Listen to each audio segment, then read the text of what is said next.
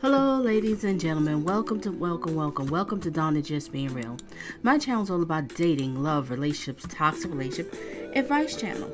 All right, so we getting back into this again. We're back into Ham Hock. Yes, Ham Hock. All right. Well, today I just want to focus on some clips. We're gonna focus on a couple of clips that was at the trial, more of the evidence. So let's see what some of the evidence has. And also we're going to do grandma and we're going to show some news clips. But first I'm going to start with the news clips, then grandma, and then we're going to get into the evidence, okay? And what you do is, ladies and gentlemen, make sure you hit the like button, share your thoughts and opinions in the comment section, and also share me out on your social media. And if you need to reach out to me, look in the description and you will find my email address. If you need coaching in dating, love, relationship, toxic relationship, anything like that, contact me. And also, if you have a viewer's request, you can find my email. We'll go from there. All right, so we're back on this Ham Hock. Now, I did a couple of videos. I focused on the grandma, I focused on the mama, I focused on the son, and who else? Oh, the body cam interrogation. But we're going to do grandma again today, okay? Because I really want y'all to share your thoughts and opinions about it. But first, we're going to start off with a couple of clips. Now, the first news clip we're going to get into. Check this fool out. He wanted to represent himself. All right, let's watch this news clip first. And don't forget, make sure you hit that like button. And to the people that's watching replay, thank you, and share your thoughts and opinions in the comment section. Tell me what you think of everything. And everybody, feel free to check out any of my past commentary. I do emanations dealing with dating, love, relationship, toxic relationship, crime stuff, and I use this stuff as teaching tools. Why? To help people to date smart and not thirsty. Let's get it. Coverage tonight of the case against a man accused of killing a 10-year-old Davenport girl. Prosecutors today accused Henry Dinkins of trying to manipulate the court schedule and delay his trial. Dinkins is charged with the murder and kidnapping of Breasia back in July 2020. He was in court today asking the judge a second time for a new lawyer. Dinkins' public defender claims that Dinkins is refusing to cooperate with him in preparing for the case. Dinkins then told the judge he'd rather represent himself. If that's the case, we can have the case and I will represent myself. If you feel like I'm trying to prolong it, I will represent myself. You have very good representation. I'll represent myself, Your Honor. The attorneys have tried to communicate with you. You need to speak to your attorneys. They are trained in the law. They have handled many trials. As I indicated to you before, sir, you're facing very serious charges. Ladies and gentlemen, you see how this clown right here, this Ham Hock, think he's smarter than everybody else? I'll just represent myself. Really? Judge, you should just let this fool be a fool. Just let him be a fool. But that's okay. He's gonna be locked up. All right, let's get back to it.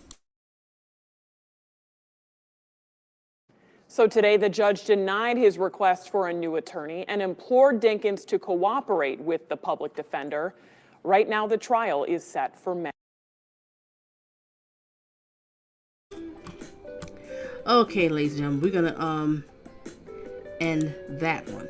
All right, I got another news clip for you. All right, so enjoy the music while you wait. Just give me a second so I can set it up.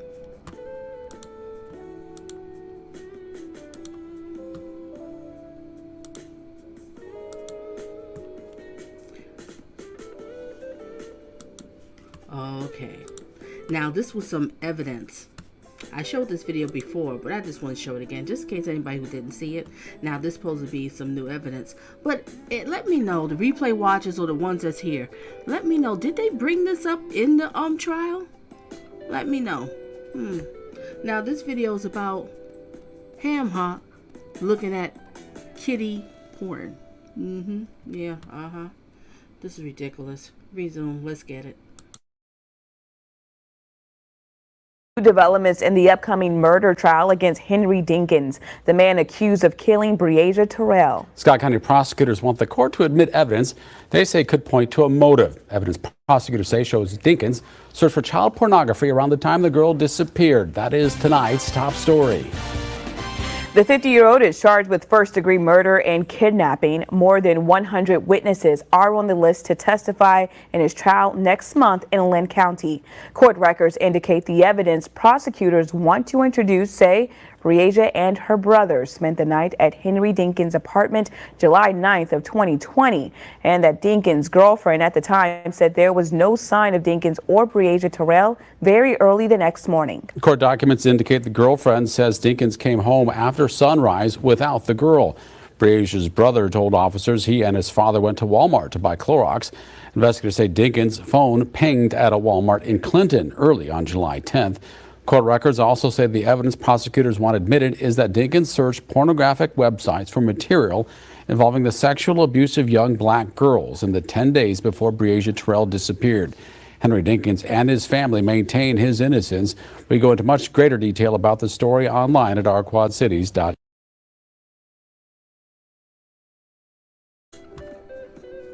Shout out to all the mods. Do y'all hear this? Do you hear this? I'll say it again.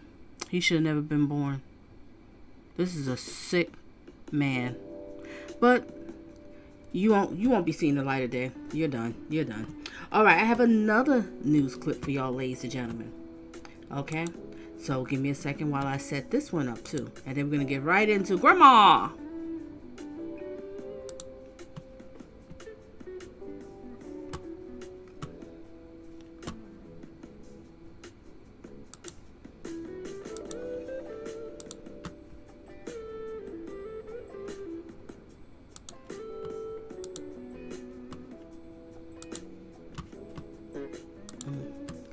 Okay, now this clip we're going to get into, and shout out to BG again. Thank you for sending me this clip. We're going to watch this clip again with the sister. Yeah, the sister. And how the sister feels. I'm so sick and tired of these enablers. Okay? Face the fact. But, hey, she can feel what she wants. That's her brother. We can't stop her, right? Can we? Nope, not at all. Let's get it.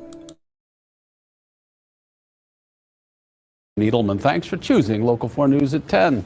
We're now a week away from the trial for the man accused of kidnapping and killing Breasia Terrell. Tonight, Local 4 News brings you an exclusive sit-down interview with the suspect's sister.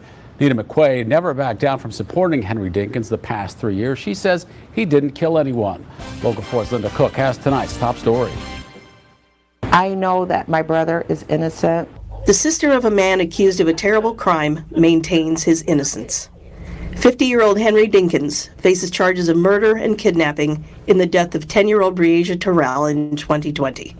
Days before his trial is set to begin in Cedar Rapids, his sister, Nita McQuay, spoke exclusively to Local 4 News. I don't believe that my brother would commit such a crime like that. I feel that only God knows, and the parties that were there. McQuay speaks with her brother, who is incarcerated, about 5 days per week. Meanwhile, she and the rest of her family have struggled for about 3 years, ever since the day in July 2020 when Breasia disappeared. I have my good days and bad days.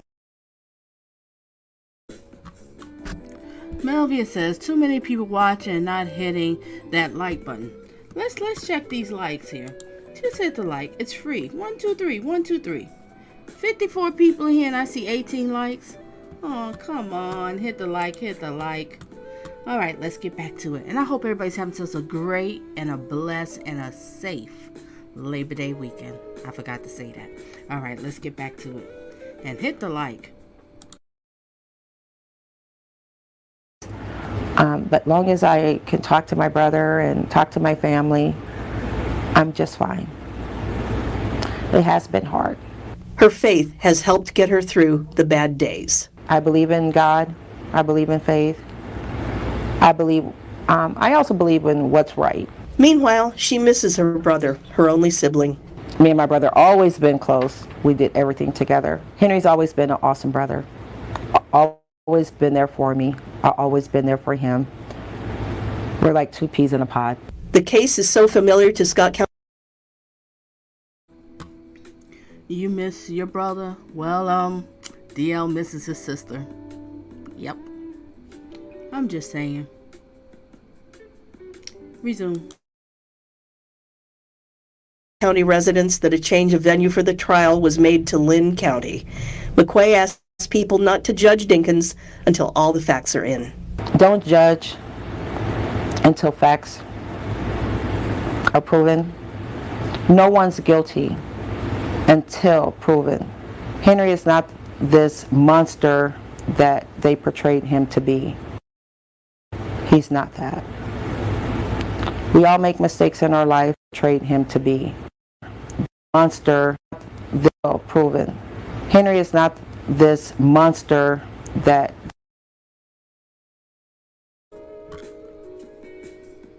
Well, then what is he? What is he? They found out that he was searching children, on his phone. You have all this evidence coming out. I mean, he was arrested and he's a sex offender. I mean, what is it?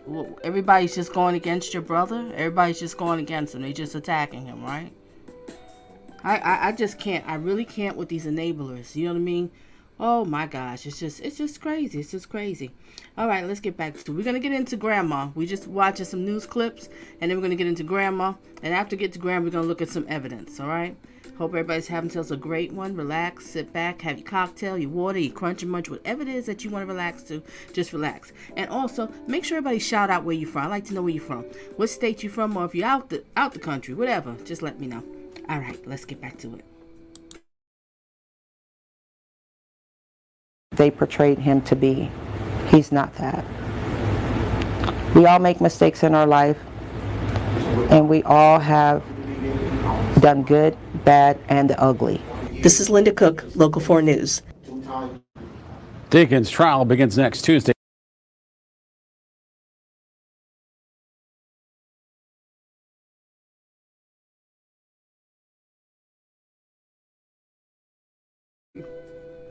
Amanda says, where did they go at 3 a.m. and why did he come home alone?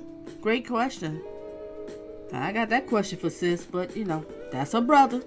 Hey, I don't care if it's my brother, my sister, my mother, a father, friend. I don't care who it is. I don't support people like this. It just doesn't happen. It doesn't. But you are innocent until proven guilty, right? Correct, ladies and gentlemen? Okay. Now let's get back to it.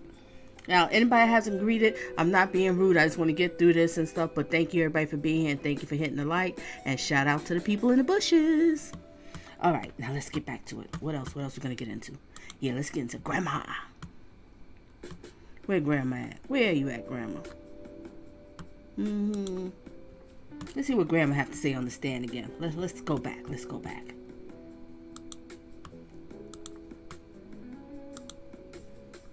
Am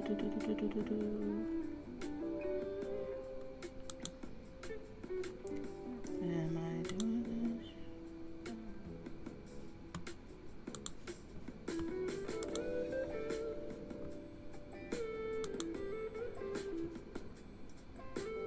Wait a minute. Just give me a second here so I can look at my notes so I can be doing this correctly. Yes, I am doing it correctly. All right, ladies and gentlemen, when we do recaps on my channel, we do trial recaps.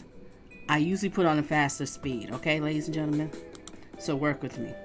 All right, so the speed here, because we have a lot to cover, and I don't want to have it on the slow speed. So we're going to get into speed 1.25. Now, on your end, if it's too fast, always hit the setting, and you can slower the speed. You can speed it up, whatever you do, whatever is comfortable for you, okay? But right now, we have it on 1.25. All right, now, we're going to get into Grandma.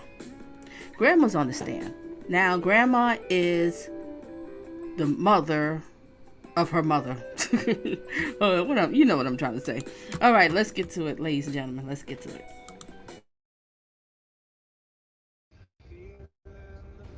And we have our co-host, the real Jack Newtown. All right, let's get into Grandma.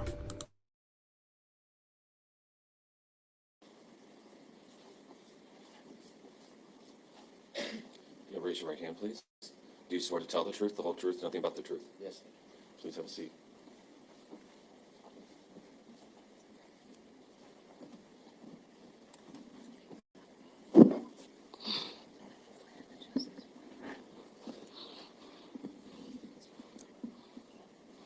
Please state your name for the record and spell both your first and your last name. Donita Gardner. Donita Gardner. Donita Gardner. Gardner. Okay. Ms. Gardner, do you reside here in Scott County? Yes. Where were you living back in July of 2020? Americana. Okay. Do you recall your specific address at this time? Yes. And what was the address of your residence? 614 West 63rd Street, Apartment 1. All right. Do you have children? Yes. How many children do you have, ma'am? 4. What are the names and ages of your children? Kashana, she's 40. DeMarcus, 37. Lakeisha is 33. And Aisha is 31. So is Aisha your baby? Yes, ma'am. I would assume then that you are also a grandmother, is that correct? Yes. How many grandchildren do you have altogether? 16. All right. Let's talk about the grandchildren from your daughter Aisha. And other than Breasia, we're using initials for the other two children. What is the initials of the oldest child of Aisha? CS. Okay. And then who would be the middle child? DL. Or the middle child, not the youngest child, the middle child. Breasia.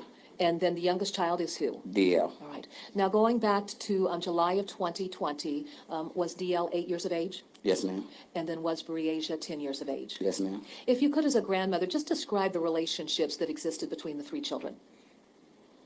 Ooh. Man. They got along. And how close were Breasia and DL? Partners in crimes. They were partners in crimes. Yeah. As a grandmother, did you babysit the children? Yes, I did. Okay. And at times that you were babysitting, where would your daughter be at? Work. All right. Where was your daughter working during this period of time? Work. Or where was she working at? Wendy's. No. Checkers. Checkers. All right. Now, I'd like to direct your attention, if I could, to events of July 9th of 2020. Was Aisha working that day? Yeah. All right. And were you babysitting all three children? Yeah. During that period of time, had Aisha moved back into the family home with you? Yeah. And so were Aisha and the three children living with you there at the house? Yeah. Now, had Aisha mentioned to you having run into Henry Dinkins the previous day? Yeah. And what was your understanding of what developed when Aisha had run into Mr. Dinkins on July 8th of 2020? You mean July 9th? No, July 8th, before the day of July 9th. Did you know that they had run into one another on July 8th? Yeah, but I didn't know until the 9th that DL supposed to go with his dad. All right. And that's what I want to talk with you about. Now, what did Aisha share with you as far as the arrangements had been made for DL to spend time with Mr. Dinkins? Talking about from the 9th? Yeah. Well, I had doctor, but she told me when I got to the house to make sure that DL take his shower, brush his teeth, comb his hair, because Henry was coming to get him. right. And I'm supposed to keep him for a couple of days, I think. I'm not for sure. Sure. So did you have a doctor's appointment earlier in the morning then Yeah. before Mr. Dinkins came to pick up Yeah. DL? Yeah. Is Henry Dinkins present in court today? Yes, ma'am. Could you please identify him for our record and what he's wearing? Yeah, he's sitting over there. I can't really tell what color the shirt is. It looked like a purple, All dark right. purple. So Your can I Honor- just say the 2 braids in his hair? 'Cause Sure, I really absolutely. can't see the color of the shirt. Your Honor, may the record reflect that identification? Yes, the All right. record shall so reflect. And then what, The crimes. they were partners in crimes? Yeah. How come grandma kind of like, they didn't show her face, but when they showed her face after she described who it was, you can tell she was kind of smiling, and then he's smiling back. The same thing when her mother was on the stand, the little angel's mother's on the stand smiling. What's going on? Are y'all seeing this? I rewinded, so make sure you see it. If people just watch a replay, let me know. I mean, this monster killed your granddaughter in a horrific way. This monster killed your daughter in a horrific way. Why is everybody so smiley with him? I don't understand it. This whole thing is a hot mess. It is. This should have never happened. If this girl was put first, like she's supposed to because she's a child, and if she was protected, we wouldn't be talking about this. Do you agree or disagree with me? Resume.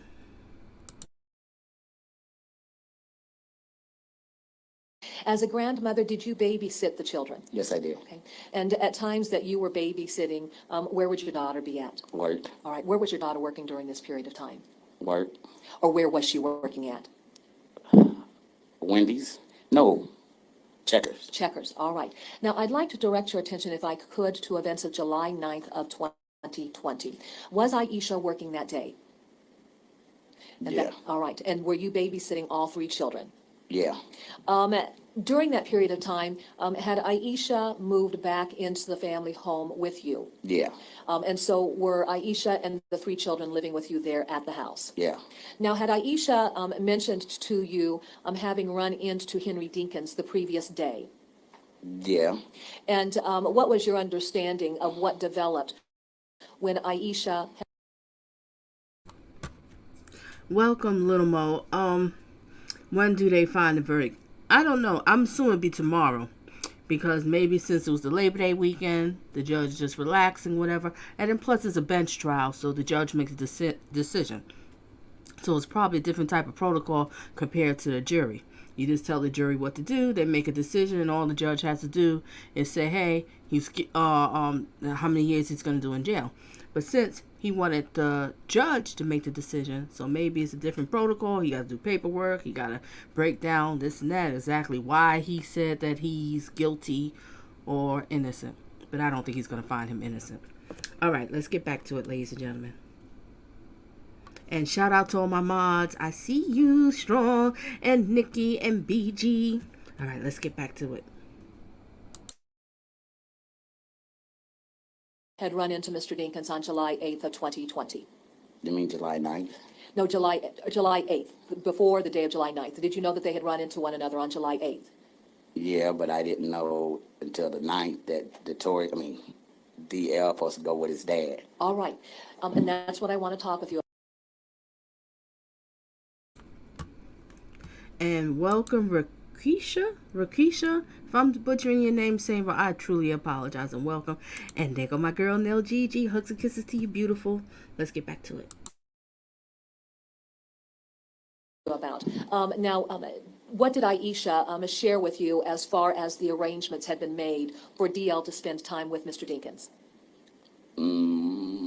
Talking about from the 9th? Yeah. Well, I had doctor, but she told me when I got to the house to make sure that DL take his shower, brush his teeth, comb his hair, because Henry was coming to get him. All right. We were supposed to keep him for a couple of days, I think. I'm not for sure. Sure. So did you have a doctor's appointment earlier in the morning then, Yeah. before Mr. Dinkins came to pick up Yeah. DL? Yeah. Is Henry Dinkins present in court today? Yes, ma'am. Could you please identify him for our record and what he's wearing? Yeah, he's sitting over there. I can't really tell what color the shirt is. It looked like a purple, All dark right. purple or something. Your Or can I Honor- just say the two braids in his hair? 'Cause Sure, I really absolutely. can't see the color of the shirt. Your Honor, may the record reflect that identification? Yes. All right. Did you hear the little chuckle? And he smiled back. Did you hear the chuckle? And look at her expression. I'm just saying, it's just this is really weird. Very, very, very weird. Very, very, very weird. Okay, let's get back to it, ladies and gentlemen.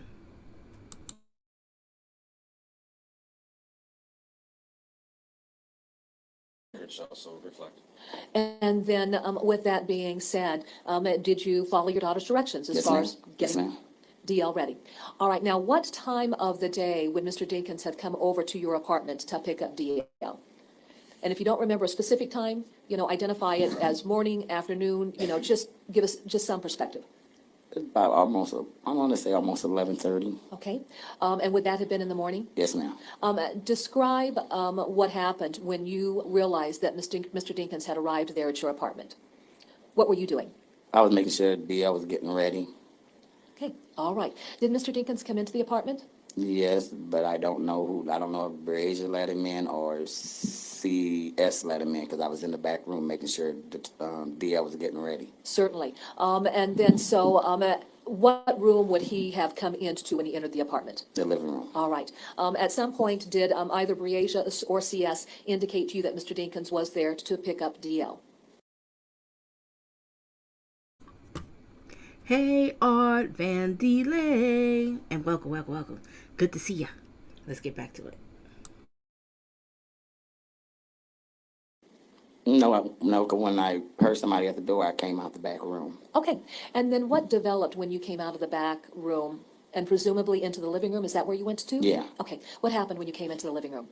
Only thing I remember, they got in the Breasia and SC. I had got on them for something. I can't remember what it was. And they asked me, Mama asked Henry, can I go with him? I said, no, you're not. You're not going. So when Henry got there, they asked Henry, and Henry said no, because I'm whatever that little small car. I don't know. I'm not really good at names with cars. I can't. Art Van Delay said, Ham Hock's face looks like a big Buford.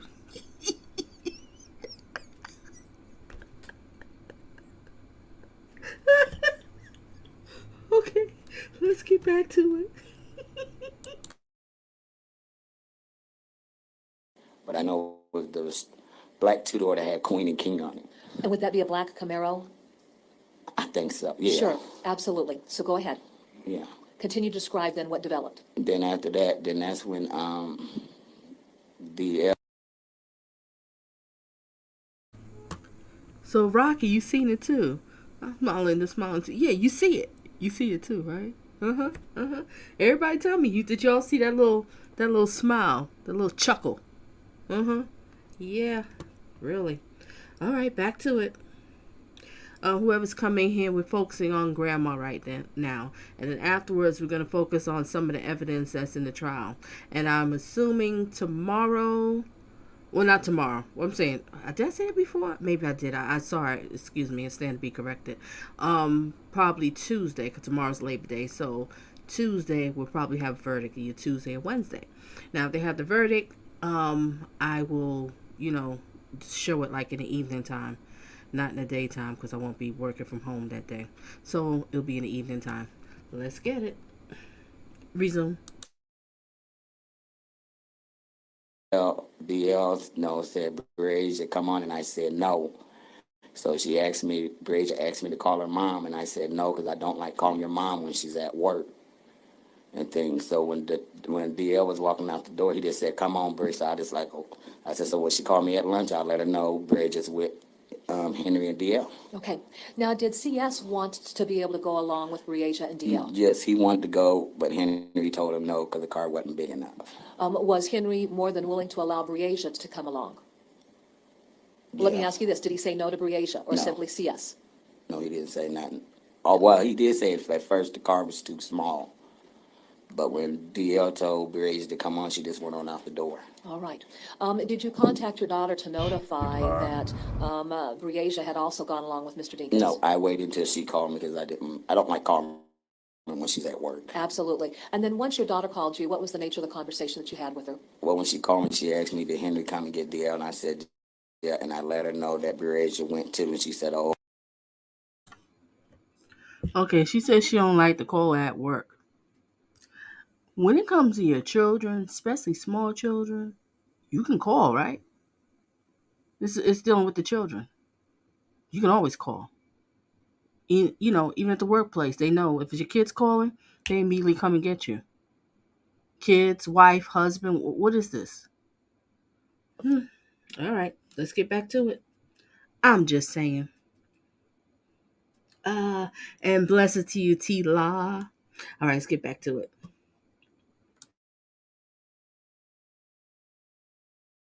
Okay, and that was it. She said, well, let me call them. That's the last conversation we had. All right. At some point after your daughter got off work that day, did she return back to the apartment? Yeah. And then what happened when Aisha got back to the apartment? When she got off work, she came to the house and got clothes for Breasia and DL and took them over there. Okay. Do you recall, Mrs. Gardner, what the weather ended up being like that evening after Aisha had gone to take the clothing over to where Mr. Dinkins was staying at with the children? Raining. Okay. All right. Now, after your daughter left, did you get any call from her to tell you about what was going on Yeah. relative to the weather and her return home? Yeah, she told me that she dropped the clothes off. Can't think of the dog's name, but her and the dog was in the car and she had to pull her. R.J. Sims, great point.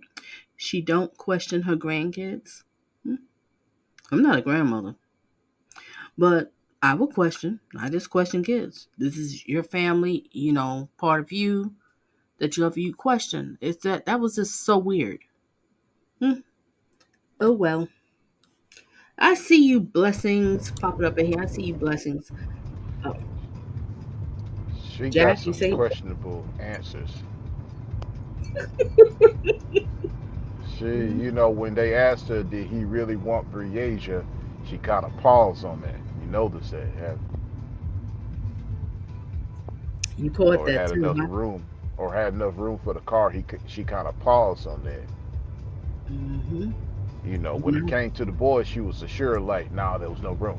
But then when it came to Breasia, it was like, kind of like she had to think about it, right? Mm-hmm. Yeah, she ain't no good. All right, let's resume. And that's my co-host, the real Jack Newtown. Sound like a smuggler that been around for 500 years. Ain't you behind? All I hear is smoke in her lungs. All right, let's resume. Because the rain was coming down so fast she couldn't, see. So she pulled over until the rain slowed down. Okay. And then did your daughter end up coming back to the apartment? Yeah. Okay. Now, what was Aisha's activities there at the apartment when she got home that evening? Basically, she took a bath and lay down. All right. And then did Aisha sleep throughout the night and into the morning of July 10th? Yeah. All right. Now, did you become aware that Aisha was being called into work early, outside of her normal schedule, her scheduled time of 11 o'clock? No, I didn't know. Okay. I see we have UK in the house. And can everybody say where you from? You have to get in detail. Just say what state you're from. Or if you out the United States, wherever. Just let me know. Let me know. Let's get back to grandma. Gum chewing. Interesting. Come to court chewing gum. Okay. At any rate, did your daughter end up leaving for work during the early morning hours of July 10th of 2020? Well, I didn't know until she called me about Breasia because I thought she was still in the living room asleep. Okay. Where were you at that created that impression that your daughter was still in the living room asleep? Were you still in bed? Yeah. Okay. All right. So you didn't realize she'd been called into work early? Yeah. All right. Tell us about the call that you got from Aisha then.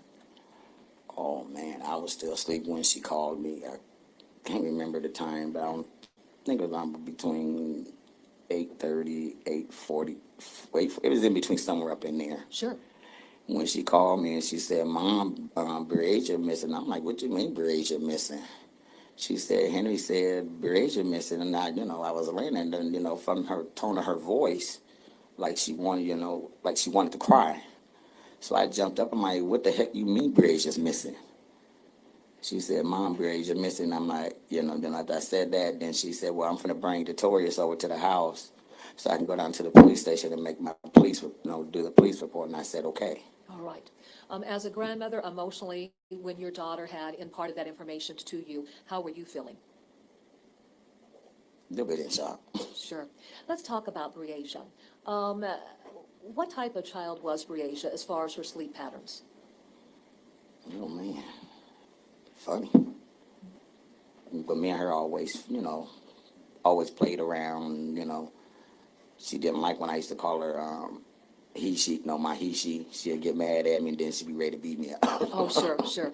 Yeah, and just beyond her playful nature, you know, when Breasia would go down for bed at night, how would you describe her sleep pattern? Was she prone to get up?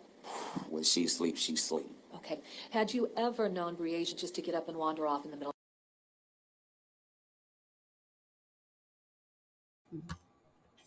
Monique, I love that name, Monique.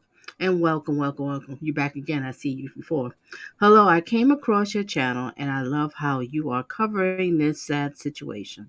I've been following this and he is so disgusting. I agree. And guilty as, I agree.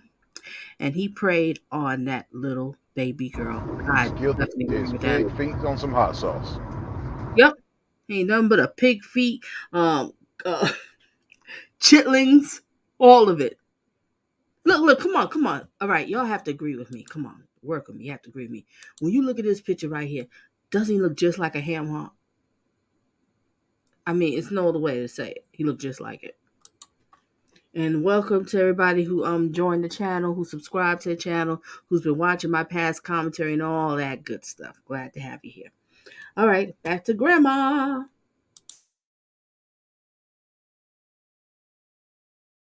Of the night. Oh no, I'm not at nighttime. No, if her mom if I used to send her outside at night, she's not going out there by herself. Okay. And how did Breasia feel about going out when it was dark outside? She didn't. She didn't? Not by herself. She wouldn't. All right.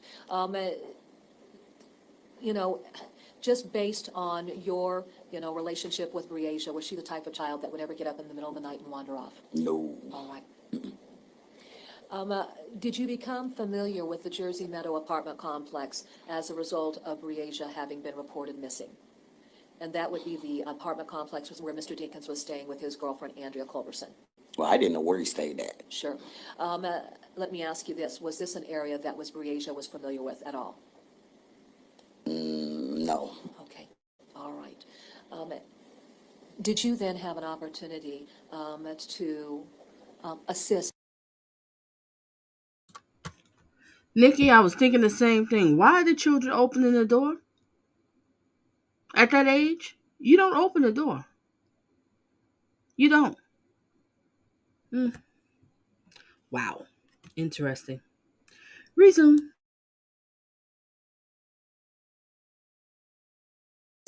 In various searches that was being conducted by the Davenport Police Department and members of the public who were providing assistance. Yep.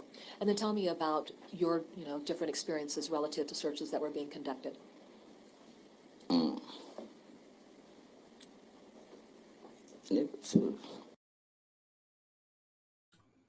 Ladies and gentlemen, I'm sorry to keep pausing. And to the replay watchers, I'm sorry to keep pausing, but I have to read this comment. Oh my gosh. Kathy, and welcome. Said, when did we as grandmas start allowing our grandkids to tell us what they are going to do? Great point. The grandma is at fault too. Yep, this is something new to me. I didn't know I could ever talk to my grandmother like that. Nope, that wasn't possible. All right, let's get back to it. Everybody's coming. Make sure you hit the like. And this is a long live stream. We're doing a lot of recaps. All right, let's get back to it.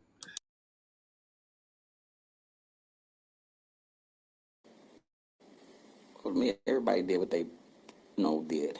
Sure. And I appreciate that. But, I was maybe out there for a week before I ended up getting really sick because of the sun. Sure. Then I ended up stopping, then, they kept on. All right.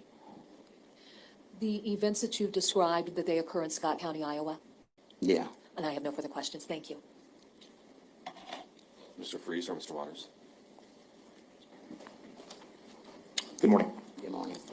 Ma'am, I just want to talk to you a little bit about your version of events on July 9th, 2020, okay? I think you just testified that DL and Breasia went with Mr. Dinkins sometime around 11:30 in the morning on July 9th of 2020, correct? Yeah. Okay. And I think you mentioned that at first you were not okay with Breasia going with Mr. Dinkins, but then you... No, because she wasn't only supposed to be notorious. Sure. I mean, DL. But then you contacted Aisha, correct? No, I didn't call her. I waited until she called me because I don't like calling her when she's at work. But then after that, essentially, Breasia had already gone with DL and Mr. Dinkins. Yeah. And then Aisha found that out, correct? Excuse me? Aisha only knew after the fact that Breasia had gone with Mr. Dinkins and DL. Yeah. Okay. And then, just so I know, you had met Mr. Dinkins before July 9th of 2020, correct? Yeah. And Breasia and DL had spent time with him prior to July 9th, 2020, correct? You talking about before or during Before the July night? 9th of 2020. Yeah, a couple of times. And Breasia was never uncomfortable spending time with Henry, correct? No. Same question, but with DL. No. Was CS ever uncomfortable spending time with Henry? Mr. Dinkins? No. Okay. In fact, she as in Breasia, viewed Mr. Dinkins as a father figure, right? Yeah. You never saw Mr. Dinkins be mean or inappropriate with Breasia, did you? No. How about DL? No. Did he seem more constructive? Wait a minute. Was he a constructive father? No, I take that back with DL. Because one time he got in trouble, and Henry didn't whoop him. He made him jog. Made him run. You made him work out? Yeah. Okay. Did he make him do anything other than running?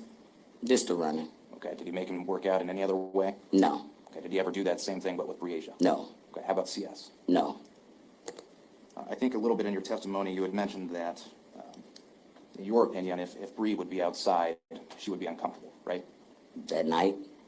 At any point in time, she would be uncomfortable if she was outside alone. This only at night. During the day, she was all right. And she would have come and knocked on a door, right? Yeah. Okay. And that was typical of her? Yeah. Okay.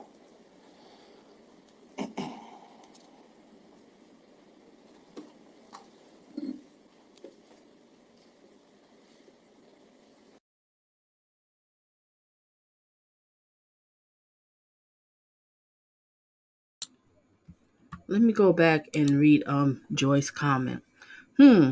My first time seeing grandma, and something seems off with her.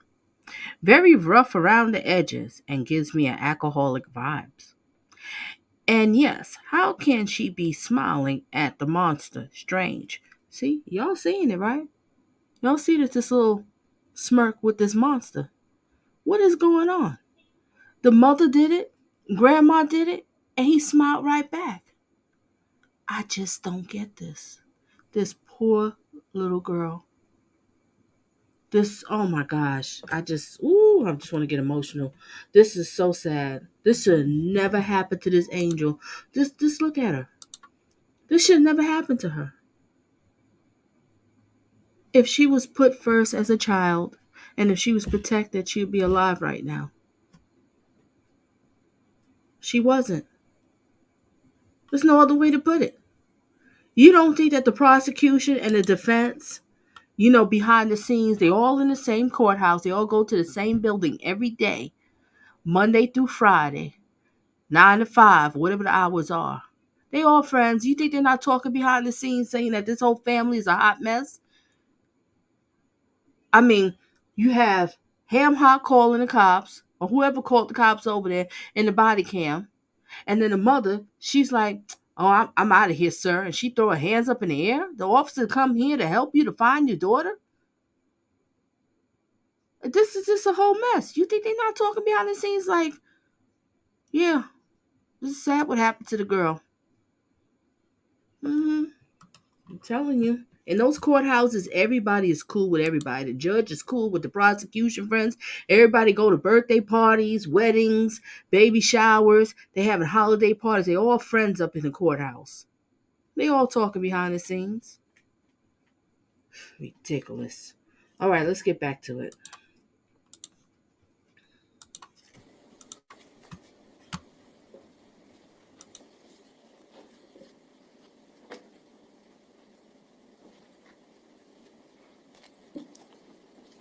And ma'am, you have lived with DL since essentially July 10th of 2020, right? When they moved in with me? Well, yeah, I mean, for the past 3 years, you've lived with DL, correct? Talking about now or what? Well, when did they move out?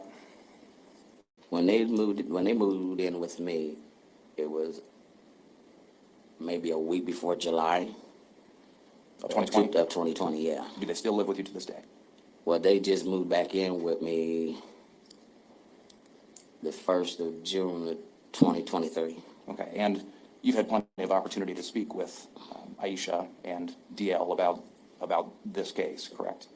I could have, but I didn't. Okay, have you ever heard DL mention to you anything about a bloody knife? I don't question my grandkids about anything. Okay, has he ever mentioned to you anything about bleach or cleaning off a knife with bleach? This is your grandchild that went through something very traumatic. He lost his sister, and then found his sister found dead. And this little boy probably feels, let me show you the picture of the boy. This is the brother, right? And he probably feels, like feels responsible some sort of way. Hopefully, everybody please pray that they giving this boy counseling, and the older brother too, but especially him. And they not just taking him to counseling for 2 months. I mean, being consistent, because this is serious. This was too much was happened to him at a young age. But I don't understand, Grandma. You don't question, but they live in your home. She said they live in a home. You don't question your grandson. Say, hey, grandson, you all right? You need to talk to me. Don't bottle up your feelings. We here for you. We can, be supportive. I don't get it. I really just don't get it. Resume.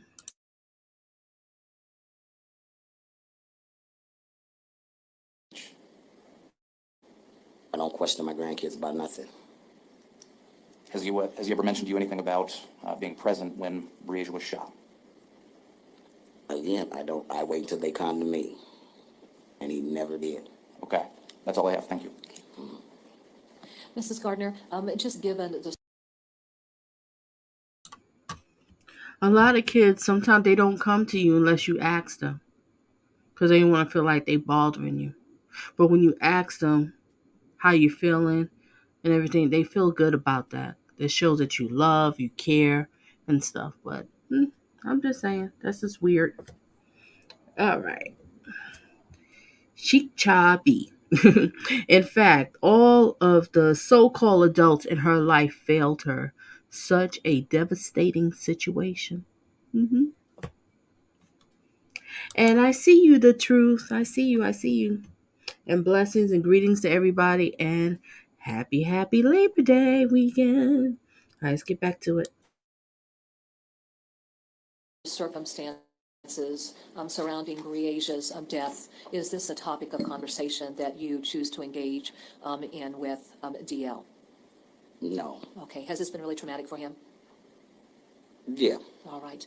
And then as far as Mr. Dinkins was concerned, was he an individual that he was around throughout DL's life, or even Breasia's, where he was a constant figure within the children's lives? I'm going to say no. All right. Was any contact that he had with DL very sporadic, with big gaps in time where he wasn't involved in the child's life at all? Henry comes around when he felt like it. Okay. That's how I see it. All right. And so if he didn't feel like it, Henry wasn't coming around. Would that be fair to Right. say? Right. And then finally, when Breasia and DL left with Mr. Dinkins that morning, did they have any personal belongings that they had taken with them as far as bags of clothing? No, they didn't take anything with them. Okay. And then were personal belongings taken over to the location where the children were staying with Mr. Dinkins at some point in time? Yes. How did that occur? Their mom, Aisha, took it to them after she got off work. I have no further questions. Thank you. Okay.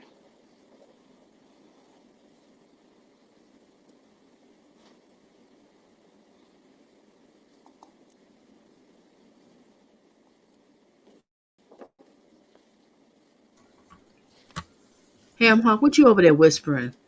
What can you possibly be saying? Why don't you cut your hair? Look, I just can't stand him. Mm, you know, I don't even understand anybody would I don't have any date further him. questions. Thank you. You may sit down. Only women with low self-esteem would date him. I just don't know about getting a quality man. All right, there's some more on this. We on day. Oh, I didn't say it before. All right, what day we on? We on. We on day 4. But there's more to day 4. that I want us to get into. So give me a second When while I I was accepted to fast SU, that was forward one of the greatest days. to it.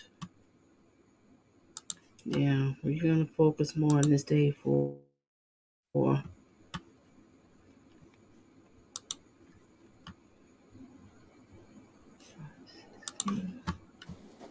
can't stand him. All right. Just give me a second to find it, ladies and gentlemen. After conferring Bishop, both as they sound.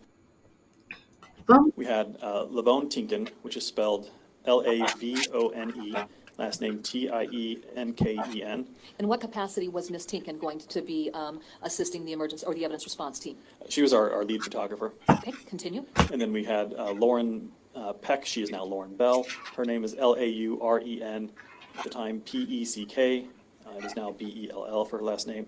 She also did photographs for one of the vehicles and was the photo logger for the others. All right. And then beyond those two individuals, who else was on the team? We had Michael Bishop, both as they sound. He was just a searcher. We had Jasmine Horn, Jasmine, last name Horne. She was our sketcher and also forensic searches. We had Elizabeth Salzman. Her last name is Salzmann, and she was our evidence custodian. We had Cameron Smith, who was a member of the ERT. He was also obviously the case agent for this. And how many is that? Is that? 1, 2, 3, 4, 5, 6, I'm trying to think. Oh, and we had Brandy Hayes, Brandi, last name Hayes, and she was just a searcher. All right. So was there a total of 8 people on the team? Yes. As the team leader, were you responsible for directing the search of locations you were assigned to? Correct. And would you have been aware of every aspect of that search and any processing of those scenes? I would have, I don't know if I would say every single aspect. I would have been aware kind of overall of everything that was happening within the scene. Okay. Now, can you define for us what you mean by a sketcher? Just someone who will prepare a sketch of whatever crime scene that we are working on.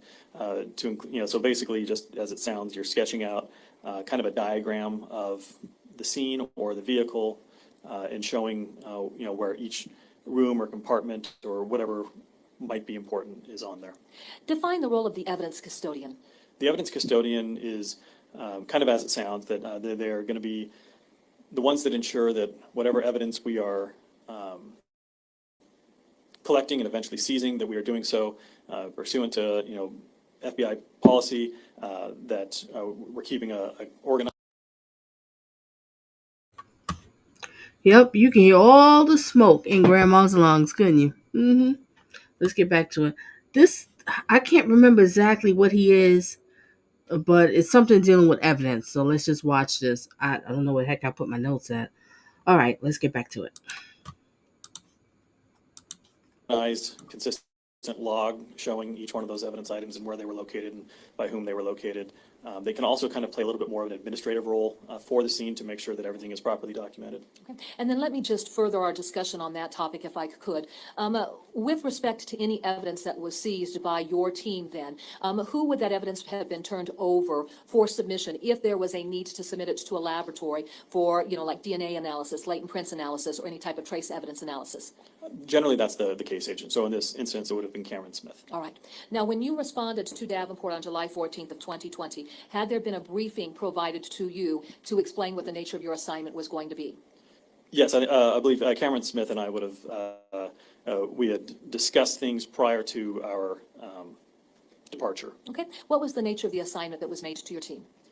As far as like why we were going out there? Exactly. I would say that it wasn't there wasn't much known, I don't think, at that point to us as far as, aside from the fact that we had a missing 10-year-old girl that was last seen with her stepfather out in the Davenport area, and that there was different vehicles that had been in play as far as things that the Davenport PD and FBI wanted us to look at. It was a pretty basic set of facts as far as what we knew going in. Okay. Were there specific vehicles that you were assigned to search and process? Yes, Okay. How many vehicles? 3. Could you give us descriptions for those 3 vehicles? Sure. The first one was a 1980 Kings Highway motorhome, kind of a big RV type vehicle. The second one was a 2007 maroon Chevy Impala. Okay. And then the third one was a 2012 black Chevy Camaro. All right. Now, were there search warrants that had been obtained prior to your team searching and processing those vehicles? Yes. All right. Just by way of background so that we have some perspective, even before the search warrants that had been obtained by the Federal Bureau of Investigation, had the Davenport Police Department also obtained search warrants for those vehicles to accomplish certain objectives that they were needing to accomplish before your team came in and did the processing of those vehicles? That was my understanding, yes. All right. Had photographs already been taken of the vehicles just to establish their appearance at the point that law enforcement had come into contact with those vehicles? I mean, I had not seen the photographs, but it was my understanding that they had did. Yes. All right. And then let me ask this. I want to focus very specifically on the RV.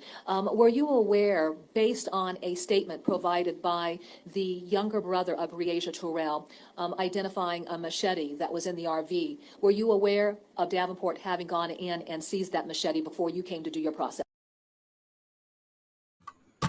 Let me pause. Erica, thank you for sharing this. When I used to work in fast food, the manager used to get on them mothers for taking calls about their children unless it was an emergency. Mm, mm, mm. That is so wrong. You're dealing with children. And especially when it's with mothers, who's the first person they call when your child's sick? Who's the first person they call? The mother. She's the one who has to leave work and come there and pick up the child. It's the mother. They don't call the dads. They call the mother. If it's dealing with the children, no workplace should be like that. But you do have the cell phones. Everybody got cell phones. Quick text. You can peep a text and see something. Some sort of contact grandma could have did. And that's emergency. Somebody's taking your kid out the house. That's emergency to me. But thank you for sharing that, Erica. And welcome to Donna Just Being Real. Let's resume. I was, yes. Okay, all right. So, that being said, were the vehicles in police custody when you began your responsibilities on July 14th of 2020? Yes. Okay. Where were they located? They were located at the, I believe it was the Public Works building. I don't know the exact address off the top of my head, but Public Works building for either, I guess, Scott County or Davenport. Okay. Did your team respond out to that particular location? Yes. And then when you arrived at the location, had the Davenport Police Department taken steps to secure that vehicle in some way to establish that there was a proper chain of custody and that no one had been able to get into those vehicles or remove anything from those vehicles? Yes. Describe. So the outside of the building was taped off as far as the entrance to get into the building, had yellow caution tape. Inside the building, there was caution tape across, kind of in front of and behind each of the vehicles, as well as evidence tape that had been placed on all of the, I guess, possible entrance doors for each vehicle. Okay. How were the vehicles situated inside that building? They were situated with, at least from where we went in through the entrance, it was the motorhome was situated first, behind that was the Impala, and then behind that was the Camaro. Okay. And in what order did you conduct your search and processing of those vehicles? We did it in that same order. We just went from kind of front to back with the motorhome, then the Impala, then the Camaro. All right, let's focus then on the process that you follow. Describe the steps utilized by the evidence response team when they process a vehicle. So we generally go by a 12-step process no matter what type of search we are on. And I can take you through each of those steps if you'd like. Absolutely. So the first step would be preparation, just kind of what we've already talked about, having that discussion with the case agent. Then the second would be, approaching the scene, again, going more into what type of scene we're dealing with, where we're going, logistics. The third step would be securing the scene. Obviously, in this instance, that was already taken care of for us. Next, you would have, I conduct an initial survey where I go in for something like this. For instance, I would go in and just kind of do an initial survey around the vehicles, and then for each vehicle, once we get to that point, going inside the vehicle and doing an initial survey, which really just means I look around to see if there's anything that jumps out to me. You knows what Grandma said, Phoenix, huh? And welcome, welcome. He, she. What is that? What is that? Interesting. Reason. Let me read the poll. Let's take a break and read the poll real quick. Oh, so this is quick. Okay, the poll I have here. What do you think Ham Hock's verdict will be? Dun dun dun dun. All right, 91% says, come on, Donna, guilty. Okay. 3% says, not guilty. 6% says, I'm not sure, Donna. All right. Okay, let's get back to it, ladies and gentlemen.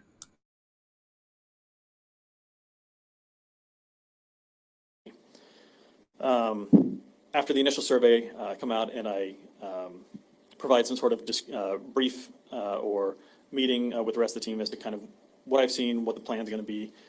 Then we document the scene. That just goes with our administrative logs and everything like that. Photograph the scene. We sketch it.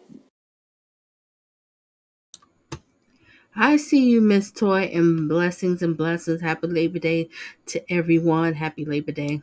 Hopefully having a safe one and a great one. We conduct a thorough search.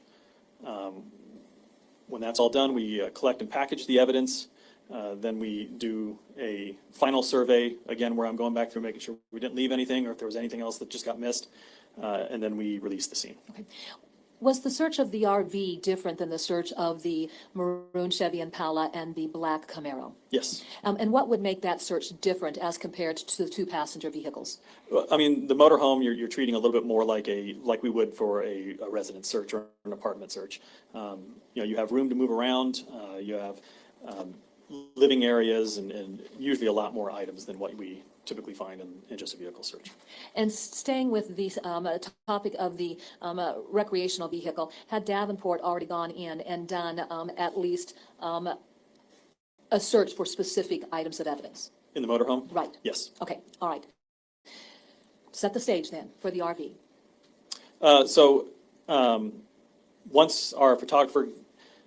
Once we start the search, our photographer will get entry photos all around the exterior of the vehicle.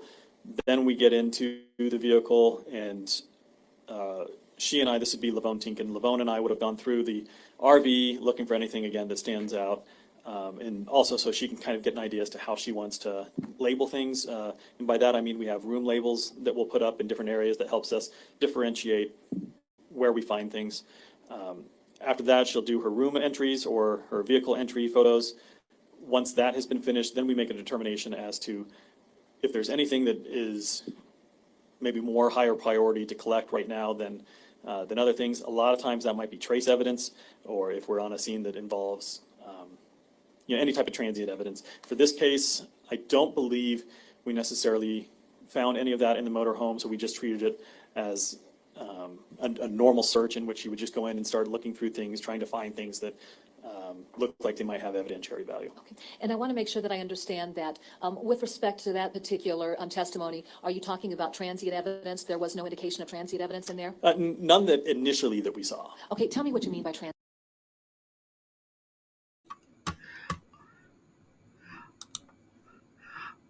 Art Van Delay says, what y'all use Ham Hock for besides greens? Well, greens, black eyed peas, let's not forget about that. And Nikki said, wait a minute, something else? Oh, Nikki put this one up. Also, Nikki said here, potatoes and ham hocks. Mm-hmm. Yeah. Okay, let's resume, ladies and gentlemen. Transient evidence. Transient evidence, anything that is going to be easy for it to, for instance, trace evidence, hairs, fibers, anything like that we're worried about, like if even so much as open the door or if somebody would step on it, anything that is going to be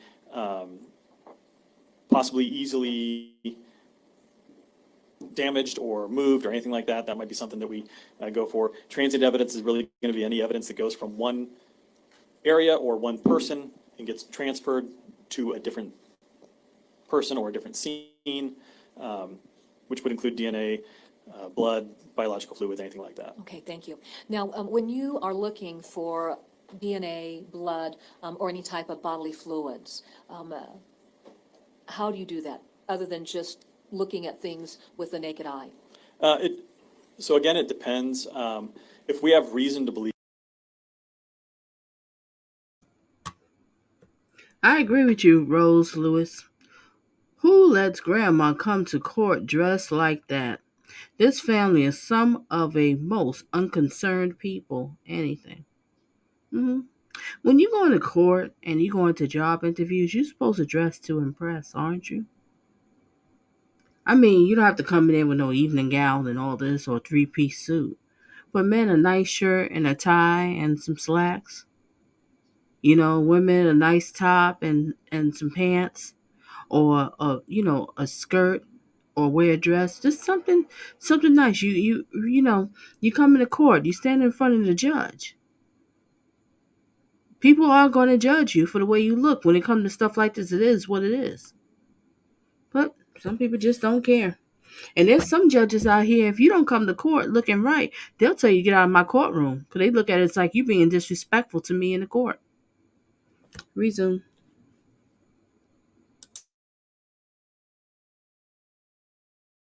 For instance, that a certain area should or could have blood and we just aren't seeing it with the naked eye. There are different tools that we can use to help us try and locate that a little better. Okay, and what would be the tools that you would use for locating potential blood? For potential blood, the number one that we would use is Blue Star. It can also be luminol, but for what we have with our team, we use Blue Star. What is Blue Star and how does it work? Blue Star is a chemical, generally, it can be a spray, it can be generally a spray that you use, and it's got properties in it that if in darkness, if it is sprayed onto potentially blood, that will sometimes illuminate kind of a bluish glow that you can see, which then kind of points you to that might be a potential area of blood. It is not a confirmatory test, nor is it even a presumptive test. It is more just an indication that there might be something, and really what it is, it's indicating that there's something that quite possibly has either heme in it, meaning the molecule that delivers oxygen within blood, or that it could be even something as simple as certain types of metals can give that off. Urine can have the same properties as far as glowing.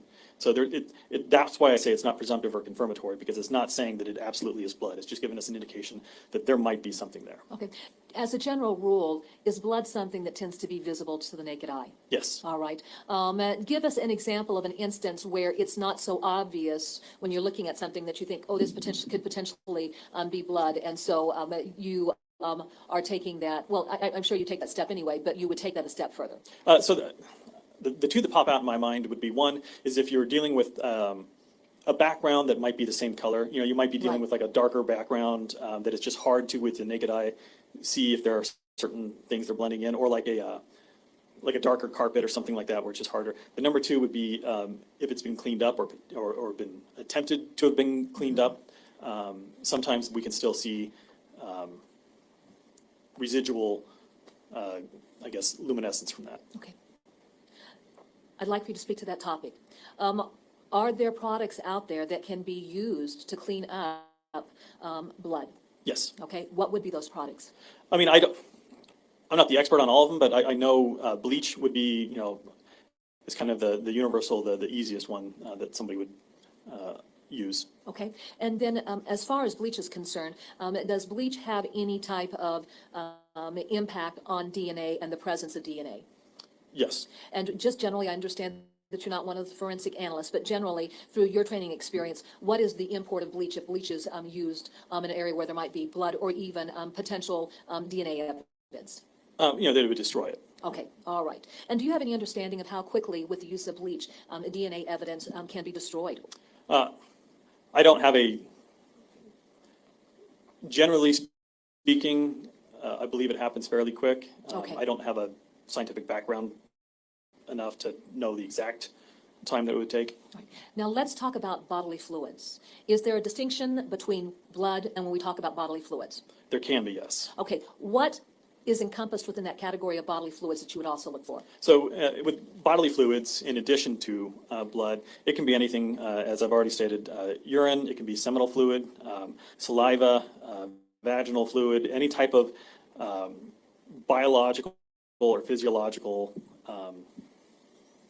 secretion from the body, generally associated with some sort of sex or sexual incident. Certainly. And when we talk about bodily fluids, is this something that's necessarily obvious to the naked eye? No, not all the time. Okay. Are there tools that you utilize as a member of the evidence response team to help identify locations of potential bodily fluids? There are, yes. Explain. So what we will use is, we call it ALS, which is short for alternate light source. Within the ALS, within an alternate light source, there's a number of variations of light. The one that we primarily use is UV. What happens is you can use that UV light to shine it upon areas that might have, for instance, stains on them, or that you think might have those types of areas. Again, using a little bit of darkness, then using that light. What happens is that light is fluoresces back, and if you're using the proper filtered goggles, for instance, if you're using UV light, you would use orange colored goggles. That takes out the overexcitation light, so it basically kind of lets you see different, I wouldn't say chemicals, different areas that you wouldn't normally see with your with the naked eye. It can highlight areas. Okay. If there are areas that have been highlighted by those alternate light sources, how is that then collected to be submitted to a laboratory for forensic analysis? We can do one of two things. We can either swab the area, but our most preferred method is we just like to, if there's any part that we can take out and just send the whole thing to the lab, we prefer to do that because they're the experts in analysis. We're just kind of the collector. So anytime that we can collect something and send it to the lab, we generally try to do that. And when you use this alternate light source, if there are areas that it fluoresces on, is that the right term that I want to use? I believe so, yeah. Okay. If there are areas that light source fluoresces on, is that something that's confirmatory in nature that, yes, this is definitely a bodily fluid? I wouldn't say it's confirmatory. That's what the lab is going to be for. Again, what this is showing us is that there's something there that likely has some sort of biological fluid in it. Doesn't necessarily mean, it could also mean that it's something that could be like a cleaning product, it could be plant-based, a whole number of different things. It could be ink. So it just kind of gives us an idea that this might be something. Okay. Speaking to the topic of bleach, and I'm just bringing this full circle, does bleach have an effect on bodily fluids if there are bodily fluids present? That's a great fun question, T-Law. Question for the chat. If this were a movie, who would play the grandmother? Interesting. Because when I was doing I covered the sewer rat, Daryl Brooks trial, right? And I always said, who would play Daryl Brooks? I always said T.I., the rapper T.I. I don't know why. Look like him. But that's a good question. Y'all answer that question. That'll be fun. Answer that question. Let's get back to it.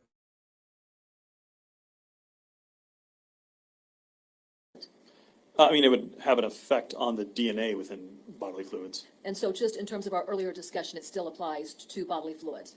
Bodily fluids has DNA in it. Is that correct? I would say most bodily fluids should have some DNA in it, yes. Okay. And that's probably not a good question, but can we take bodily fluids and use that as a means of developing DNA to identify who that bodily fluid belongs to? I believe for most cases it's possible, yes. Okay. Is that the better question? Yeah. Okay. Now, does the alternate light source ever fluoresce if there has been a cleaning fluid like bleach used?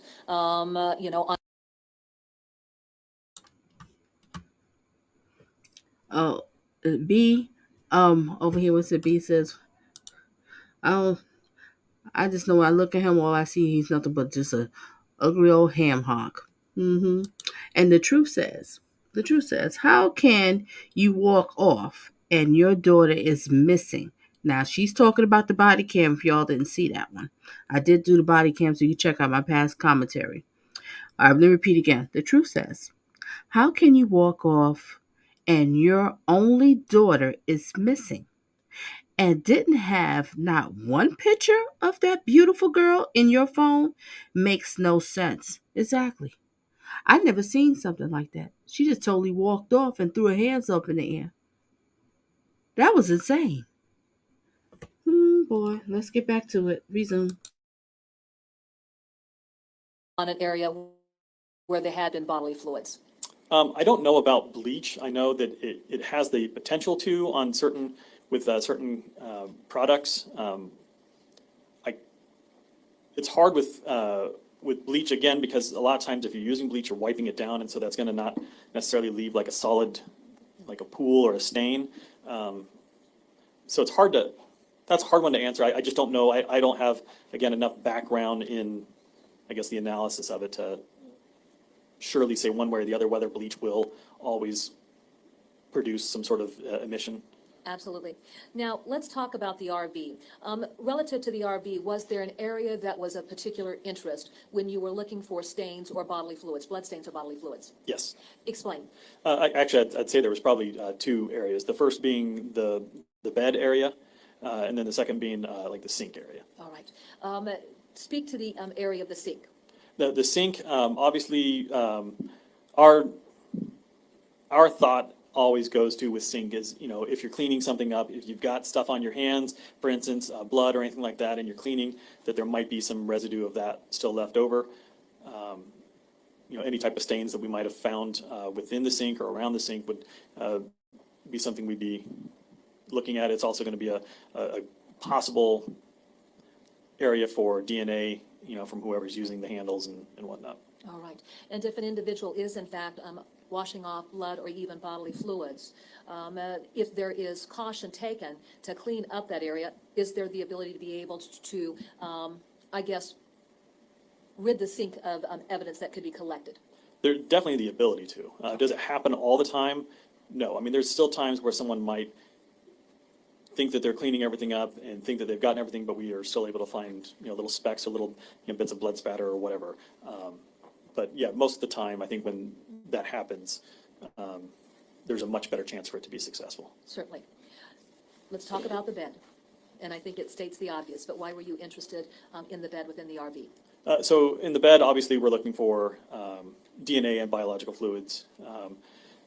You know, for stating the obvious, obviously, if there's going to be sexual activity, one would think that the bed would be the primary spot for said activity to have occurred, as well as just for anybody laying down, anyone, you know, sitting down or whatever. You know, there's that chance for everything from hairs, fibers, DNA, any type of biological fluids, etc. Okay.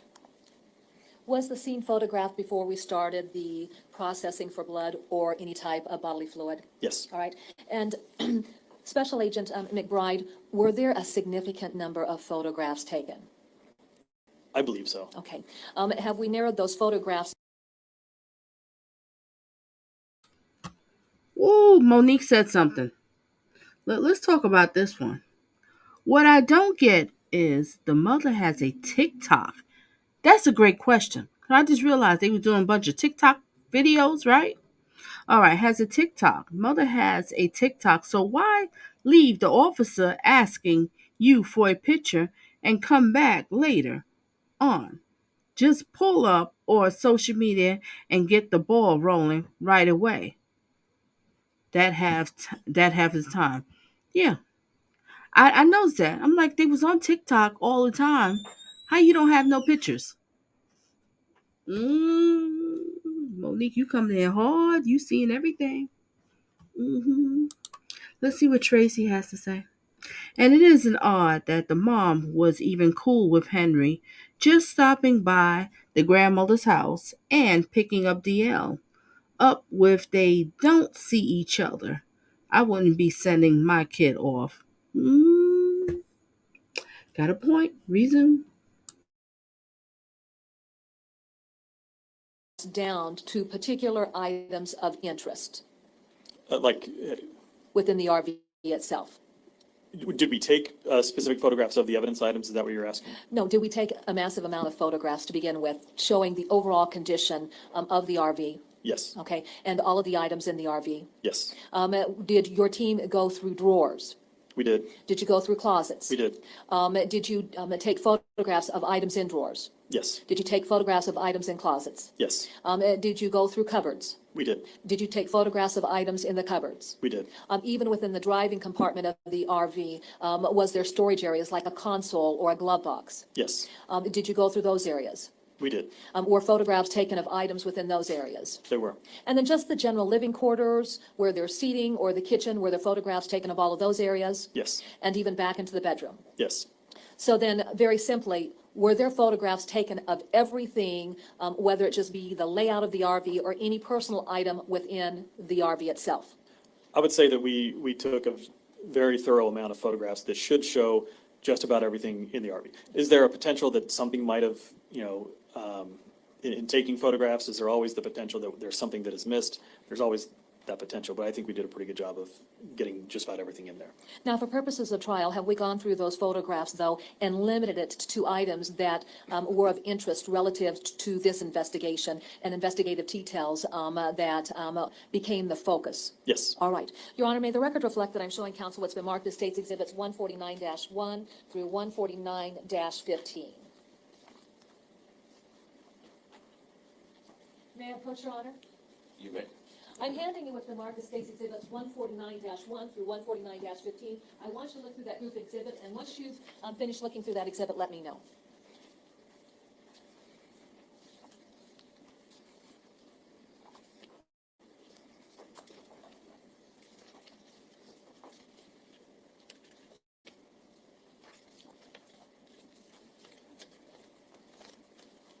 I finished? All right. Do you recognize what's depicted in this group exhibit? Yes. As just a general statement, what is depicted within this exhibit? This is a true and accurate depiction of the photographs that were taken in the RV. Okay. Were there particular items of interest? Yes. Okay. Was there areas within the bedroom that included bedding that was actually taken out of the RV and photographed and sent in for processing? Yes. Your Honor, at this time, the state would move to introduce States Exhibits 149-1 through 149-15. No objection. Those exhibits will be admitted. Okay. Your Honor, may I go ahead and publish these exhibits? You may. All right.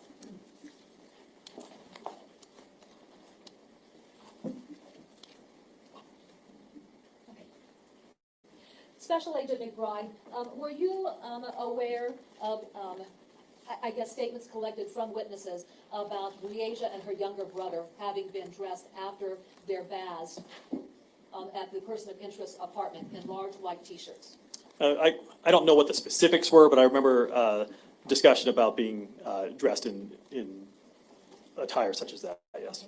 And so was that something that would have been of interest to your team when you were in there in the RV and looking for items of evidence? Yes. Okay, States Exhibit 149-1. What does this particular photograph depict? This photograph depicts like a large white T-shirt or undershirt. All right, then I'd like for you to actually look at your 149-2 and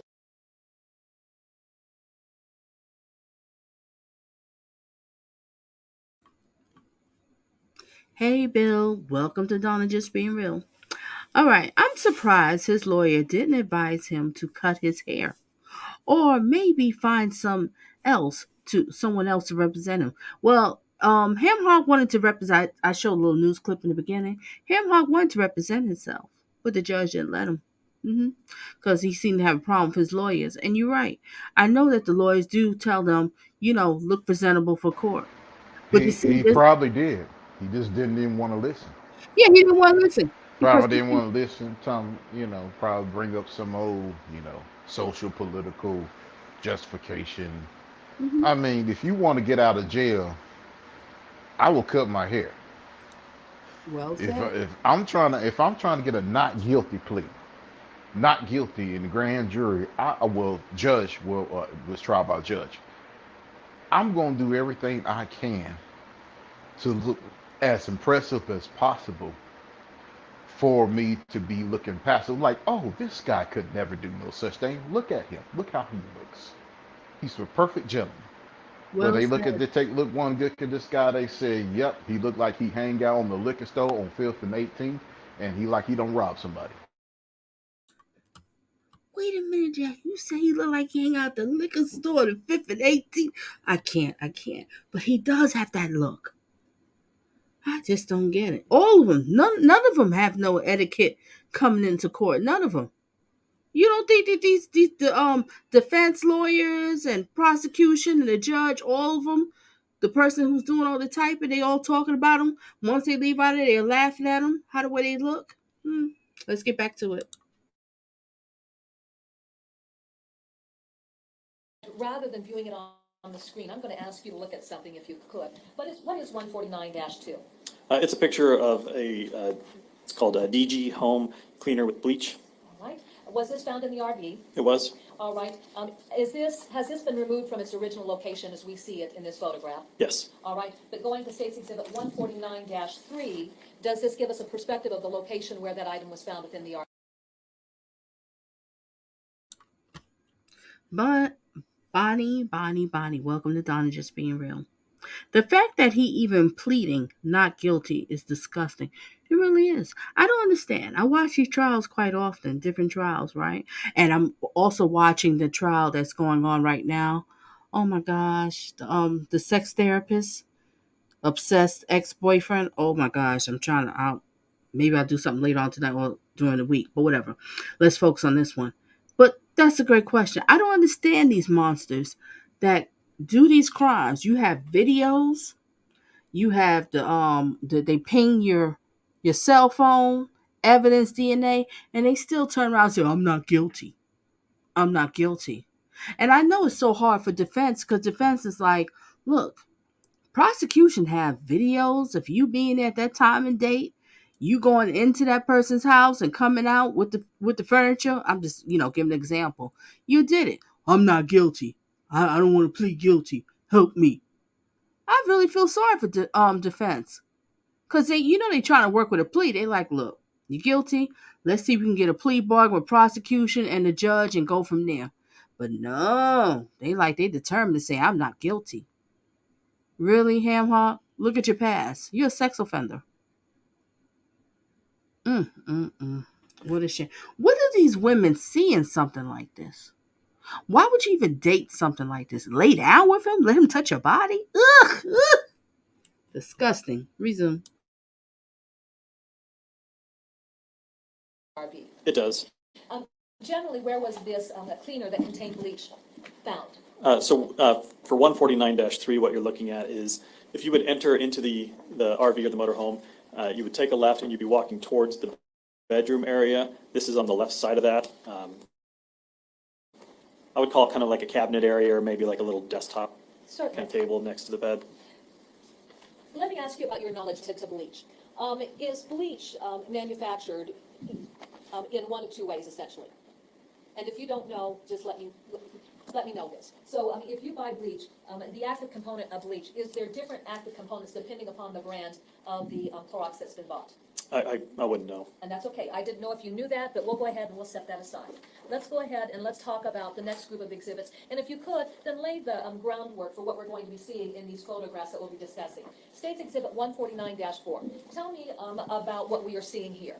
149-4 was a blanket, a blue and white checkered blanket that we found in the bed area. Okay. When you went into the sleeping quarters of the RV, was there bedding on the bed? I mean, I believe that there was bedding, like blankets and sheets and whatnot, as I recall, on the bed. Like, was it wrapped around the bed in such a fashion that we're thinking of as far as like a fitted sheet around a mattress? I don't believe so. I think it was just kind of on there. Okay, kind of balled up in a messy sort of way? Yes. Okay. Did your team go through and examine the various articles associated with this bedding? Yeah, we looked at each item. Okay. Now, how would that have been done to facilitate a complete examination of each item of bedding? The easiest way is just for us to, obviously in that motorhome, you don't have a lot of room. It's very narrow, so we would have taken the bedding out and laid it on butcher paper so that we can get a better idea of, one, the size, two, we can get a better look as to if there's something on there that is suspicious in nature. As we look at State's Exhibit. Ooh, Sheik Cha B. I hope I'm saying it right. I love what you just put down. The part that bugs me deeper is when I heard the testimony of how the monster was in the bedroom with this angel, and DL was in the next room with the monster's girlfriend. Why was he in the room? I don't understand that either. And you're gonna tell me, as small as that apartment is, right? You don't tell me that the girlfriend didn't see, like, why, Ham Hock, you in there with this little girl? It's not even your daughter. Why are you not out here with your son playing some games? Why are you in there with her? And also, if I'm correct, I can't remember exactly when, but I think he was saying that the DL, the son, he said that I noticed his father staring at her. Let me tell you something. You've been with this man for 6 years. You know how he get down. He was in that room looking at that girl. He wasn't supposed to be in that room with that girl. I'm telling you, I don't have no sympathy for the girlfriend. I don't know how she got away with it. Like I said, every state has different laws and different rules. I don't know how Iowa gets down, but I know the state I'm in. Nah, she wouldn't have got away. She'd have been doing some time. There's just no way. And first of all, why does she have all these guns in the house? You got these kids sleeping on this mattress. You got guns under the mattress? I thought in every state there was a law. If you have guns and there's little kids, you're supposed to lock them up or something. Why these guns wasn't locked up? I showed that the other live stream. None of them was locked up, just sitting around with little kids. You gotta be kidding me. And you gonna tell me, see, mom and grandma, you need to know where your kids is going. Who they being with? Who is this woman? That you taking my daughter over there. Who is this woman? Do I know her?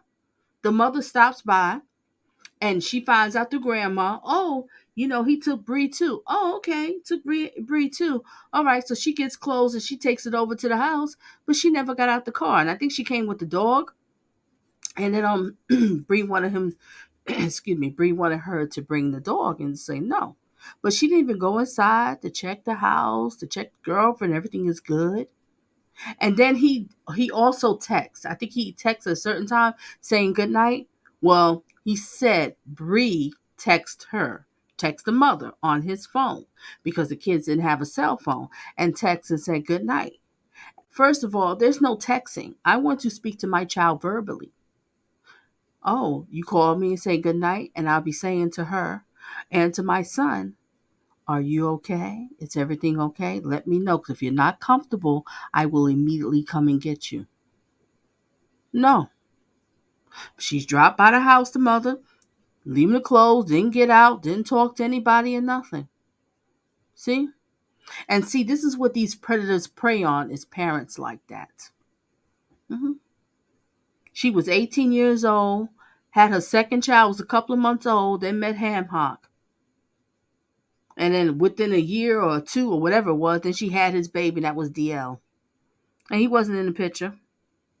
And I think at the time when she was messing with, I could be wrong, but it was something she said in her testimony, but we didn't get time period. Go back and watch my past commentary. She said something about he was married. Was she messing with a married man too at 18? Going on her second child? Had her second child? This is insane. This whole thing is just a hot mess. And the reason why I point all these things out, why?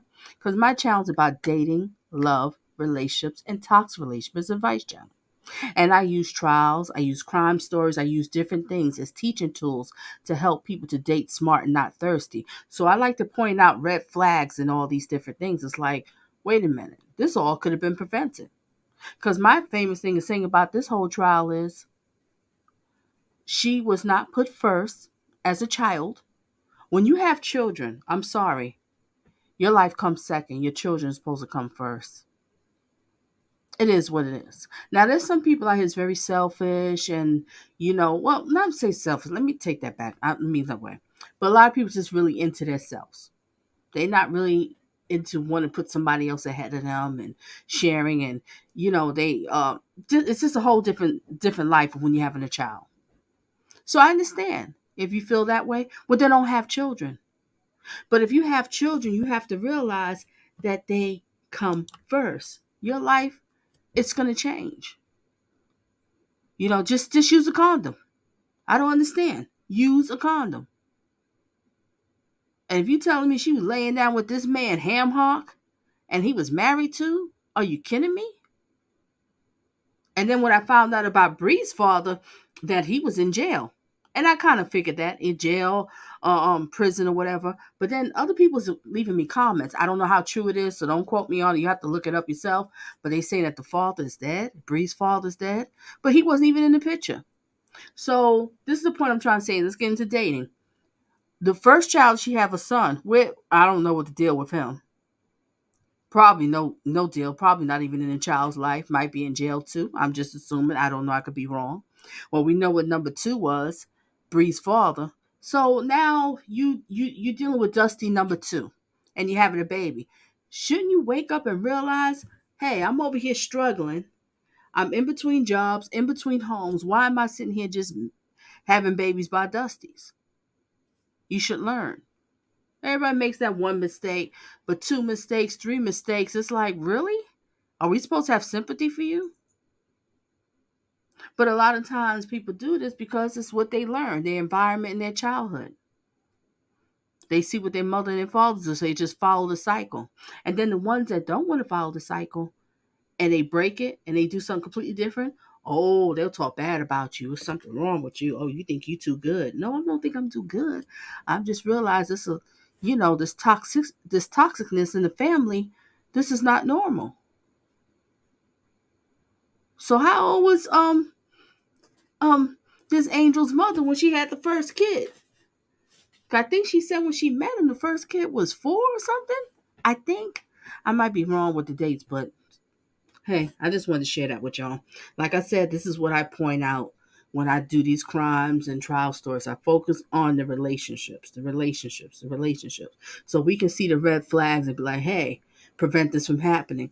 And if you are here as a parent and you have children, talk to your children. Teach them this. The school's not going to teach them about dating and love and relationship. They're not going to teach them. That's not their job. That's the parent's job. Don't let them, bump into it. Just talk to them. They'll listen. If you're scared to talk to them, get some books. Give them. You can go to the library and get it for free. Show them a movie. Example of movies. There's plenty of movies out there that you can show examples. Say, wow, look at this movie. Sit down, have a little popcorn night with your son, your daughter, and talk to them. And tell them to ask any questions. But so many parents are so scared they don't want to do that. I don't understand. But then on the opposite flip side is some parents want their kids to fail. They had horrible relationships all their life. So they figure, why should my child have a better relationship? So they kind of quite happy that you're not successful in relationships. It's sick and twisted, I know, right? All right, let's get back to this one. 149-4, the surface underneath that bedding, is that the butcher paper that you're describing? Yes. Okay, and then if you could, what was it about this particular item of bedding that was of interest? Well, I mean, any item of bedding is going to be of interest to us just for the mere fact that it could have DNA, trace evidence, stuff like that. This one also had a red stain on it. There you can see it in the bottom right corner. That obviously drew our attention. All right, let me go to State's Exhibit 149-5. Was there close-ups taken of that area that you were referencing? Yes. All right, what is depicted in State's Exhibit 149-5? A close-up area of that where it could show kind of the reddish stains on that same blanket or comforter. 149-6. Sorry. Also, a close-up of one of the red marks or stains. Okay. Moving on to 149-7. This is just another sheet that was white with little green triangles, I believe, that was roughly in the same area. All right. 149-8. Another blanket. that was from the same area as the last ones that we talked about. Now, as we look off to the upper left corner of this picture, what is it that we're seeing there? So here, that's one of our personnel in their dress. The white is a Type X suit, and you can see, I guess the silver would be the tape that goes around we have rubber booties that would tape the rubber booties with the Type X suit. And then is there a yellow cord that we're seeing here in the background? Yes. What is that cord associated with? Just whatever we were needing to power at that point, most likely probably our laptop or just whatever electronic means that we had going. 149-9. Another picture of, I believe it's the bottom side of the same blanket in 149.-8. So is this just some representative examples of bedding that was located in that RV and the process that you went through to identify locations of interest? Yes. Okay. All right. Now, what was the bed constructed of? The mattress itself? I would refer to it as kind of a foam mattress. Okay. How many layers were there to this foam mattress? Well, there was 1, 2, really 3 layers. All right. Going to State's Exhibit 149-10, explain what this is. This is a picture of what I would say is... Bill says something. I hate it when people keep calling that perv her stepfather. Even certain channel YouTubers, not this one, title is her stepfather and so on. People are stupid. Wow. You don't have to tell me the names. I don't want to talk about other tubers. But there's actually tubers out here putting him down. Title is a stepfather? God. Oh, I just don't get it. I really just don't get it. All right. If anybody who's just coming in here, tell me where you're from, what state you're from, or wherever you're at. And welcome, welcome, welcome. Make sure you hit the like. Glad to have you here. And happy Labor Day weekend. May you having a blessed one and a great one. Resume. The second layer, which that thick kind of foam mattress that you can see, and there's a kind of a darker yellow line down the middle of that foam mattress. There's also a smaller foam mattress on the top portion of that bed. Is this what we're talking about Yes. where I'm running my finger? Yes. Okay. And so that laid adjacent to those the foam mattresses that were laying on the bed. If there's bedding on the mattress itself, why would you pay any attention to the foam mattress? Again, we could be looking at trace evidence that has been caught in that foam mattress. I mean, that foam material sometimes is a little bit better at catching different types of things, as well as if there's been any stains or fluids or anything like that that have seeped through sheets or blankets that might have been collected into that foam. State's Exhibit 149-11. Yep. What are we seeing here? So that was the top portion, or I guess that's kind of what I'm calling it. This was actually more of an egg, I would refer to it as an egg carton type shell or a type foam mattress, and this is the bottom side of that. Okay, and then just to illustrate the point that you were making, 149-12. That would be, in my opinion, what the top side of it would be. Okay, and then do you see stains here on the top side of this mattress? Yes. Would those have been areas that would have been processed as well? I don't know. I mean, those are areas those are reasons we would have also collected it. Whether or not those specific areas were eventually processed by the lab, I don't know. Okay, and that was a bad question on my part. Was this an area that you were interested in for having potential evidence to submit to the laboratory? Yes. Okay, going to State's Exhibit 149-13. What is State's Exhibit 149-13? So 149-13 is, if you remember back to 149-10. Okay, and then let me just throw that out there so that we can just reference that again. I'm sorry? There we go. So Yep. 149-10. So yes, so this is the mattress that you're seeing, I believe on 149-10 is that first kind of layer. Okay, is it this, what's laying flat Yeah, here? the thick foam mattress, Okay. I believe. I mean, I would have to double check with the photo log, but I'm almost certain because that first layer that we looked at on 149-10 was actually two kind of rectangles that were together. Sure. Whereas the The layer underneath that, that we'll see in later pictures, that it was already split apart. Gotcha. All right, and then to carry that thought through, looking at 149-14, is this what you're speaking about? Yes, so that would be the bottom layer that was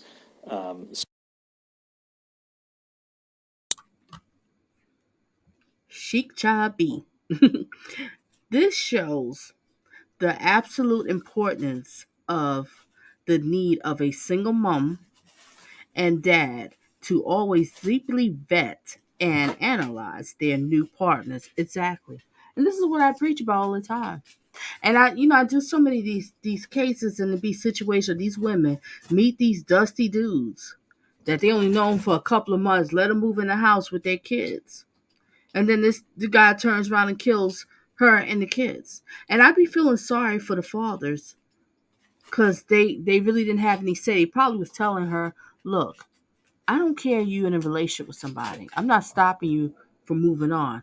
But something about this dude, I don't feel comfortable about being around my child." But what happens is these women will turn around, "Don't tell me what to do. I can have somebody. You just try to." No, he's not. It's not always the case. He's seeing something in this guy that he feels uncomfortable about and around the kids. But the women don't want to listen. And then he gets a phone call, something happened to the kids. And it's so sad. It really is. I don't understand these women dealing with these guys who has a criminal record, who has an order of protection on them, who has gone through anger management, and vice versa. Why are these men dealing with these toxic women that's snapping their fingers, pointing in their heads, cursing them out, getting loud? No, no, no, no, no, no, no. Let her go. Let's get back to it. split already. All right, now we see a number of darkened markings along this that almost looks like grids, if you could. Explain that to us so that we understand what we're looking at. I don't know what those are. My guess is, again, just purely guessing, would be that it's from being on the bottom and having, being pressed up against whatever shelving or materials underneath it. And then was there any trace evidence that you would have collected during the course of this particular search? Yes. What was that trace evidence? Hairs? How many hairs? 2. How would you describe the appearance of those hairs? I think one was a little bit longer, and off the top of my head, I don't remember the color of it, but one was found on top of the mattress and one was found, I believe, kind of underneath the mattress. Were these seized as well? Yes. All right. For what purpose? For potential value or potential evidential value for the case. Okay. And this is State's Exhibit 149-15. What is depicted in State's Exhibit 149-15? One of the hairs that we collected. All right. It's hard to see, I think, but if you could, is my finger running along? It is. That hair. Yep. All right. Let's speak to this particular topic. Was this an older RV? Yes. Just based on your observations of the condition of the RV, did it appear that this vehicle had been subject to significant use? Yes. That being said, over the course of time, even though you found 2 of those hairs, if there is a lot of activity within that RV, finding those 2 trace hairs. That sounds like fun, Kathy. Kathy says, "Donna, you should do a poll asking how many of your followers think that the mom knew what he was a pedo." I'm gonna say pedo. Pet, what I'm trying to say. I got to do cold words here, whatever. She was in the relationship with, and when she was 18. Come on now. All right, I'm gonna change the poll question. Let me read the poll real quick, and then I'm going to change it. All right, now we have 100 and well, it's going up. God. Okay, well, it stopped now. It got 156 votes, and the question is, what do you think Ham Hock's verdict will be? 93% says, "Come on, Donna, guilty." 2% says, "Not guilty." 5% says, "I'm not sure, Donna." All right, I'm going to change the poll. What was it? Let me make sure I got it right.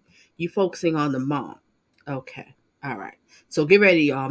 That's going to be the next question. Let's get back to it. That was cool, Kathy. Thank you, Kathy. Thank you. Let's get back to it. Could that be, pretty typical for any RV that you go into. I would think so. Okay. At any rate, are you still going to collect that evidence just to be safe? Yes. All right.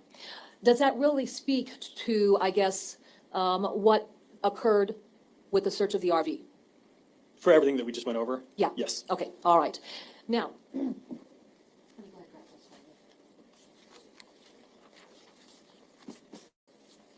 which vehicle did you search next? Next, we searched the 2007 Impala. All right. How was that search conducted? So there we go back more to a vehicle search format in that where we kind of go grid by grid or area by area, as opposed to the motorhome, which we can kind of get into and walk through and do all this stuff. For vehicles, it's actually a little bit more difficult because you're confined to just one spot at a time. One of the fears is that, for instance, if you have like all of the doors open at the same time in a vehicle, you can create somewhat of a wind tunnel, and then that could have the potential for shooting out or bringing in, trace evidence into it. So we do one area at a time, which takes a little bit longer. We'll also look at things depending upon the vehicle, depending upon the facts known at the time. Latent prints might be a little bit more applicable, or we might be looking for DNA in certain areas, or we might be looking for trace in certain areas. Okay. Were you aware that the Chevy Impala had been processed for latent prints on the exterior of the vehicle before your team had come down to do your processing? I believe so, yes. Okay. All right. And so with the latent prints having been developed from the exterior of the vehicle, were you interested in any potential stains that might reflect blood or bodily fluids, to include DNA, vaginal secretions, or even any type of penile secretions? Yes. Okay. Identify the areas then. That we found that could have possible stains in them? No, as far as you say, when you try to focus on an area inside the vehicle as you do the search. So what are those areas? Define those areas for us. Gotcha. So for this instance, what we look at for most vehicles, we usually break them up into front driver's seat area, front passenger seat area. Depending upon how the back seat is, we could either do it all as one, if it's just like one long bench seat without a lot of room, or we might break it up and do rear passenger, rear driver's side, and then trunk area. All right. I would represent to you, Special Agent McBride, that we've already had civilian crime scene technician Jill Foster, who has testified, and we've introduced the photographs of the vehicle, just showing each of those areas and how they appeared when the vehicle was seized. So for purposes of your testimony, let me ask you this. We were able to look into the trunk, but we couldn't necessarily discern what was in the trunk. In your search, did you take items from each of those locations and lay them out so we could specifically see what all of those items consisted of? We did. Okay. And then how were those items laid out for purposes of photographs? They were laid out on butcher paper that we would usually label what area of the car they were coming from. Okay, and then the group exhibit that we're going to be talking about, will that then follow that procedure that you've described? Yes. Okay. Before we get into... You said, Nurse Chocolate says he reminds me of Big Worm. You're talking about Big Worm from Friday, if I'm correct, with the rollers. Was that the one, Ice Cream Man? No, was Ice Cream Man? Well, whatever, he had the rollers in his head. I think that's what you're talking about, Big Worm. I can't. This is hilarious. Oh my gosh. All right, let's get back to it, ladies and gentlemen. Okay, I put up the new poll, so make sure you vote. That, let me ask you this. When you were looking at the interior of the vehicle, were you interested in the condition of the upholstery of the vehicle? Yes. Was this, how would you describe the upholstery? I would describe it as I guess what we would expect from a 2007 era car. It's going to be a little bit more worn, a little more used looking. And was it leather or was it an upholstered fabric? An upholstered fabric. Okay. With the examination of the interior of the vehicle, were there any areas of interest that you and your team members noted? Yes. What were those areas of interest? We had the left shoulder area of the front passenger.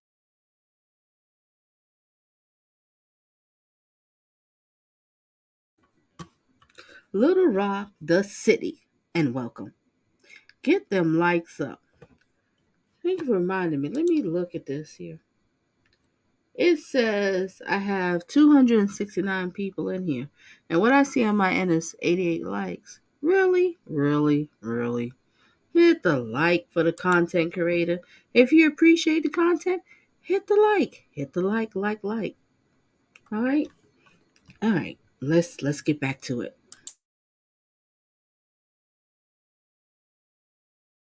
Passenger seat, and then we had kind of the center portion of the rear seat, which I believe was, again, kind of more of a bench-style seat. We had two different areas that we were concentrating on within that area, within that centralized back seat area. One kind of more toward the front and one kind of more towards the back, almost like the crease where, it separates between what you're sitting on versus what you're leaned up against. Okay. Were alternate light sources utilized in both of those areas? Yes. Describe what was noted when the alternate light sources were utilized. We saw a reflection. We saw, I guess, a fluorescence of specific stains within the back seat area. Again, would that be something that's confirmatory, or would you need to submit that to the laboratory? You'd need to submit it to the lab. What was that collected as evidence for submission to the laboratory? We cut out the upholstery portion of the seat, as well as there was a portion of the, and I don't know what I would refer to it as kind of foam padding that's underneath the upholstery, and so we cut out a swath of that as well. And then I'm going to go back to the topic of bleach. If there was any type of bodily fluids or even blood, could bleach be used to... I'm going to put the link in if anybody wants to jump up on the panel and talk, and they want to share some thoughts. I should have did this today. I should have. I'm going to put the link in the chat if anybody want to come up here. But all I ask for is no do-rags, no bonnets, no smoking, nothing like that. I really just prefer, my channel's more like a podcasting channel. If you just don't show yourself, just let the avatar, whatever, stuff like that. I just kind of prefer that more, if you don't mind. But anybody's free to come up here and share their thoughts and opinions. You might have insight on something that I don't know about, feel free to share it. As long as everybody's just being respectful to everybody, I don't have a problem. Now, cliche and views. I hope I'm saying it right. She said, I think he intended on bringing her back, but once realized the girlfriend was up, his plan changed, resulting in. There's something to think about. There's something to think about. Because I don't think he had planned to go and kill her. I don't think so. It's just somewhere he panicked. And I also feel, these are my thoughts and opinions, that I also feel that this wasn't the first time that he did something to this little girl. And it was somewhere, I wish I could find it. It was somebody's commentary that the mother said, I can't find it, so don't quote me on it, that the mother said something of the fact that she knew like he was, a SO, but she never had no problems with him with her kids. Well, honey, it's called grooming. He only got with you, but he probably had that little girl he was grooming. That's what they do. They come in very charming, very nice, and very sweet. And also, somebody left a comment that was so, you know what? I don't think I'm able to find a comment. I wish I could find this comment. Somebody left a comment, and they said that they know him or know her, and they told her, told the mother that he was no good. I don't know how true it is or whatever, but it's just some sort of comment. I wish I could find it to read it. But I don't think he intended to kill her. I think he panicked. But if the girlfriend would have just made that phone call. See, there's so many things when you watch this trial and you hear, it's like so many things that's like, wait a minute, this should have never happened. This is not like the little girl was outside playing jump rope. She ran outside to go get some ice cream or something like that, and some sicko came by in the van and snatched her. That's different. I can understand that. But this is not the case. This should have never happened. Why is the girlfriend, you claim you look outside, what was it, 3:30 in the morning, and you see her standing out there by the car? You'd be like, wait a minute, why is she outside? Get yourself back in this house. Why is she outside? First of all, when a child is in your home, you are responsible. You're responsible for that child's safety. No, she didn't do nothing. She didn't do anything. All right, let's get back to it, ladies and gentlemen. Make sure you vote, vote, vote. Clean those areas. It could be. All right. Let's talk about the trunk. When your team was doing the search of the trunk, did you lay out all of the items found within the trunk? I don't know if we laid out every specific item. We took out every item. I don't know if each item got specifically laid out, but we laid out most of them, yes. Were there items in the trunk that seemed a bit disturbing to you? Yes. Describe. There was, one item was just a black metal baseball bat, and another item was a hatchet. Okay. And then was there any type of covering for some sort of knife that you found within the trunk? Yeah, we also found a sheath, a black sheath that to what I would say would fit like what you would picture as being a machete. All right. Now, was any machete within the trunk or just simply the fabric covering that would fit over the machete? We did not find a machete in there, no. But just simply the covering for it? Yes. Your Honor, may the record reflect, there we go, that I'm showing counsel what's been marked as State's Exhibits 12-1 through 12-32.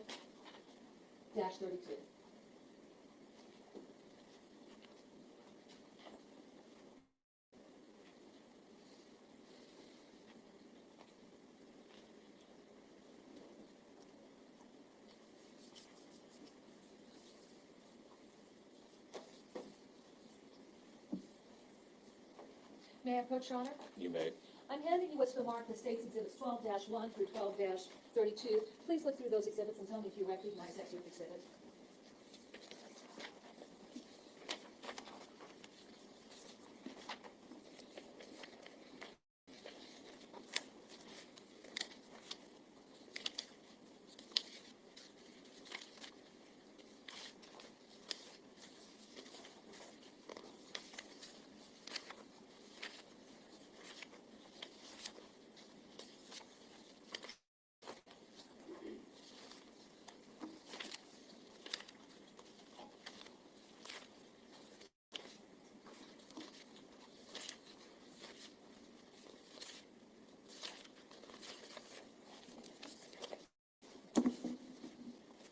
Do you recognize the group exhibit 12? And I'll get that for you, Agent. I do, yes. How do you recognize this group exhibit? I recognize them to be accurate depictions of photographs that we took from the Impala. Okay.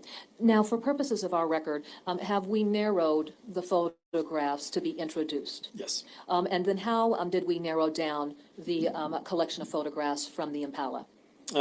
Most of them are just pictures of the items from within the Impala. Okay. With the previous photographs introduced by civilian crime scene Jill Foster, would that give the court then a perspective of what the vehicle looked before you started your search? I would imagine so. Okay. Your Honor, at this time, the state would move to introduce State's Exhibits 12-1 through 12-32. No objection. Those exhibits will be admitted. Your Honor, may we publish these exhibits? You may.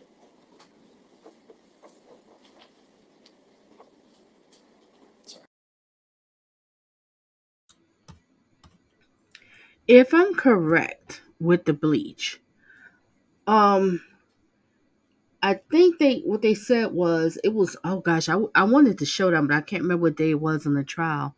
But they did, when they recovered her clothes, even though she was out there for months, maybe about 6 to 8 months or something like that. But what they did discover that there was like some sort of like bleach stains on her clothing. So you have to remember she was out there for so long, so all DNA was just basically washed away, unfortunately. But they did recover there was like some sort of little bleach specks on her clothes.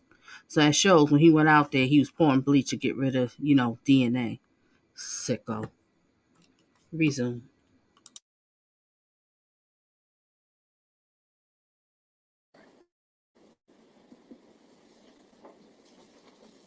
Please explain what's depicted in State's Exhibit 12-1. So in 12-1, what we're seeing is a floor mats as well as like phone chargers and a pack of cigarettes and some change. Well said, Tracy. You don't have to wear an evening gown, but a bra would be nice. Mm-hmm. Lift the girlies up. Resume. You know, it is what it is. People are going to judge you. Do you just go to a job interview looking any old way? Do you go to parent teacher conference looking any old way? Do you go to a wedding or engagement or something just looking any old way? It is what it is. People are going to judge you by your appearance. You don't walk in no courthouse like that. That is so disrespectful to the judge and to the court. I know you're not the suspect, the person that's on trial, but still, people have to listen to you,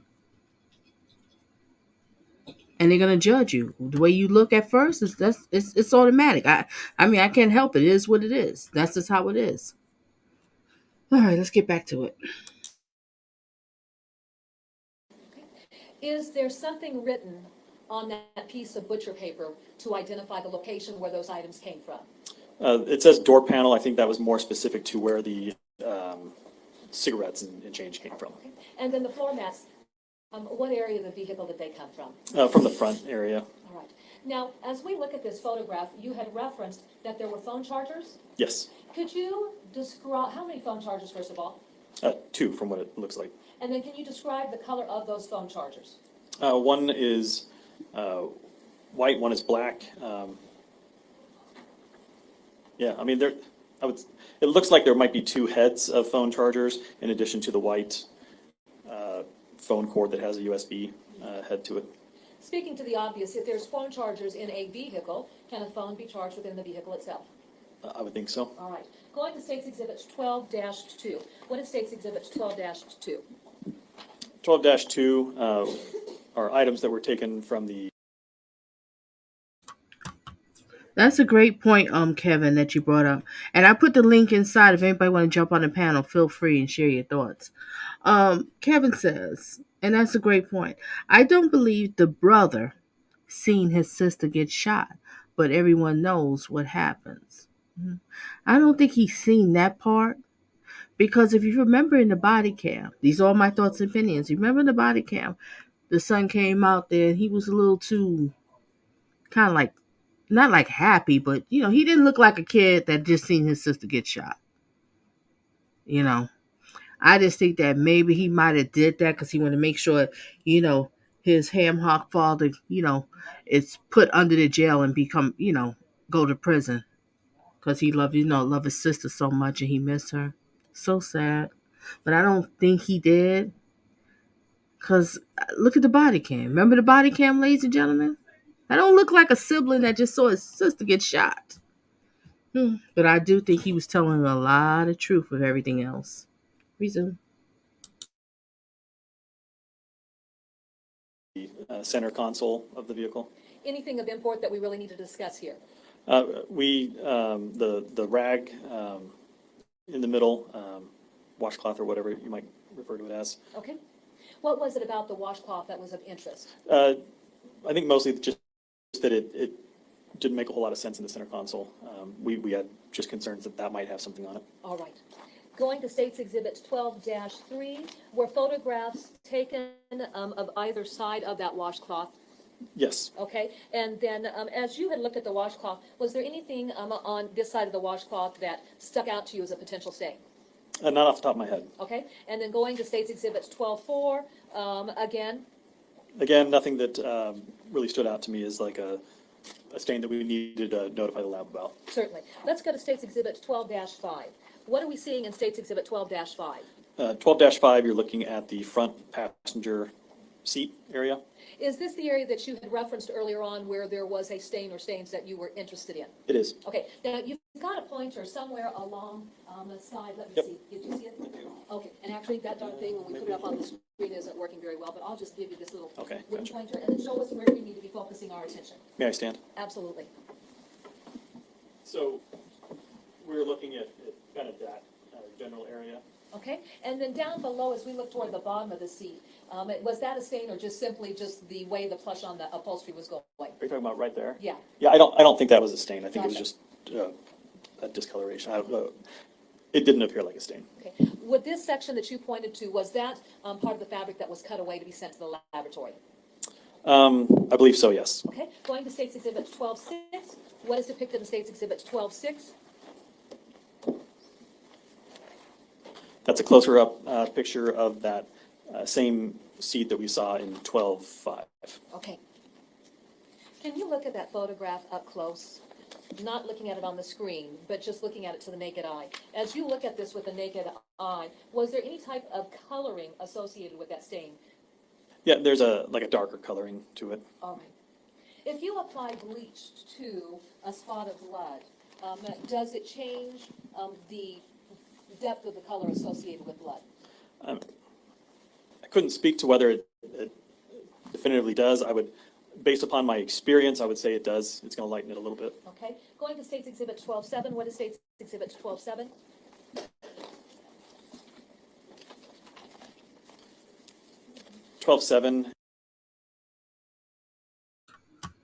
All right, I'm done.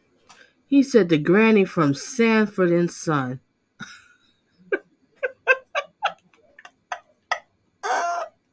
I can't. Resume. Is a photo where we're looking at, on the bottom side, it says door panel, and then above that, we're seeing things like, kind of like your COVID style mask, N95 mask, and then above that are two floor mats. Okay. Is there anything of import that really stands out in this photograph? Nothing that I know of. Okay. Going to State's Exhibit 12-8.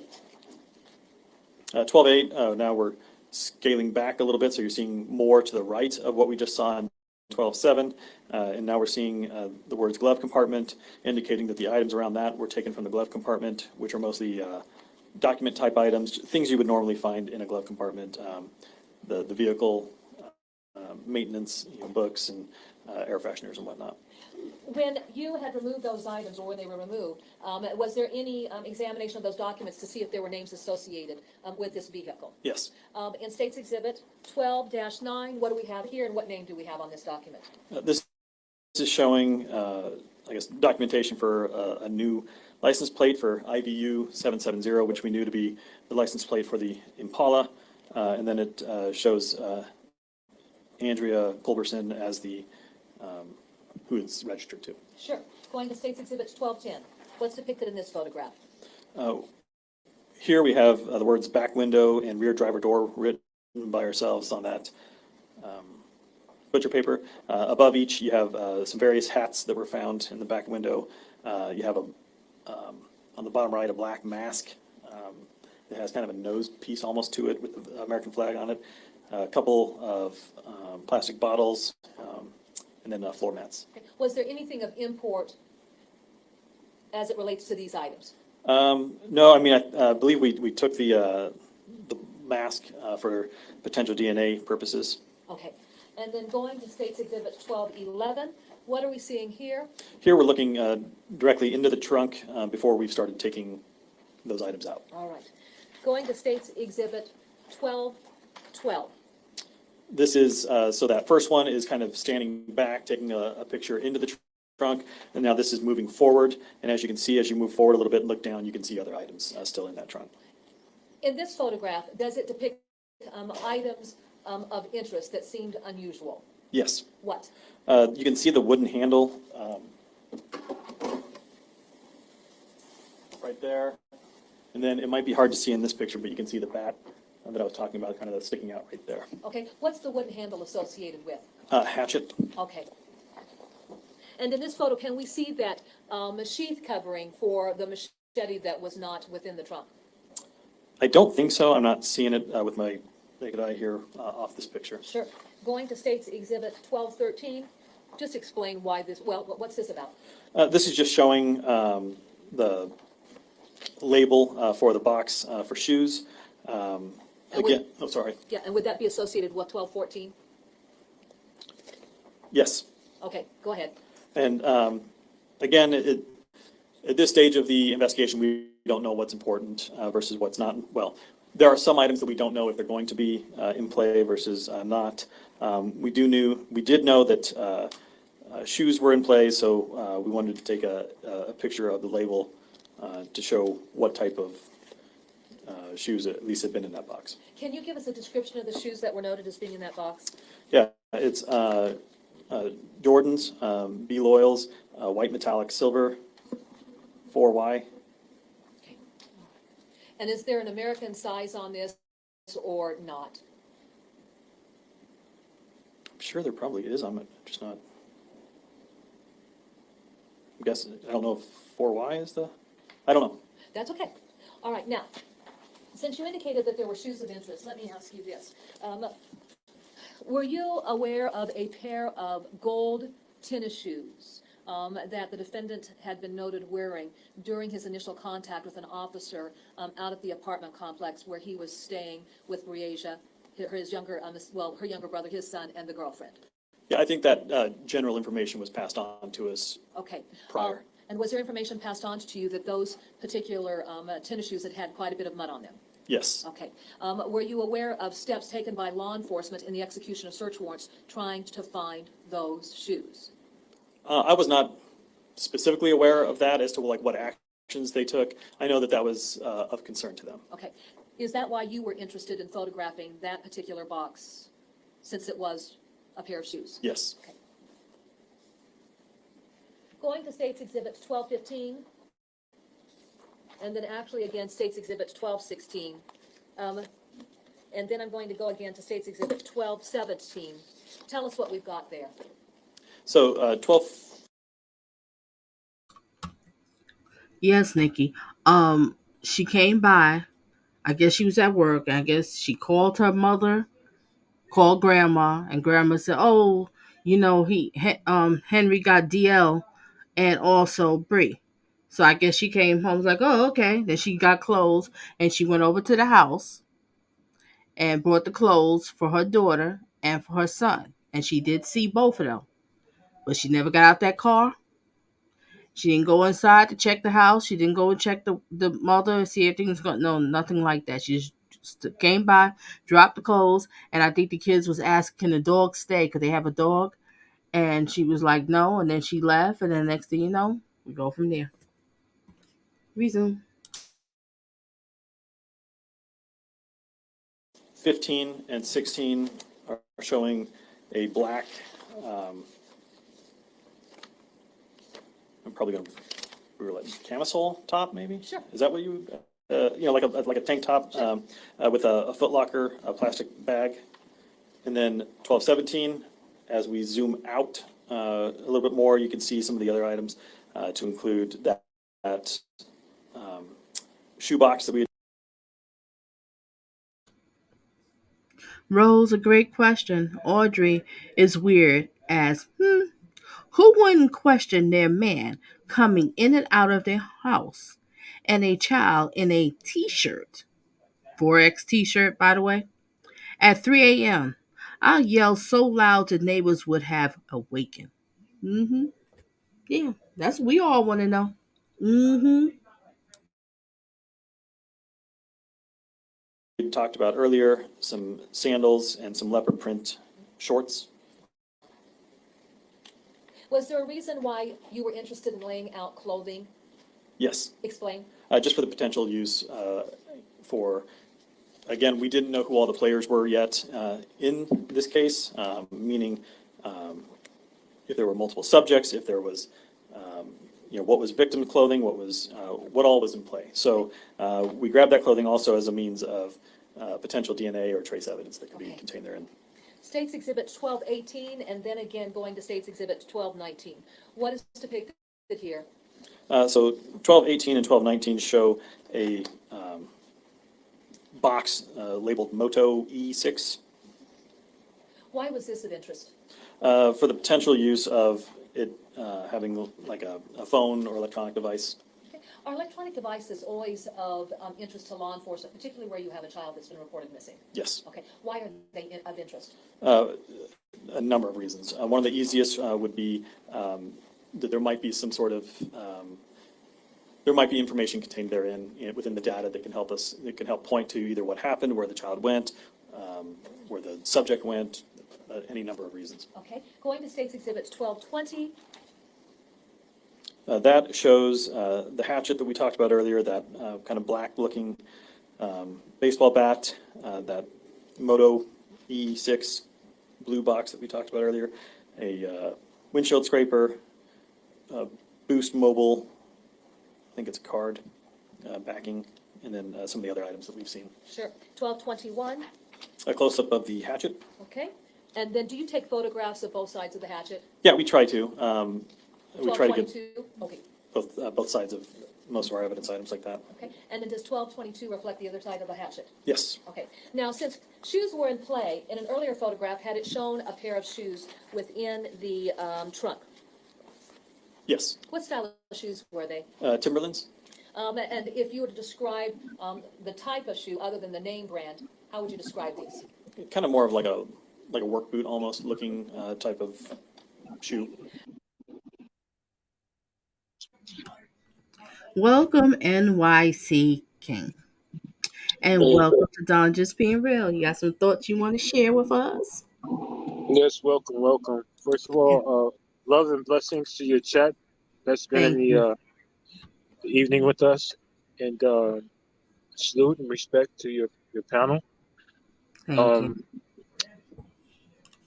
First of all, this ham hock eating creep who did this, after me watching the interrogation tapes, this guy never once said, "Where's the girl?" He never asked. We should be out looking for her. He was just too busy trying to cover his tracks. And even if his girlfriend was such afraid of him, if you got a little girl outside 3:30 in the morning, common sense tells you, get that girl out of the street. Common sense tells you something ain't right. But yet, he had this girl so much afraid of him that she tried to cover him even when the cops came. Talking about, did he say it's all right for you to come in? Now, if you're so concerned about a girl, especially a little baby girl, that you executed, which is horrible. You execute her, you're out buying bleach and fishing. None of this makes any sense. I don't know why the judge is taking so long to make a decision. It may be all circumstantial. This lawyer did say a good point, but because things dissolve after a whole year. But he's guilty as sin. I think NYC, maybe this is my thoughts. I'm not, I don't work in the courthouse, but maybe why the judges take a little bit longer. We have to remember it's Labor Day weekend, right? And then Right. plus, I think since he's the one making the decision, it's not like you go to the jury, they make the decision. All he got to do is say, okay, I go to my books, life in prison. So maybe he has to make a whole report. You get what I'm saying? To put on the record to Well, he's got to say a speech on why he's about to give this guy what he's about to give. He should get the death penalty. That's why we got to protect our children. We got to keep an eye on our children. Women who are in the chat, I don't care how afraid you are of a man, you step in when you see there's a child. Children are our future. My first prayers in the morning go out to the children of the future. And they're mine. Okay? Because the children are our future. You can't sit there and let something happen to a child. Point blank and period. Every second can cause a child to lose their life. And that's what happened in this whole dimension. She could have stopped this. She could have called the cops. She could have yelled out that window instead of being afraid. Say, bring that girl in his house. She could have did intervention right then and there. There was an adult that could have saved her life. I agree. I agree. You also got to ask yourself, because of the dimension of this character he is. How long has he could have other children out there that he's just a compulsive liar. He could have done this many times before. Just got away with it because he's an intimidating person to women and children. He won't do that to another man. But to women and children, he's intimidating. That's why he had his girlfriend afraid of him. That's why that girl was afraid to come upstairs, and she stood by the car. She was afraid. The little girl was afraid for her life, and she already probably been sexually assaulted. He told her, don't you come in my house. When he ran upstairs to get the gun. He needs to be underneath the jail. Guys need to understand his charge in prison, and they need to deal with him accordingly. I've been following this case from the beginning, and I'm just sick. You can't trust nobody around your kids. Nobody. I agree. Nobody. I don't even trust the pastor. Nobody. Teachers or He's whoever. he's just leaving these kids everywhere. The kid is 8 years old. He leaves them in the parking lot, Walmart. He's just leaving these kids everywhere. Leave the girl outside, 3:30 in the morning, standing by a car. I mean, and you're gonna trust your kids in his hands? I seen the poll you had. Did the mother know about him being what he was? Yeah, she knew, but she needed a babysitter. She should have stayed home. You need a babysitter that bad. You're gonna trust a guy like that? She should have stayed home. No job is worth your life, or especially your child's life. And that's just my view on it. I think he should be underneath the jail. I think he should have the death penalty. Um, I think he sexually assaulted this poor little child, this beautiful little girl, and I think he executed her. And all he's doing is going back and forth to the crime scene, trying to cover up. Only thing that covered it up was time. I'm pretty sure if they would have found her earlier, there would have been evidence on that T-shirt. I totally agree. If they could have just got to her earlier. And you remember you said you followed the what's it, his cellmates or whatever, and they said that he was talking about, oh, they never gonna find her. Yeah, because he Googled all of this stuff, bleach, time lapse on how body decays. He's very stupid, but he ain't that stupid. He's very stupid. Okay, you're at Walmart in the morning. He like to this camera's the moment we all walk out our houses, we're gonna be on camera somewhere somehow. This idiot's in Walmart. He ain't looking for no little girl. He ain't looking for no little girl. He's trying to buy bleach to cover up something. All right. So they didn't find no evidence in his trailer. So he may have assaulted her outside the trailer somewhere, right where the situation happened. But for some reason, he had to take this young girl's life because she was going to tell. She was going to tell. If she didn't have nothing to tell, there's no reason to take her life. She had a lot to tell. Let me ask you your opinion on this one. We all sharing our thoughts and opinions, ladies and gentlemen. Everything we say is not written in stone. But let me ask you your thoughts on this, NYC.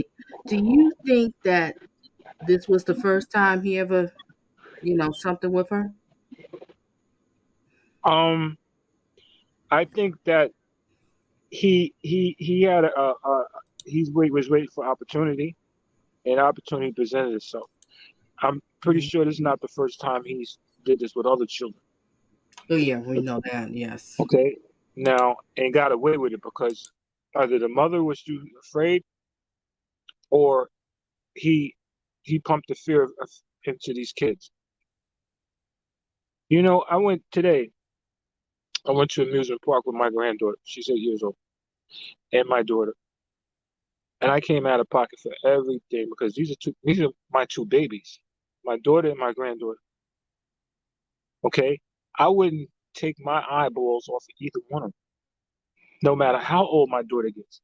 She could be 40 years old. I'm still going to be keeping an eyeball on her because that's what a parent does. You're responsible for the life of your child till your life is over. Especially your grandchildren. You don't want to hear no stories that your grandchildren got molested they can get molested by their own father. Boyfriends. Ladies out there, keep an eye on our children. Little boys and little girls. It's the world is full of pedophiles. Just full of them.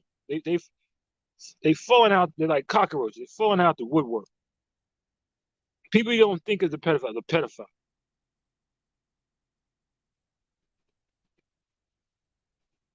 You know, if he had problems, he could have went to his old lady to take care of him. But no, he was a pedophile. And for your answer, he fantasized about that little girl. And opportunity presented itself. And he took it no matter what. Yeah. He I feel he did something to the girl, or like I said, he was definitely thinking about it and plotting. And when she came over that house, he just went into a whole sick lust.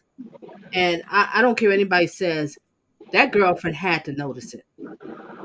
You've been with this man for 6 years, she said. She was afraid. She was afraid of him. You know, in the moment them two went to sleep, the girlfriend and his son went to sleep, he took that little girl out as quickly as possible. They probably left 12:15. He probably was out since 12:15, 12:30 with this little girl for approximately 2.5 hours. Okay, we're talking about 3 and 3:30. We don't know when he left. Okay, he could, as soon as they cranked out and went to sleep, he took her. He couldn't wait to take her. He couldn't wait to do what he had to do. You know, he needs a death penalty. He needs to be put underneath the prison and deal with accordingly. You know, just looking at his pitiful face sitting there every day like he's gonna get off makes me sick to my stomach. You know, and if there's any men in this chat room who have a desire for children, castrate yourselves. You don't deserve to be on the planet. Castrate yourself, more like jump off the cliff. Castrate yourself. So you can't have nothing to do with nobody. Leave these kids alone. Bullies, and he's just a miserable dude. You can tell his whole life he bullied people. He bullied women and children. And that's how he thought he was going to get. That's why he was fighting with his baby's mother. Oh, why is she attacking me? Come on, man. You lost her baby. You got the nerve to have an attitude? You didn't lose her baby. You executed her baby. You talk about, oh, officer, you see what I got to do with? Did this rabbit head son of a gun lose his Farragut mind? You just executed a child for your pleasure. Nobody can tell me, oh, well, maybe he didn't sexually abuse it. He sexually abused that child. Ain't no grown-ups, ain't no grown-ups running around with no 8-year-old 3 o'clock in the morning. Nobody. Who are you gonna take it to? Everybody know moms was at work.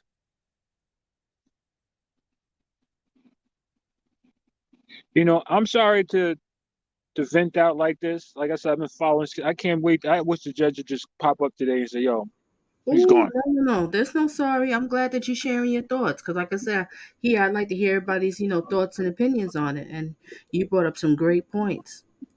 And I feel everybody feels the same passion and the anger here in this chat. I can tell by the comments that I'm getting. People don't understand. It's just we just so baffled trying to understand the family, the dynamics, and the type of dude, and you letting your children be with him, and girlfriend, you saw her outside 3 something in the morning. You didn't call the cops. It's like so many red flags, and so many things that could have so many things that adults could have did to prevent us talking about this. This girl should be alive right now. She should be alive. It could have been prevented. He even had his son covered for this. The son tried to cover for him about the fishing trip and all this other stuff, till the end. He had the son talk about hashtag find my sister. It was a joke. It wasn't a joke because the little boy didn't know the magnitude of what was going on. There's so many words I would love to talk about this guy in your chat, but I can't say it. I can't say the words. He's just a foul individual. He needs to be, dealt with. And, some people go to heaven. He's going to hell. He's going to hell. Yeah. And I hope every day in prison he experiences that method, which with people that deal with pedophiles will let him know how it feels to be raped.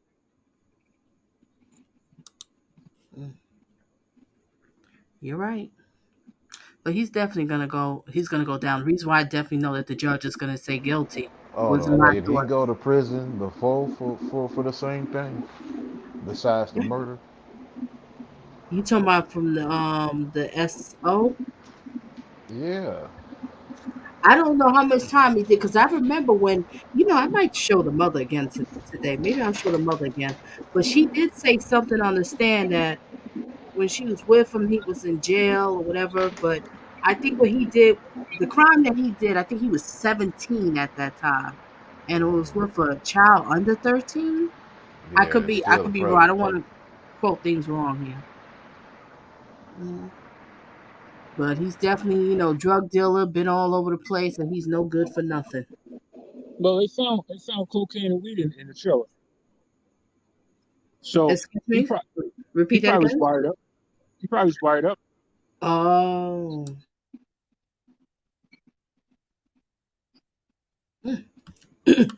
Well, you know what? I'm gonna show the rest of this one. I was gonna show something else, and I might end up showing the mother since we have time here. If anybody want to hang out, whatever. But I think I'm gonna show the mother again on the stand, and we hear that one too. But thank you for sharing your thoughts and everything that you said. You brought up some great points, and I can understand how you're upset. We all feel the same way because as I read the comments and the comments in my past videos, people are upset because they don't understand. This doesn't make any sense. This is not a situation like I said a million times that she ran outside to go and jump rope, to go and get some ice cream, and then you calling for her, and it's like, what happened? And somebody took her. No, she was thrown to the wolves. I got a friend of mine. He runs a podcast, and it's called New York Creeps. And it's a group that goes out and catches pedophiles every night. And Wait a he minute, they do call it New York Creeps, and they go out. Oh, go on, go on, go on. yeah. So they go out and they get these guys that come on these little chat apps and Tic Tacs, and they try to pick up these minors, and they confront them. Don't you know that they pick up one of these pedophiles almost every other night? Oh my Every God. other night, they're trying to pick up children under the age of 12 or 14. So what this group does is they have women or girls pretending to be little girls, and they want to meet up with minors. And then they go live when they have a live catch, when the guy is ready to meet the child. All I'm telling people, keep an eye on your children. They're everywhere. They're everywhere. And I appreciate you for letting me on the panel. I'm sorry I had to vent that way. I Oh just no, that's okay. That's okay. That's what I had was to let saying. that out. And I'm gonna let you guys carry on. And blessings to everybody in the chat. And blessings to all the good parents. Like I said, just keep an eye on your children. All right? I might probably be listening from afar now. All right, amen, amen, and thank you, NYC, for sharing your thoughts and opinions on this whole thing. Are you And welcome? believe me, Are you everybody welcome? can relate to how you're feeling. Everybody. Thank you so much. Thank you, thank you, thank you. All right, ladies and gentlemen, we're gonna go back, and I'm gonna continue this one. Then I have some other clips here. And if y'all want me to show the mama when she was on the stand, I can do that. Let me know in the chats. Let's resume. And thank you again, NYC. Shout out to you. Thank you, thank you, thank you. And shout out to the ones that's out here catching these creeps. Shout out to them. Y'all doing a great job. Keep it going. Get these little piece of crap, low life devil helpers, sleazeballs off the streets. The heck do you see in a child?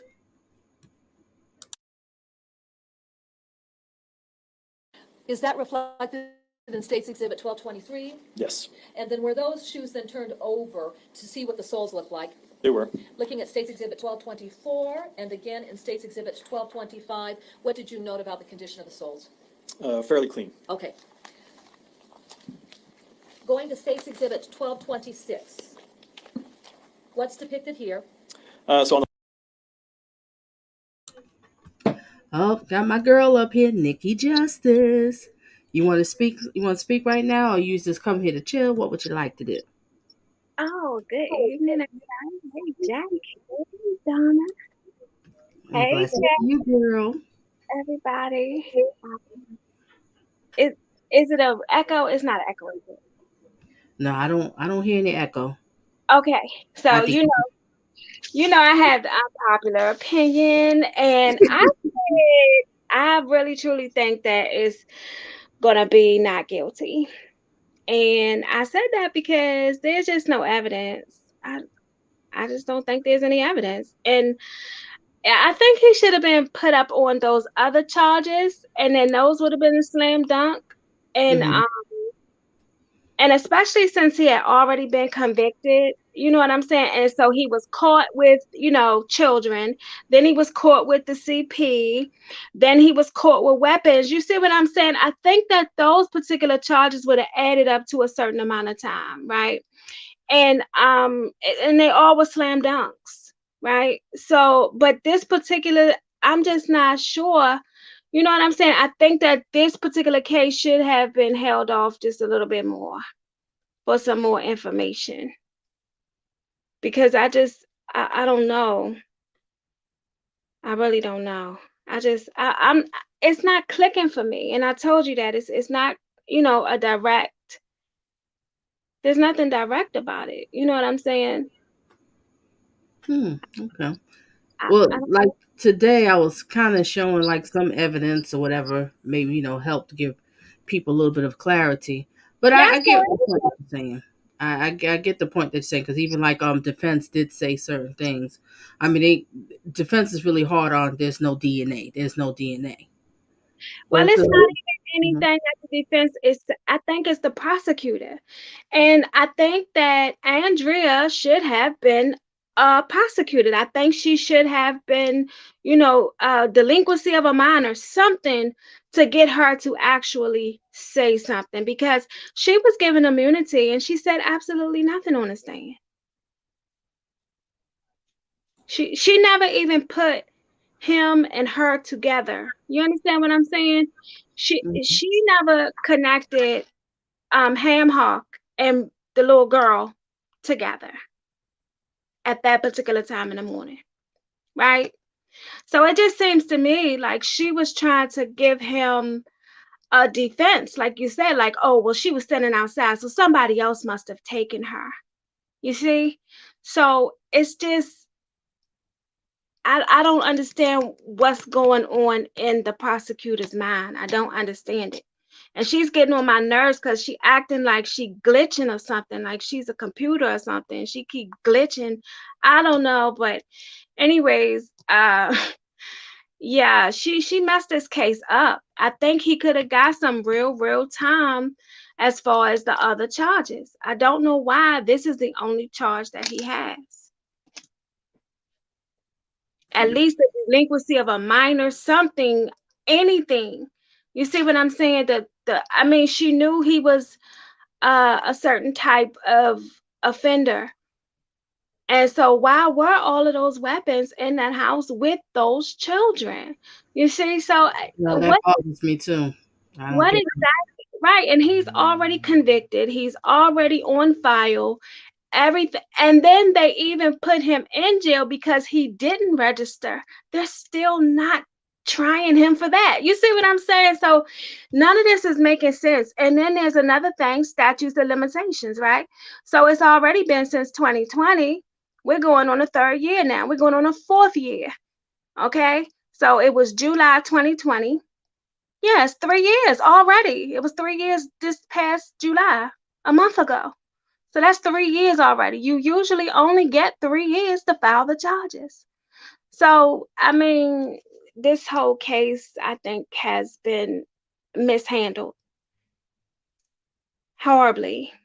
Horribly. I think he should have those, because on a murder case, there is no statutes of limitations. You see what I'm saying? So it doesn't make sense to go for that particular case first, and that's the weakest case you have. And then the other cases that you have where it's slam dunk evidence, clear evidence. Okay?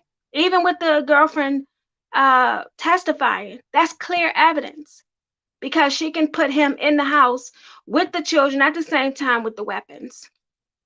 You see what I'm saying? She did at least do that when they all were in the house together, right? So that's one thing that we all can agree on. But the rest of it, we can't. We cannot agree. I don't know anybody that really even put them together. I mean, the little boy said he saw them going down the steps, which they were still, you know what I'm saying, like still in the house and things of this nature. Do I think he saw them go down the steps? No. Do I think he saw but like I was telling you, Donna, when you go that way inside of the apartment, that's the only On the left direction. side, you see a box of mostly kind of various clothing items, as well as then Are you there, Donna? I'm sorry, Donna? I'm right. I accidentally pressed the wrong button to start the thing. Now you going into the apartment. So when you go in, you only see. Go on. When you okay, so if you go in or out of the apartment, because that's what we were talking about too, because everything is like in a Correct. straight line and the door is like in the middle. So it's sideways, and if you go in that direction, that's the only way you can go is down the steps. That's the only way. That's the only thing that's in that direction. So I mean, and I Now, think I go ahead. I kind of think that the son might have seen the shooting part. I don't think the son was being all upfront on that part. I think he was No. so angry because he said that in the trial, and he just Mhm. wanted to make sure this man go down for taking away his sister. But I Right. do think that he might have been telling the truth about seeing them leave together. Cause don't you remember they kept asking, and he held it because he said I peeked. And he said it later on like he was scared to say it because he was Right. supposed to be in bed. You know how kids are. What do you know? How would you know about you were supposed to be in bed? How do you know we was out? You get what I'm saying? So he was scared. And that's Right. why I think that he did kind of see. So he probably creeped out that bed and looked and it's like, what's No, going I on? think he did see. I do think that I don't know exactly what he saw, but of course, like I said, if you see somebody going in that direction, that's the only way they can go. That's it's only a door right there. You're right. That's the only way to go. But I And if don't. you go the other way, like that's the kitchen and the bathroom, and and he's already in the bedroom, and then the other side is you know, the living room. So I mean, I don't know. It's just not connected for me. I do understand about the bleach and everything, but you could say, oh, well, they wash clothes. You know what I'm saying? So, I mean, it's just, I don't, I just want a slam dunk. You see what I'm saying? Everything else is a slam dunk. And I don't like having a gun with a felon who is an offender, and then he has children you see what I'm saying? That would add up to more time, or that would be, he wouldn't have a choice. There would be no trial. There's nothing he could do with that. But see, he challenged this because there isn't any evidence. There's nothing. I mean, and I don't understand why, I don't know if they even searched the house. I know they searched the house, but it's like not even clear when she actually went missing, or who thought she was missing, or what happened, or where it happened, or how it happened, and things of this nature. So I just I don't I don't know. I just don't think it's any evidence as far as what they're trying him for. And this prosecutor once again doesn't make any sense. I can't even see the chat, but hopefully everybody's having a great Sunday. And we do a lot of these types of shows. And well, I used to anyway. I don't anymore. But it's a lot of these cases and things of this nature. And it's, even if it's a circumstantial type of thing, but this is like a little more circumstantial than everything else. It's like, it's no witnesses. We have nothing. And I mean, I Now, understand the all right, team. Nikki, what do you think about him being out there so early in the morning, several Mhm. towns away? Because there was a local Mhm. Walmart, but he goes several towns away, got the Mhm. son in the car while he's buying a bunch of bleach. Yeah, I just You don't think, know, and she's supposed to be missing. yeah, I don't think anything. Hold on, Nikki. I'm gonna tell the audience. Look, if y'all can disagree with her, again, everyone's entitled to their opinion, what they believe, just based on their perception. Um, Please keep it respectful, people. Thank you. It's not what I believe because I never said what I And believe. hold a second, I said Nikki. I just discussed evidence. I never told you what I believe. Nikki, hold it just a second. Thank you so much, Jack, because I can't really see ahead of the chat. But please, on this channel, we all share our thoughts and opinions. Nothing is written in stone. Okay? Long as we be respectful about it. You might see something I don't see.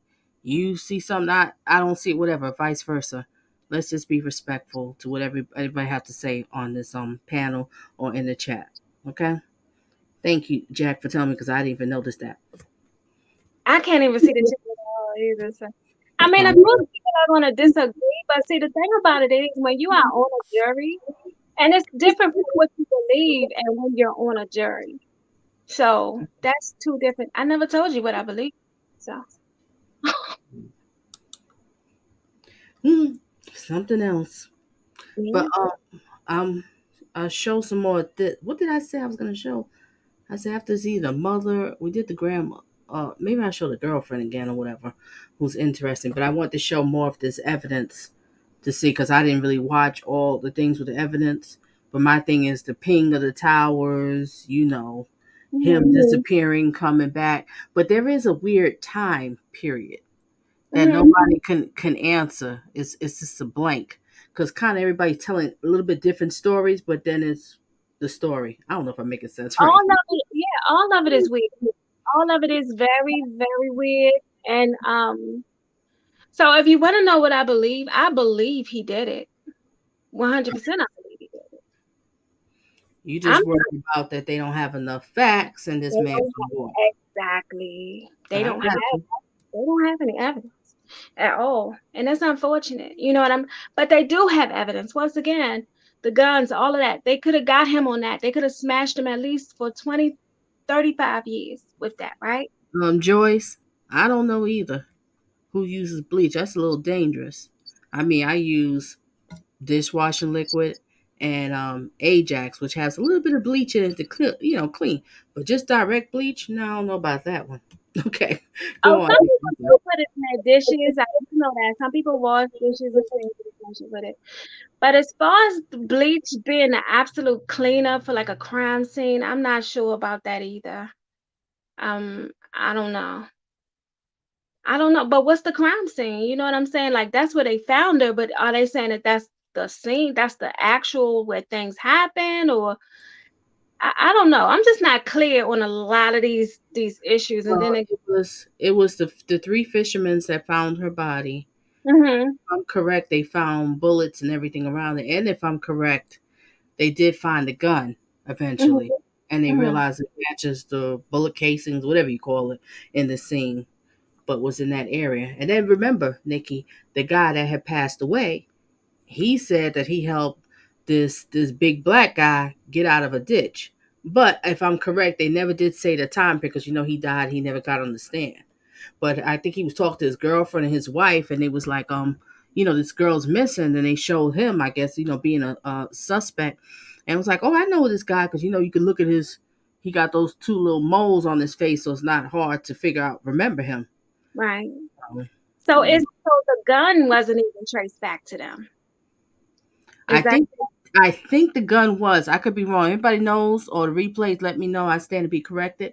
I think they did because I think he might have threw that gun in the water and they eventually found it. But they found what's that, shell casings for the bullets, and they realized it matches that gun. Do they show Right, it but on I'm saying it matches the gun, but I don't know. 'Cause I don't know. I'm saying does it match to be his gun or her gun or who Right. did it If match I'm correct, it to? matches a gun that they own. That's what I'm saying. I think it matches a gun that they own. Yes. I don't remember hearing that. I don't know. Yeah, I don't know if it's this video here, but they do show something about with the gun. They show the old gun, and I guess he must have dumped it in the water, and then they tested out. I guess where he shot her, they found the body. They find little, bullets or whatever it is that they find, and they found it, and it matches the gun that they found in the water. I think I'm correct on that one. Mm-hmm. Okay, so if they do have something like that, that would change my mind a little bit more. That would change my mind more. but that gun would have to be traced back to them. It might be on this clip that I'm showing here, or Okay. I didn't show it. I know it definitely is. I just can't remember what day I it was. just don't remember anything about a gun. Nothing really stuck out to me about a gun or anything like that. So I don't know. I don't know. I know they saying she was shot and things of this nature, but it's just, she was out there a long time. But if it does match back to him, then yeah, I would be a little more convinced then. But no, I just, Yeah, I'm about 100% sure about that with the gun thing. yeah, I I'm not. understand, and everybody here, if you look, Nikki's do crime stories. I've done crime stories. And Right. check out her channel. But I actually saw Nikki, a case, a Nikki's missing whole thing is girl, and the girl was missing for 25 years, and I solved it. So for her Mhm. family. So Nikki be on it. Like I said, yeah, Nikki just like in told real life. me So that's what I'm saying. Like it's different of what you believe. You can believe anything you want all day when you have something like this, because like I was telling you, Donna, he can probably get the case overturned. You know what I'm saying? If certain things weren't done in a certain manner. That's why I said it was just best for the prosecution to go in the other direction. Kathy called him Big Bird. I'm done. Oh my God, that is an insult to Big Bird, okay? He is definitely not Big Bird. I mean, I don't even know what, it's just a monster, a grizzly, whatever. And that's fine, right? Because he is a villain. But And Brianna wrote post something here. Never met a woman that don't question her man. Exactly. Even women who are scared of their man still question them in their own little way. Yes, we do. She's lying. She helped him especially cover it up. It's And all especially throughout. at 3 o'clock in the morning, especially at 3, that's like one of, ain't nothing open after 2 but eggs, right? So we already know that's just like a thing we say. And yeah, I don't see no woman seeing her man going outside with a little girl or without a little girl and not saying anything. I don't have that happening at all. No, I want to know where you at. Well, I wake up and why are you not here in the bed with me? Where are you? And then he didn't take his phone. So he Oh yeah, definitely got up about that. But take the he phone. 100% he was up to something. I'm not saying he didn't do it, but what I'm saying is you just gotta have the evidence. Gotcha. All right, we're gonna get you can stay up if you want to, and anybody else who wants to come up on this panel and share your thoughts, feel free. This is open, open panel, and we just going through, clips, evidence, and everything, and everybody share their thoughts and opinions. And we all might not agree on things, but let's be respectful about it.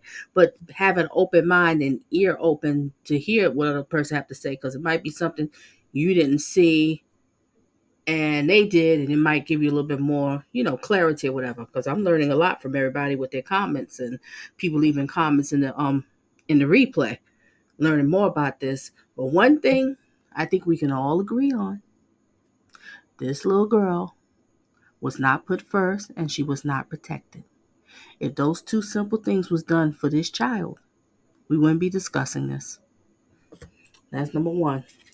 All right, let's get back to this clip. And then that's I want to show. I forgot what it was going to show. But let's just see the rest of this evidence here, and then we switch on.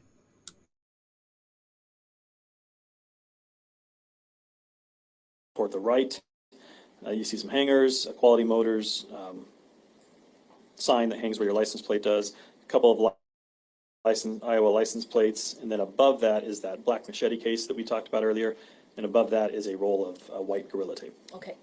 Then going to State's Exhibit 1227, is there a close-up being taken of at least one particular set of items, Yes, which would be, the clothing items as well as kind of a box of toiletries. okay, was there anything of any real import as far as these items were concerned? We did not think so at the time, no. Okay, now let's talk about the other item that you'd mentioned in 1228. All right, Are the two items of interest here? yes. Explain. There's the black machete case that you can see towards the top, and then the roll of white Gorilla Tape. What is the difference between Gorilla Tape and just standard tape that we may have around our house? I believe the difference is that it's a little bit stronger, a little bit more durable. And where were these items taken from? These are all items that were taken from the trunk. Okay. Did you find the machete anywhere in the car that would belong to this sheath? No. During the processing of the RV, was there a sheath found in the RV? In the RV, I don't believe so. All right. Had Davenport already been in to look for a machete before you got there? Yes. Okay, so then they would speak to that issue. Would that be fair to say? Correct, yeah. Okay, going to State's Exhibit 1229. Again, I think that this is probably just a repeat of what we've described earlier. Is there anything different about this than what we've seen in other photographs as far as the contents of the trunk? I don't believe so. I think the only thing you might see is just that flashlight kind of between the blue box and the yellow one. Going to 1230. All right. What area of the vehicle are we talking about? The rear passenger side. Was there anything of any real import that was noted when you laid out the contents from the rear passenger compartment of the vehicle? No. Okay. Of 1231. What do we have here? So 1231 is the barcode area showing for like I believe that's from the Boost Mobile box. Okay. Why would you be interested in documenting that? Because we'd want to make sure that we had the serial number as well as the IMEI number that can help investigators track down certain information or help with certain warrants. Okay, all right. Would that relate to cellular devices that might be of interest? Yes. Okay, and then finally, State's Exhibit 1232. What do we have in State's Exhibit 1232? In 1232, you're seeing the different areas that we cut out of the car. Okay. Did that include the area from the front seat? Yes. How many areas from the front seat? Just one. Okay. Did that include the area of the back seat? It did. All right. And then what would have been the additional item? Well, they're both really from the back seat. So the top portion here is the cloth covering, the upholstery covering, and then down here is the kind of foam padding that's underneath that. Okay. As we look even at the stains on the back portion of the seat there, how would you describe, I guess, the appearance of those stains? I would say that the appearance of those stains with the naked eye don't necessarily jump out at you. With when we applied ALS, they were a little bit more significant as far as the contrast of it. Okay. I totally messed up, can't find out where I was at with the comments. So if I missed anybody, no disrespect. But I think y'all was saying, I'm going to look at the end of it. Show us Donna, the mother. Okay, everybody's saying, all right, you know what? Let's just stop here. How would y'all feel? We just stop here and I get into the mother. Okay, I'm just going to let this play out until I go and find the mother. I think she was on day 5 or whatever. Was it the mother everybody wanted to see? Yeah, the mother, right? Or you want to see the girlfriend? Which one is it? Talk to me something. All right, I'm going to let this play out while I look for the mother, and let me know if you want me to do the girlfriend too. Show us the mother. Akinta said that, the mother? Okay. All right, let's get back to it.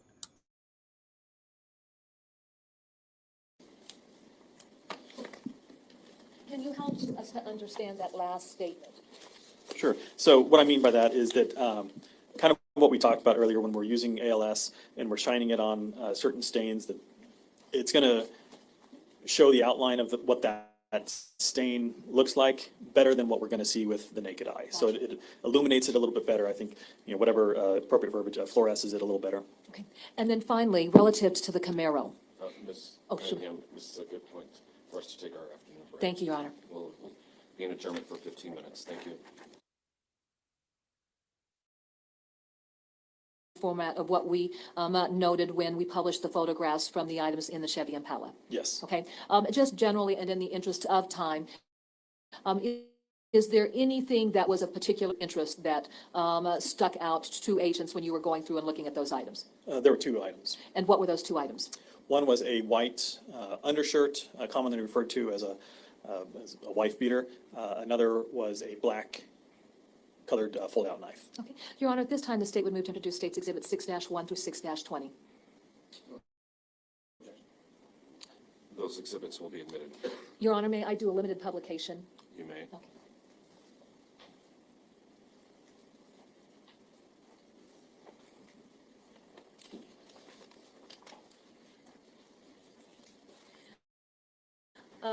I placed before you State's Exhibit 6-3. What are we looking at? We're looking at the white undershirt that I just.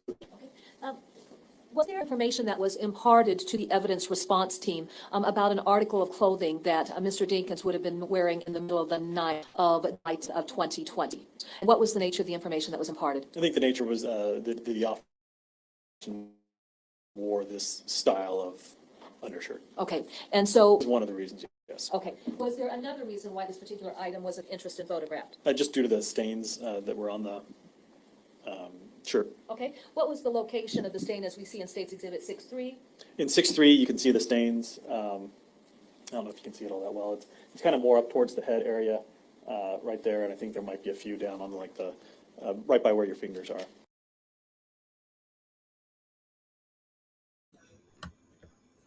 And welcome, Autumn.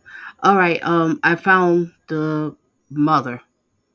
And they, the girlfriend's on the same one, same day, if you want to watch that one. So I'm going to put on the mother since y'all seem to be interested in that one. So let's listen to the mother again on the stand. It's always good to listen to it again because you might miss something before you didn't catch. So now you catch it. Okay. I think I've caught back to where the proper parts with the comments. All right. So give me just a second. It's going to be mute for a second. Just give me a second so I can set up the mother.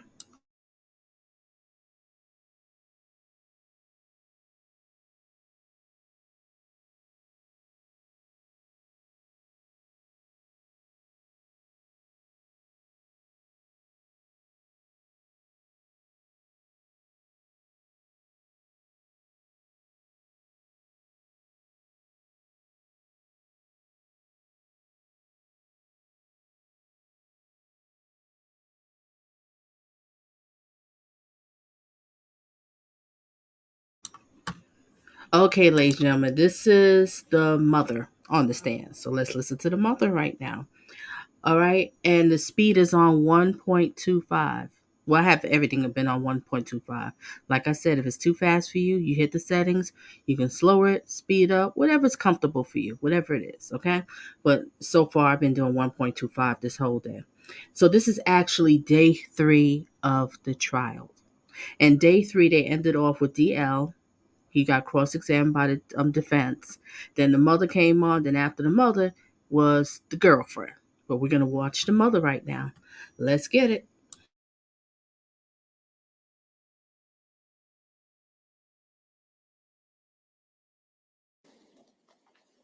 Please raise your right hand. Do you swear to tell the truth, the whole truth, nothing but the truth? Please have a seat.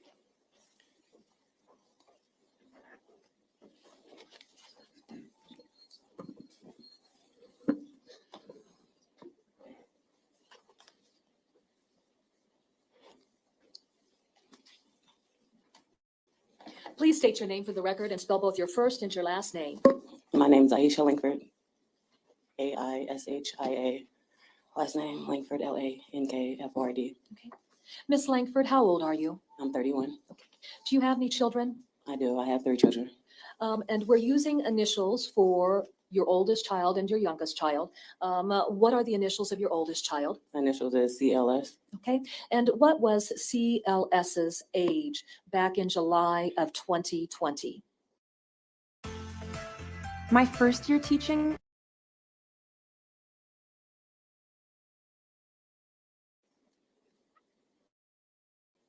Teacher would have been about 14, I want to say, I believe. Okay. What's his date of birth? It's, November 20th, 2006. 2006. All right. And so then actually, he hadn't yet had his 14th birthday if we're talking about July of 2020. Would that be fair to say? Yes, that's fair to say. All right. So the child would have been 13. Yes, ma'am. All right. And then what is the name of your second child? My second child is Breasia. The initials? No, we're using Breasia's name, but just for the other 2 children, we're using initials.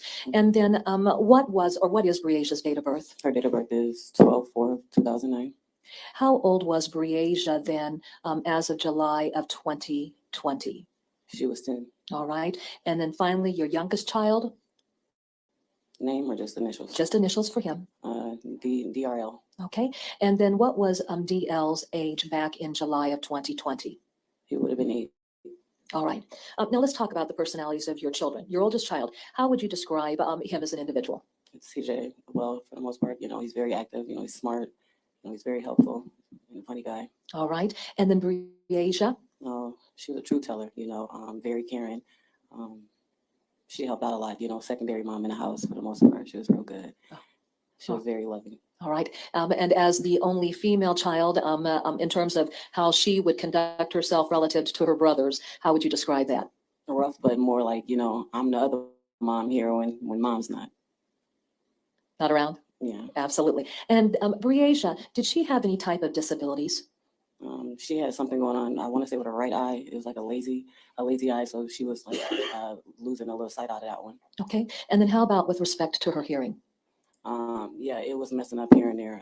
Also on that, I want to say that right side as well. She couldn't really hear a little bit. So she had a problem with her eye and her hearing. Yep, she should have been really protected. I'm just saying. She has a disability. Should have definitely been protected. Reason. All right. And then how would you describe your youngest son, DL? Notorious. He's a piece of work, but he's amazing. He's very caring, still loving, and very helpful. He's a big protector for the most part. Okay. Now, as for the children's grandmother, what is the name of the children's maternal grandmother? Donita Gardner. Could you spell Donita Gardner for our record? Of course, it's Donita Gardner. Okay. And then is Mrs. Garner actively involved as a grandmother in the children's lives? Yes, ma'am. And was she definitely involved in the children's lives during the time frame of July of 2020? Yes, ma'am. All right. Now, let's talk about the father of DL. What is the name of the father of DL? Henry Dinkins. Is Henry Dinkins present in court today? Yes, he is. Could you please point him out and describe what he's wearing for purposes of the record? He's wearing this manila-looking shirt, I guess, sitting right next between his little lawyers. Your Honor, may the record reflect that identification. Ladies and gentlemen, did you see that? Why is she smiling at him? And he smiled back, but he caught himself. You see that, right? Let's rewind that.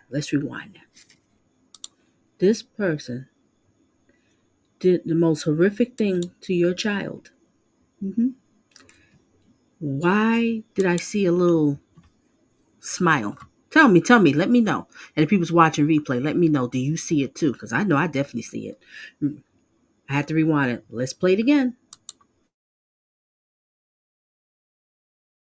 20. She was 10. All right. And then finally, your youngest child? Name or just initials? Just initials for him. DRL. Okay. And then what was DL's age back in July of 2020? He would have been 8. All right. Now let's talk about the personalities of your children. Your oldest child, how would you describe him as an individual? It's CJ. Well, for the most part, he's very active, he's smart, he's very helpful and a funny guy. All right. And then Breasia? She was a truth teller, very caring. She helped out a lot, secondary mom in the house for the most part. She was real good. She was very loving. All right. And as the only female child, in terms of how she would conduct herself relative to her brothers, how would you describe that? Rough, but more like, I'm the other mom here when mom's not.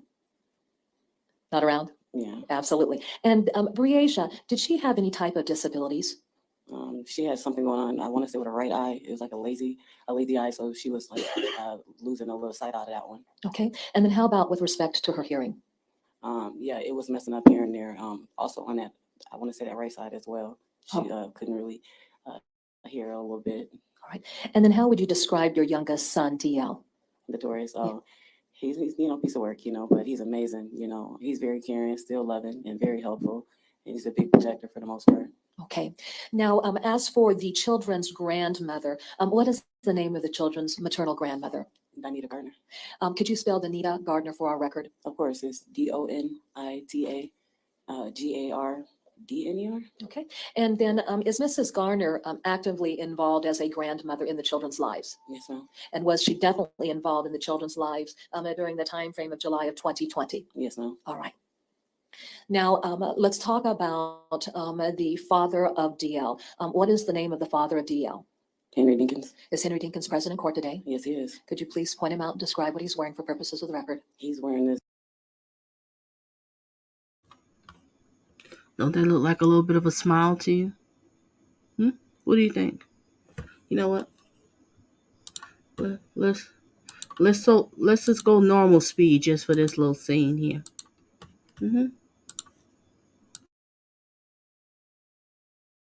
This manila-looking shirt, I guess, sitting right next between his little lawyers. Your Honor, may the record reflect that I did. What was that? What was that? Let me know in the chat. All right, we get back to. I'm putting it back on speed 1.25 again. Identification. The records shall so reflect. Okay.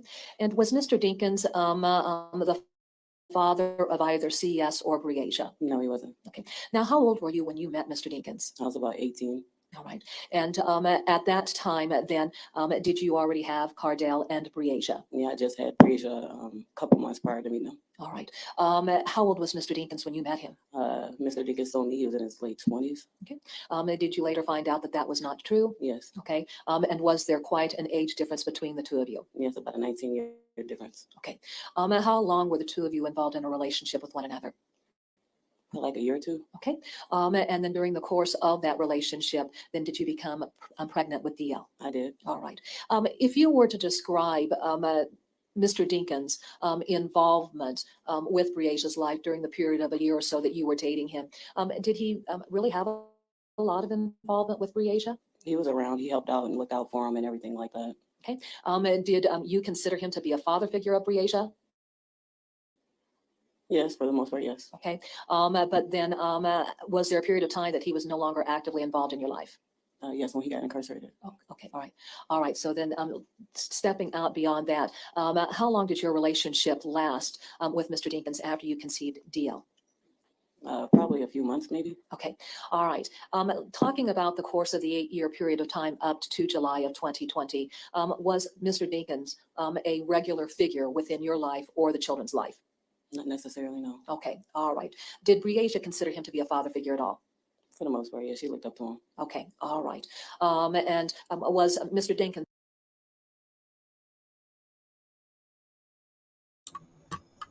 There she go again, smiling again. Did you see that?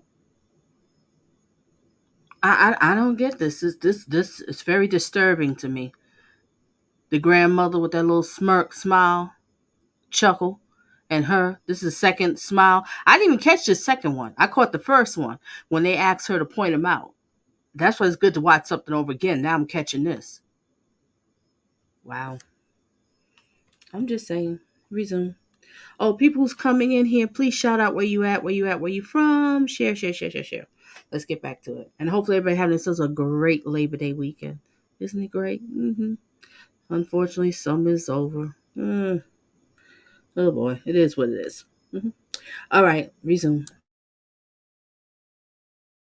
Somebody that was actively involved in Breasia's life over the course of her 10 years? No. Was it something that was very sporadic? And what does that mean? I'm sorry. Just, occasionally there'd be occasional contact throughout yes. the course of her 10 years. Yes, ma'am. Okay. All right. Now, let's talk about the summer of 2020. Had Mr. Dinkins been a part of your life or the children's lives leading up to the summer of 2020? Yes, we used to do barbecues down at the river. He would come down, so he would spend time with Notorious more. So we just hang out down there, make hot dogs and stuff like that with the kids and family. Okay. And when you say that we were involved in cookouts down at the river, who was responsible for putting on those cookouts? I mean, it was just something that we all just come together, and it was just something that just kind of took place when we got down there. Okay. Was it like your circle of friends and people that Mr. Dinkins would have known? Yes. Okay. And then during June of 2020, did you have some contact with Mr. Dinkins by virtue of those cookouts down by the river? Yes. All right. Was DL down at those cookouts? Yes, he was. Would CS have been down for the cookouts? Yes, he was. And then would Breasia have been down there for the cookouts? Yes. Now, did you ever meet a woman by the name of Andrea Culberson? I did. When did you first meet Andrea Culberson? I met her in the grocery store back in June with Mr. Dinkins. All right. Did they happen to be at a grocery store that you had gone shopping at? Yes, me and my mom had went shopping, and I had ran into him, and he introduced us. Okay. And so then during that month of June, when you talked about there being some cookouts, had Andrea Culberson been down to a cookout, at least one cookout there that summer that you had occasion to sit and visit with her? Yes, she was down. Okay. And then as far as just your opportunity to meet and visit with Miss Culberson down at the cookouts, how would you describe the two of you, as far as hitting it off and, really identifying with one another? I mean, for the most part, I thought she was okay, We were just talking and things like that, and just getting to know one another. And I didn't see anything different with her. Like, she seemed like a nice person. Absolutely. Now, I want to direct your attention, if I could, to events of July 8th of 2020. Okay. Does that set the stage for events that played out on July 9th and July 10th of 2020? Yes, ma'am. Okay. Describe what you were doing that day that really set the stage for events that developed on July 9th and led into what occurred on July 10th of 2020. Well, July 8th, I was trying to get a hold of Mr. Dinkins' number because I knew he might have had some landlord numbers or whatever. And we were driving and to a friend's house, and I saw him at the quick shop on 53rd. Okay. And Tori said, "That's my dad." So I pulled over, and we were talking. We exchanged numbers. He told me that he would take the Tories for a couple of days for me. Okay. And then so by virtue of that, You pull up to some sort of quick stop, I think she said, and your son is like, "There goes my dad. This is crazy." So then you go and approach him, said, DL wants to spend time with you. This is insane. Let you know he really is in this boy's life. Wow. Wow, wow, wow. Ladies, we have to do better in picking the men that we choose to be with, and especially have a kid by. Yep. We have to do better. And as parents, we need to teach our children too about dating and relationships. The schools is not going to teach them. Reason. were there concrete plans that were established there at the quick shop as to when Mr. Dinkins would be picking up DL? Yes, he said that he will come get the Tories on the 9th. And I said, well, just let me know so I'm able to call my mom because I had to work. Okay, all right. Relative to those plans, who did those plans include of your children? It included the Tories. And that was the only child to go? Yes. Okay. Did you have any intention for Breasia to go and spend a few days with Mr. Dinkins? No. All right.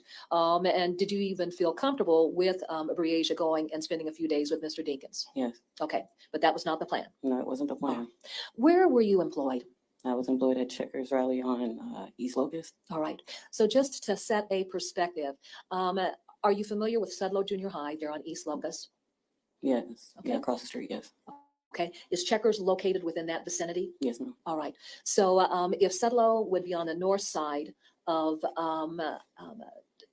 Locust Street, is Checkers on the opposite side, on the south side of Locust Street? Yes. Okay. What hours did you typically work at the Checkers there on East Locust? Typically, I worked at 11 to 4. All right. Were you scheduled to work on July 9th of 2020? Yes. Okay. And what was your scheduled hours, if you have some recollection? I had to work at 11 to 4, but I had stayed an extra hour because staff hadn't made it in yet. All right. So then you worked a little bit later than that afternoon? Yes. Okay. Okay, so let's go back to July 8th if we could.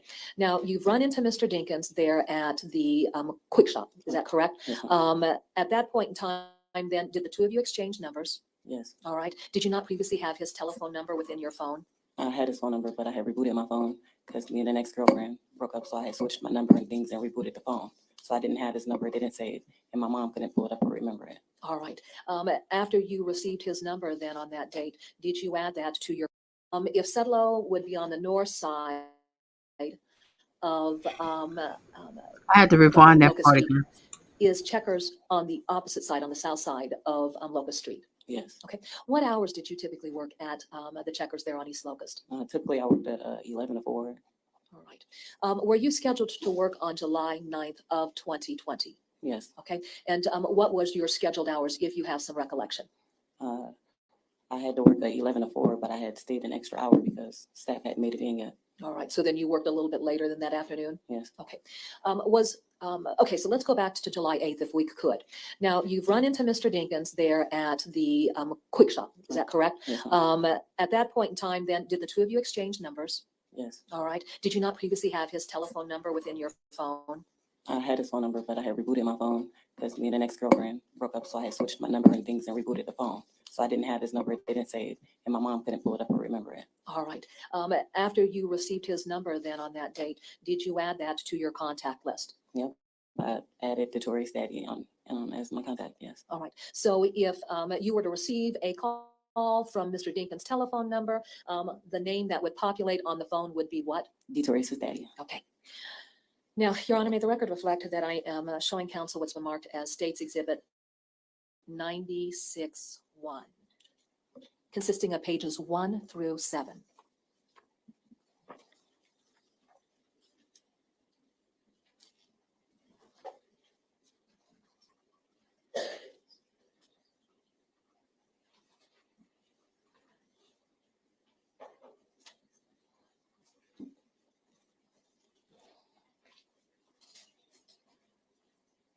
May I approach the witness, Your Honor? You may. I'm handing you what's been marked as State's Exhibit 96-1 for purposes of identification. Do you recognize State's Exhibit 96-1? I do. How do you recognize State's Exhibit 96-1? I recognize it because it looks a bit like my phone records. Okay. Now, at the top of that document, in the middle section, is there a caption that identifies what telephone number this cell phone log applies to? I'm sorry, what was that again? Right in the middle at the top. No, I'm not saying it. I'm sorry.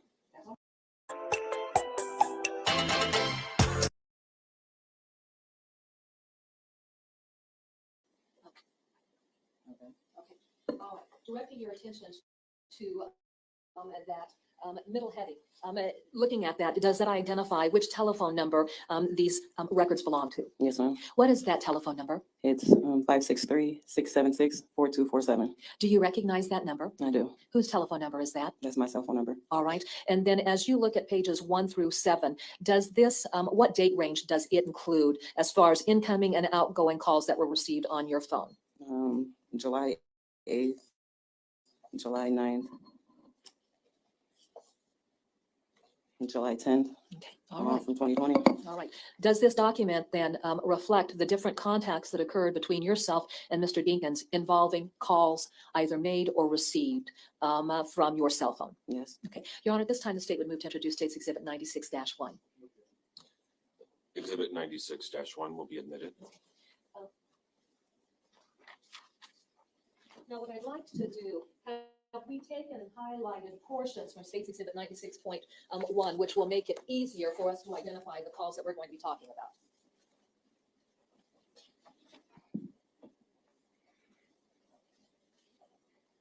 I'm sorry. Yes. Have we gone through and highlighted the relevant calls that we're going to be talking about through your testimony? Yes, ma'am. All right. And so will that make it just easier to pick out the various contacts that you had either in incoming or outgoing calls from your phones to Mr. Dinkins' phone? Yes. For purposes of our record, could you please identify Mr. Dinkins' telephone number? Of course, it's 563-726-4078. Okay. Your Honor, may we publish this as we work through the various calls? You may. All right.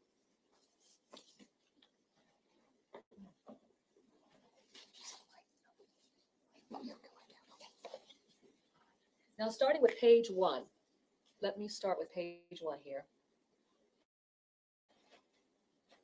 Okay, and as we look at page 1, let's go through our first series, if we could. That very first entry, actually, the entries that we're seeing on this first page, what are the dates of the calls that were either received or you made to his cell phone? You said the times? The date. The dates. They're July 8th of 2020. Okay, and then just walk us through the number of entries that we have. So how many entries do we have highlighted here? I see 6 so far on this page, but All there's right. more on the next one. We're going to focus on page 1. All right. As we look at the mobile roll, were these incoming or outgoing calls on the 8th? Yes, they were outgoing. So Outbound. were these calls that you were making to Mr. Dinkins? Yes. Okay. Now, that being said, the timeframes for these calls, how is that reflected? Is it reflected in military time or just what would be normal time that any of us? Nice melody. Andrea supported this scrub for 6 years. He just used it for 6 years. Ladies, we gotta do better. Resume. Would recognize. Military time. And then do you understand the adjustments to make when there are times reflected for a call based on military time? I'm not familiar with that, no. Well, say for example, if we look at that first call that you made, what is the time that you made that call? 5:46 p.m. Okay, and then so is that appearing as 17:46 Yes, ma'am. military time? Mhm. So essentially, are you subtracting 5 hours from that? Yes, I believe so. Okay, all right. So 5:46. How long did that last? About 10. It looks about 10 seconds. It looks like. The time of our next call? It was 5:47. How long did that last? 6 seconds. The time of our next call? It looks about. I think this is like 8 o'clock. Okay, so 2100 hours. If that's what? 9. It's like 9? 8 or 9. Okay, 9 o'clock. What? How long was that? The duration time? Yeah. 24 seconds. I'm sorry, not 5 hours, 12 hours. Okay, the time of our next call? It was 21:02 and it was 34 seconds. The time of our next call? 21:02 and it was 0 seconds. The time of our next call? 21:05 and that was also 0 seconds. All right, and the time of our next call? 21:05 and that was 3 seconds. All right. When we look at either there being no connection or just a very limited time associated with that, were you able to make any direct contact with Mr. Dinkins where the two of you were having conversations? No, it was more like kind of like a telephone type of tag thing, and then it started and text messages was being passed. All right. So now let's go ahead. Let's go to page 2 if we could. During this period of time, then, what is it that what is the purpose of the calls? The purpose of the calls was I was at first grabbing this number, so I had to call a couple times, so then he would be able to have my number as well. And then also to kind of try to figure out a good time and things like that for Notorious to be able to go. All right. Now, we're going to page 2. Does page 2 involve different dates then between July 8th through July 10th? Yes, July 9th. All right. Now, how many calls are either going to Mr. Dinkins' phone or coming into your phone on July 8th on this page? And let's count our highlighted sections. I see 7 from July 8th on this one. Okay. All right. And then tell us what we're looking at in terms of date or time ranges. I'm sorry, I'm not following that question. Yeah. And then what times are these calls being made? 21:06. I see 21:09.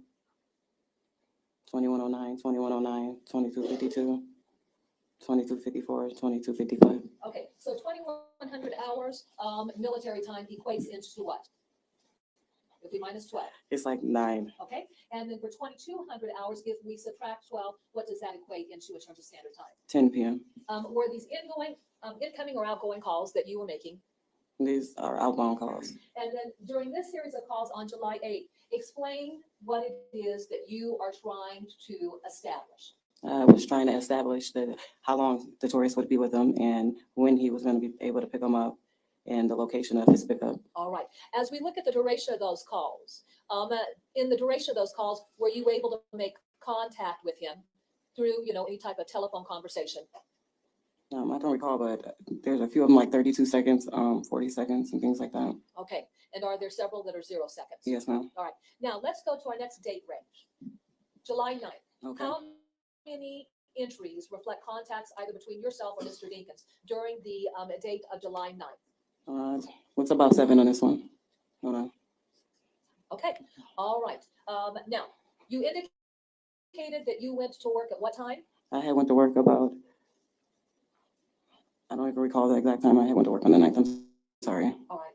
Your typical schedule, though, starts at what time? My typical schedule started at 11, but there was times where I was going in early. Sometimes it would be like 10, sometimes 11 or earlier. All right. And if you went in earlier, what would that be attributable to?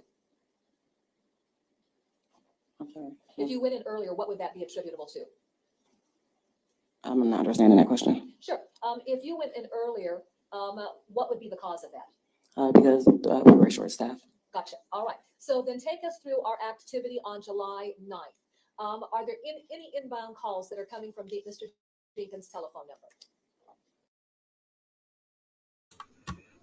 I'll put the link back in the chat. Anybody wants to come up on the panel and share their thoughts and opinions.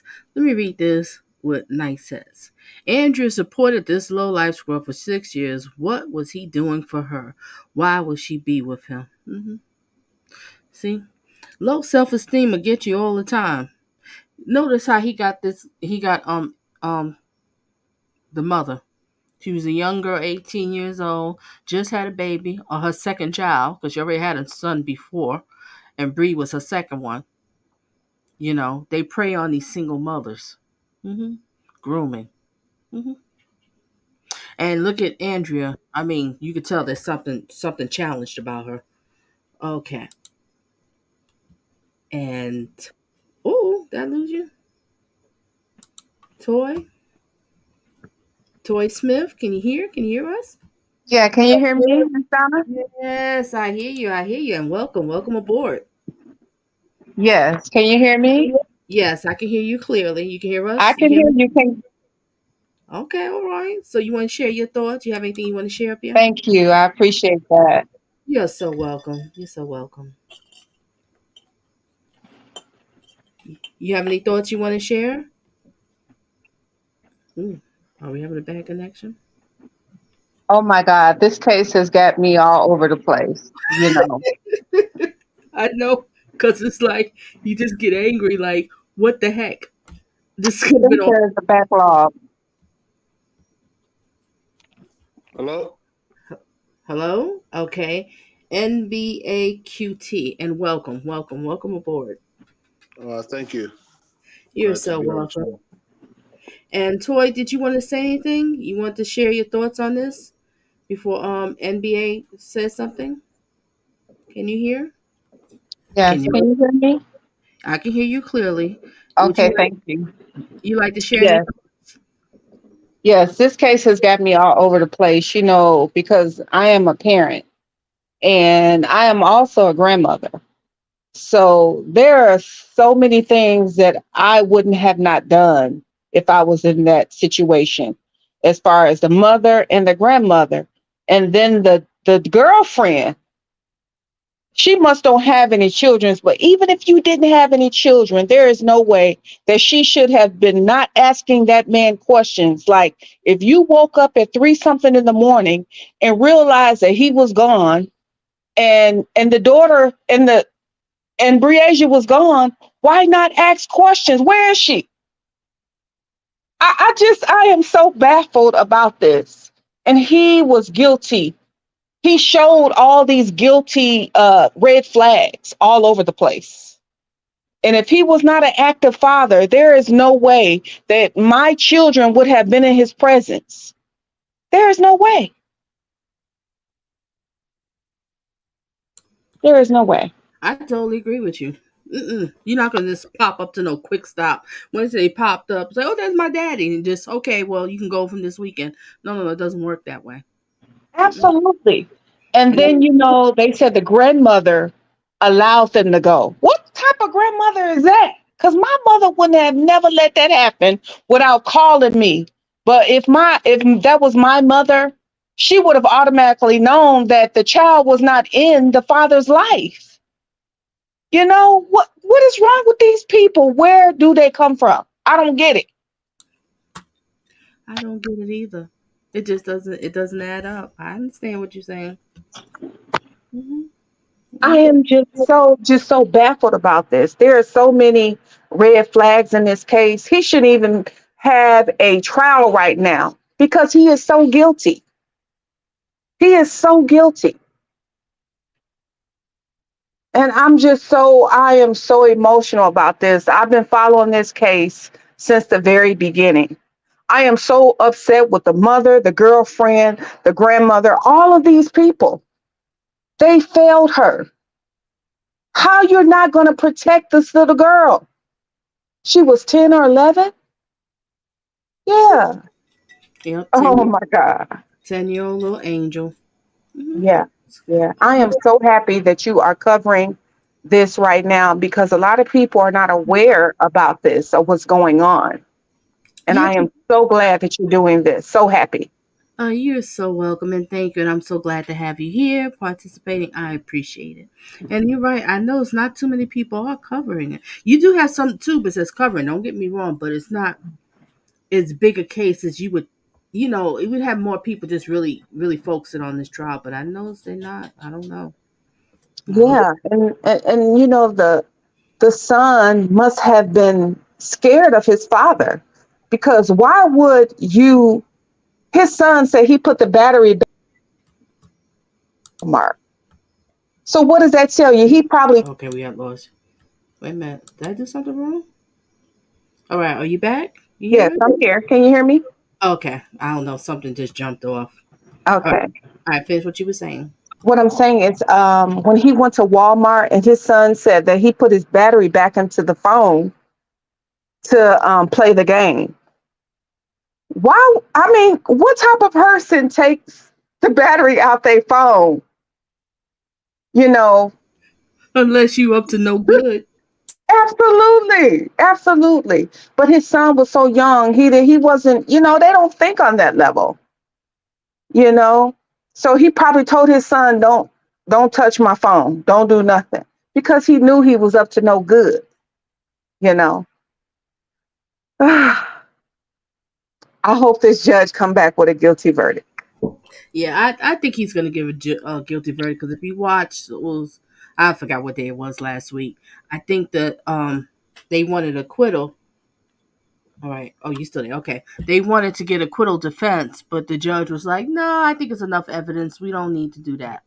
So that Yeah. lets you know he's gonna be like, "Oh, guilty," because if that wasn't the case, he would just let him get the acquittal.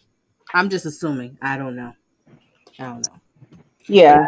I Yeah. believe so. I believe the judge, realized it just doesn't add up. I mean, you have all the ping towers back and forth and everything. Yeah. Uh-oh. I don't know And why. he was Wait a minute. I'm so sorry that it's like you pop it in and out. Okay. Okay. Sorry about that one. he was an active father. Why would you even allow either one of your children to go with him? Yep. He If wasn't he acting has been inactive, naturally. Hmm. yeah, that's crazy. You're an inactive at work, and the grandmother allowed that to happen. I'm not sure.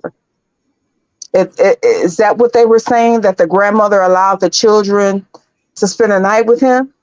Yeah, basically. And he came over to the house. He's supposed to be picking up DL, and and Bree wanted to go or something like that, and then she just let Bree go. But she said she don't call. She don't call the mother while she at work. I don't call her. But it's something dealing with my children. You're supposed to call me. Hmm. I don't know what's happening, Toy. You keep cutting off. But Toy, let NBA. You still there? NBA QT. Yeah, I'm here. Can you hear me Oh, clearly? yes, I can hear you clearly. Would you like to share your thoughts here? Yeah, well, I'm usually like a basketball guy, but I do watch like a lot of court cases. This court case, honestly, this is the first time I'm going live talking about a court case, and it's because this court case is so it could go either way. I think we know what happened, but just the fact that we don't have like something to directly tie him, it's people are worried that he could possibly get off. The thing is, one thing the lady mentioned before about the phone, about the battery, you want to know that that's gonna be big on getting him convicted. If it wasn't for the son popping the battery in, they wouldn't be able to pin him at that location. So, like, you could call Oh, that a work of God. You could call that a work of God, and like that's huge. That's gonna be huge in terms of so when he put that pinning battery him. back, and that was a real big turn, that really helped a lot, right? And the boy didn't It know. helps big time. That is a big part of the case because it shows where he was, and it confirms what the son was saying at that time. Even though he did a little bit much about saying that he seen the father shoot the girl, we still kind of don't know why he said that on the stand. That should have been that kind of shows you that there's a lot of issues with the family. The fact that they didn't have a conversation with the son as to what he should be saying on the stand, that should have never been said, because I think that is an outright lie. I don't think anybody's questioning whether that's a lie or not. Him saying he's seen his father shoot her, so that is a tough one, and it does damage the credibility on his part. Yeah, that part But is the the phone, tricky part. That's the part. yeah, Yeah. but the Mhm. phone, there's no opinion on the phone. When the son pops in the battery and plays the game, it pins the phone at that location and confirms what was happening. So you don't need the son's testimony on that because the phone pins him there. And luckily, just luckily, the son did that because if he didn't do that, you can't pin him at that location. You're right. That helped a lot. Oh, thank God that Angel did that. But he didn't even know. But thank God he put that battery back. And I know, I know when Ham Hock saw his son up there and they were talking about what putting the battery back in. I know he was like, "What?" Yeah, the first time, I'm not sure if that's the first. I'm pretty sure the first time he heard that, it might have been his lawyer telling him that about it. So it might have been a visit from his lawyer letting him know, hey, they got you at this location. Apparently your battery. I don't know when he figured out that's what happened, but I'm pretty sure he was pissed off because his son took the battery back out before he came in because he didn't want to get him angry because he knew that's not what he wanted. He didn't want the battery in the phone, which is another thing that will go against him. Why don't you want the battery? Like, why is it that you have to have your battery outside of your phone? Right? So, yeah. So hopefully that, plays a big role. And the fact of whether the mother knew, that's a golden question, but I can't say.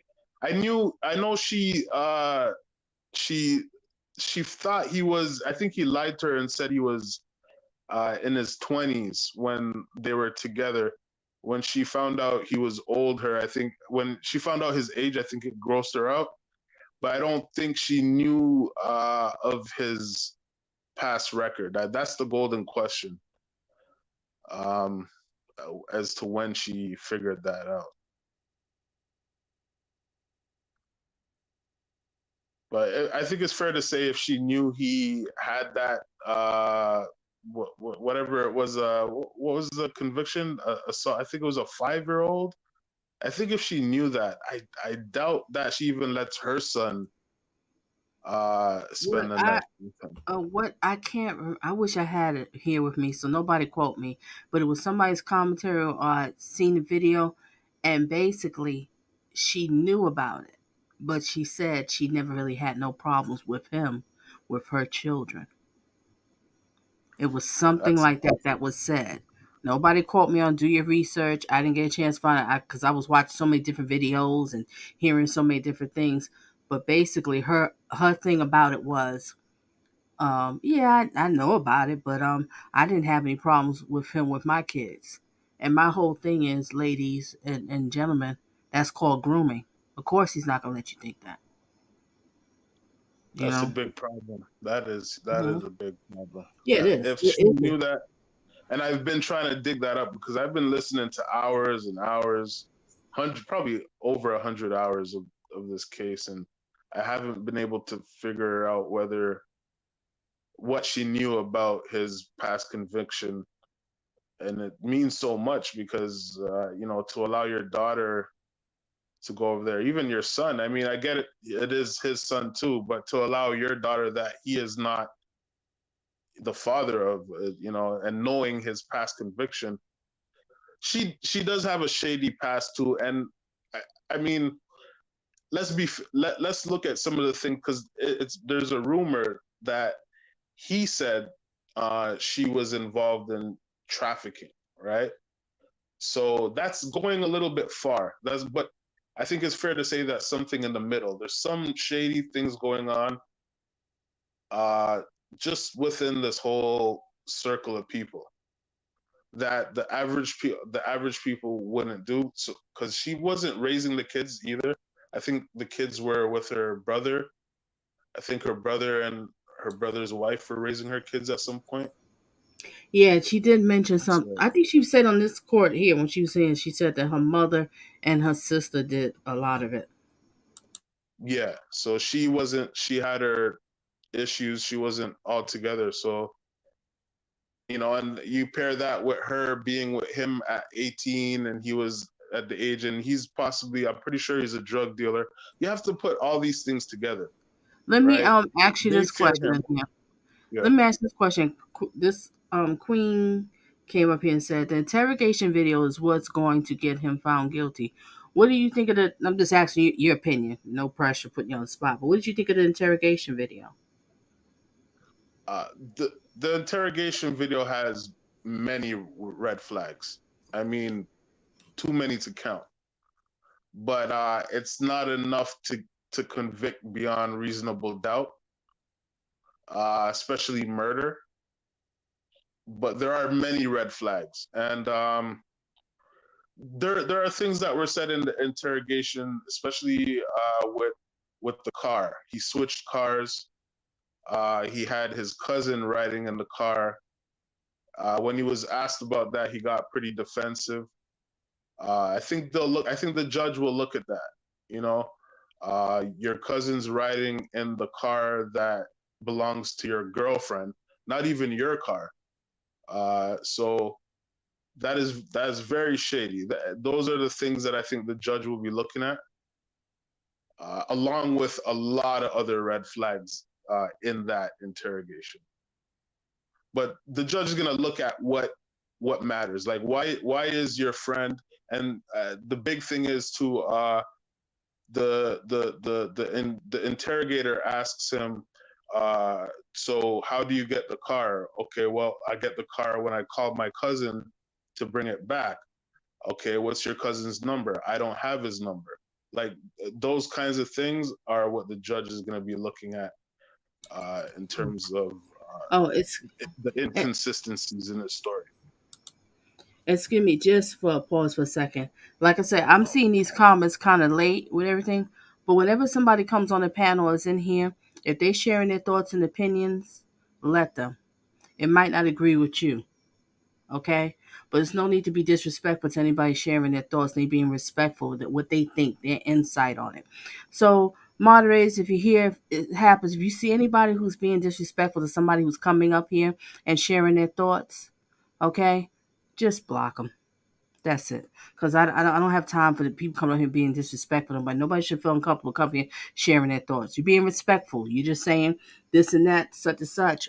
It's not up us to sit there and judge somebody else. You might see something differently. Okay? I'm not on YouTube, so I'm on StreamYard, so it'd Oh, be difficult for me to block anybody. No, I understand, Jack. Well, if you can in here, because I'm just catching up to some people's comments, I'm like, whoa, that's a little bit disrespectful. Okay, so like I said, you will be blocked, and I don't like to block people, but if you're disrespectful, I don't have that kind of energy. I don't want the energy on my channel. All right, let's get back to you. Can, I'm so sorry. I just saw a comment and it was a little bit disturbing. So NBA, you can finish your thoughts. Yeah, well, and I'm not sure if the comments were directed at me. I'm not looking at the comment section, but Oh a no. lot of the things, yeah, a lot of the things I'm looking at is not even based on my opinion. It's just based on like some of the things that you look at in the case, you know, especially with the shadiness of the mother.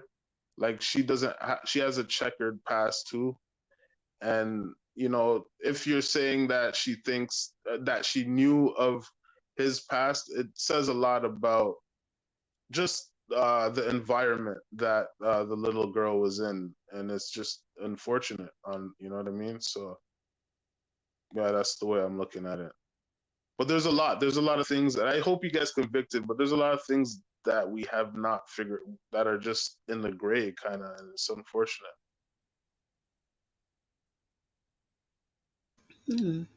Well, thank you for sharing your thoughts and opinions and everything. I appreciate that. And it's something to think All about. right, Like I said, no it's all problem. about evidence, and I think that's probably why that he well somebody had left a comment or I read somewhere, I can't remember, but that he wanted to go with a bench. Have the judge decide because he probably was worried that if he goes to a jury, everybody's going to go by emotions. It's dealing with a child, which is a good point. So it's just like the judge is going to go by facts, and evidence. So Mm-hmm. this is interesting because this is my first time watching on these kind of things with a bench trial. I guess you call it a bench trial. You always hear what the jury have to say, but now we're hearing the judge is making the final decision. Well, usually now in America, you have a trial by jury. You have a choice between the trial by judge or trial by jury. But in the United Kingdom, it is usually a trial by judge. They still got the old English laws. Oh, that's right. That's right. That's what Andrew So Tate going through. did you want me to drop down? Because yeah, I can drop Okay. down. All right. Well, if you have anything else, if you done sharing and everything, No, I'll listen. I'll listen from the YouTube, but okay. I'm loving what you're doing. Keep on doing it. And I'll listen in Oh, the thank you, background. thank you, and thank you, All right. NBA. Thank you for being part of this channel and sharing your thoughts. All right, I'm no gonna. doubt. Thank you for having me. You're so welcome. I'm gonna finish this one off with the mother, and then I'm gonna show the girlfriend after this. I was gonna show other stuff, but I think I'll show the girlfriend after this. If y'all still hanging in here, I'll finish Okay, this one off with the girlfriend. before you continue, Donna. Mm-hmm. Uh, Look, people.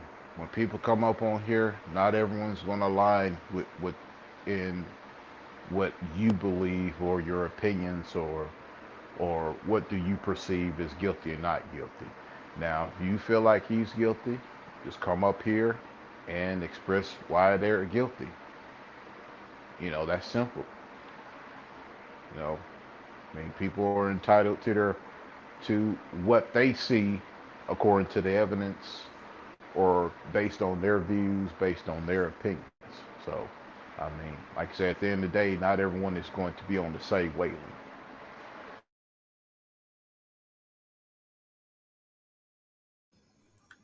Exactly. Not everybody's on the same page, but we should be open minded and have our ears open to listen what they might have to say because it might be something we learning from. I have my thoughts, but I like to listen to other people's thoughts. Like, you know what? I never looked at it that way. Ooh, you got a point.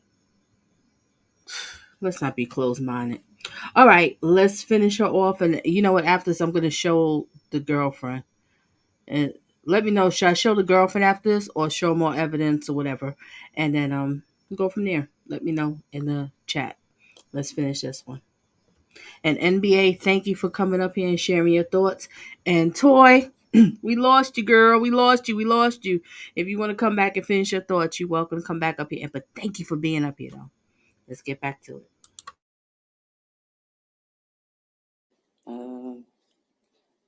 Sorry. There's a lot of outbounds. I don't think I see any inbounds. Okay, go to our first entry on July 9th. Is that an inbound call for Mr. Dinkins? On July 8th, you said? No, I'm looking at July 9th. Let me approach. Going down here.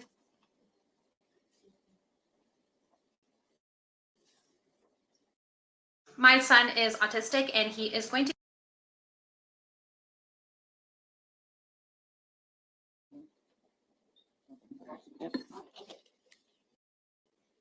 All right, so the first call on July 9th, is that an inbound call or an outbound call? That was an inbound. Okay, what time do you receive, or what time does that call, is it made to your phone? 10:40 a.m. Okay, and then what's the duration of that call? 79 seconds. Okay, and then is there subsequent activity between your phone and Mr. Dinkins' phone that shows that there's no connection? I'm not understanding that question either. Is there several calls after that where there's no communication at all, or attempts, like no conversations? Yes, ma'am. Okay, based on duration of call, which would be how many seconds? Like 0, it looks like. All right, now in that first call for 79 seconds, do you know if you had a conversation with Mr. Dinkins or not? I don't recall. All right, but at any rate, before Mr. Dinkins went to your mother's house to pick up the children, did you have any solid idea of what the plans were going to be? Yes. Okay, tell us about that. The plans were going to be that Detorius was going to go with Mr. Dinkins for 3 to 5 days. Okay, and then did you know what time he was going to be picking Detorius up? And if you don't remember, that's fine. No, he had, I want to say called or text. I can't recall exactly, but he called or text and said that he was going to be on his way. I thought it was probably around like 11 a.m., but I remember him saying to let my mom know that he was on his way. And I had quickly called my mom and told him to get the toys ready. Gotcha. All right. Now let's go ahead and let's move on to our next page. And I want to talk about the. Bill brought up a point. I think because the mother and the grandmother was so lax with these kids, it was only a matter of time. If not that particular day, some other day and time, because mom invited him back in. I agree with you, Bill. This is exactly what I was thinking. I agree with you, Bill. I truly do. All right, let's get. Oh, let me read the poll. I didn't do that one. The poll. We have 169 votes. And the question is, excuse me, do you think mom knew Ham Hock Ham Hock Face was a pedo? 12% says no way, Donna. 54% says absolutely, Donna. And 34% says I can't answer that. Not sure. All right, let's get back to it. Third page of this particular exhibit. Um, is there continued communications or attempts at communications on July 9th between the two of you? Yes. Okay, and just take a moment to look at the activity. We won't go through that line by line, but look at the time of it so that you can get a perspective. And then once you have a perspective, describe your memory of what was developing throughout the rest of the day.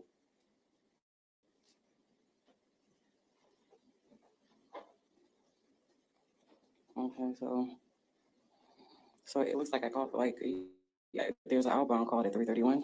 All right. And then as we move later into the afternoon, is there more definitive contact where you can see that there were conversations that were lasting for at least a little bit of time? Yes, I also see a few outbound calls, like around like 4:05, 4:17 for like 34 seconds to like 31 seconds.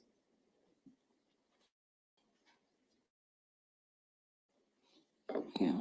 And then as you move later into the afternoon, after you would have gotten off work, do you see communications? Yes. And how long are those communications lasting? The inbound call looks about 83 seconds. One was 188 seconds. All right. Tell us what happened after you got off work. Well, I got off work because I remember telling Dinkins that I was going to grab some clothes and jump in the shower and head that way. Okay. So I was just going to say that I was just jumping in the shower and head that way to drop clothes off. Okay. Did you receive any calls that day from your mother to indicate that another one of your children went with Mr. Dinkins other than just DL? Yes, after we had got done with the rush, maybe it was probably like after like 2 p.m., 3 p.m., she was saying that Breasia had went along, and then I had got the text stating that she was with Dinkins. Okay. Were you surprised by that? Not necessarily. All right. Then as a mother, once you learned that Breasia had gone along, did that alter what you were going to do by way of going over to the residence where the children would be located? Yes, I just made sure that I grabbed both of them night clothes and clothes for the next day. Okay. All right. Now, when you got off work then, describe what you did. So when I got off work, I drove to my mom's house on 63rd Street, and I got in the shower, and I made sure that I grabbed the bag and I packed up some clothes, and then I had gotten contact, with Mr. Dinkins to figure out exactly the exact location of where he was, so that I was able to get those clothes dropped off because I seen that there was a storm coming. All right. I'd like to direct your attention to State's Exhibit number 38. I'd like for you just to come down and I want you to examine this particular exhibit. And then if you could, tell us what was the address of your mother's residence? Go ahead and go back here and state that into the microphone so that we can hear that. It was 614 West 63rd Street. To give us perspective, where is that located here in Davenport? Off Brady. Off of Brady. Mm-hmm. When we think of like the northern or the southern part of Davenport, is it located near I-80? Yes. Okay, and then is it more on the western side or the eastern side toward the Bettendorf border? More of the western. Okay, now go back to the exhibit and then I want you to go ahead and circle your mother's residence. And looking at that, was there a specific entry made to reflect your mother's residence? Okay. And don't say anything because we can't hear you. Go ahead and circle that. Take your seat.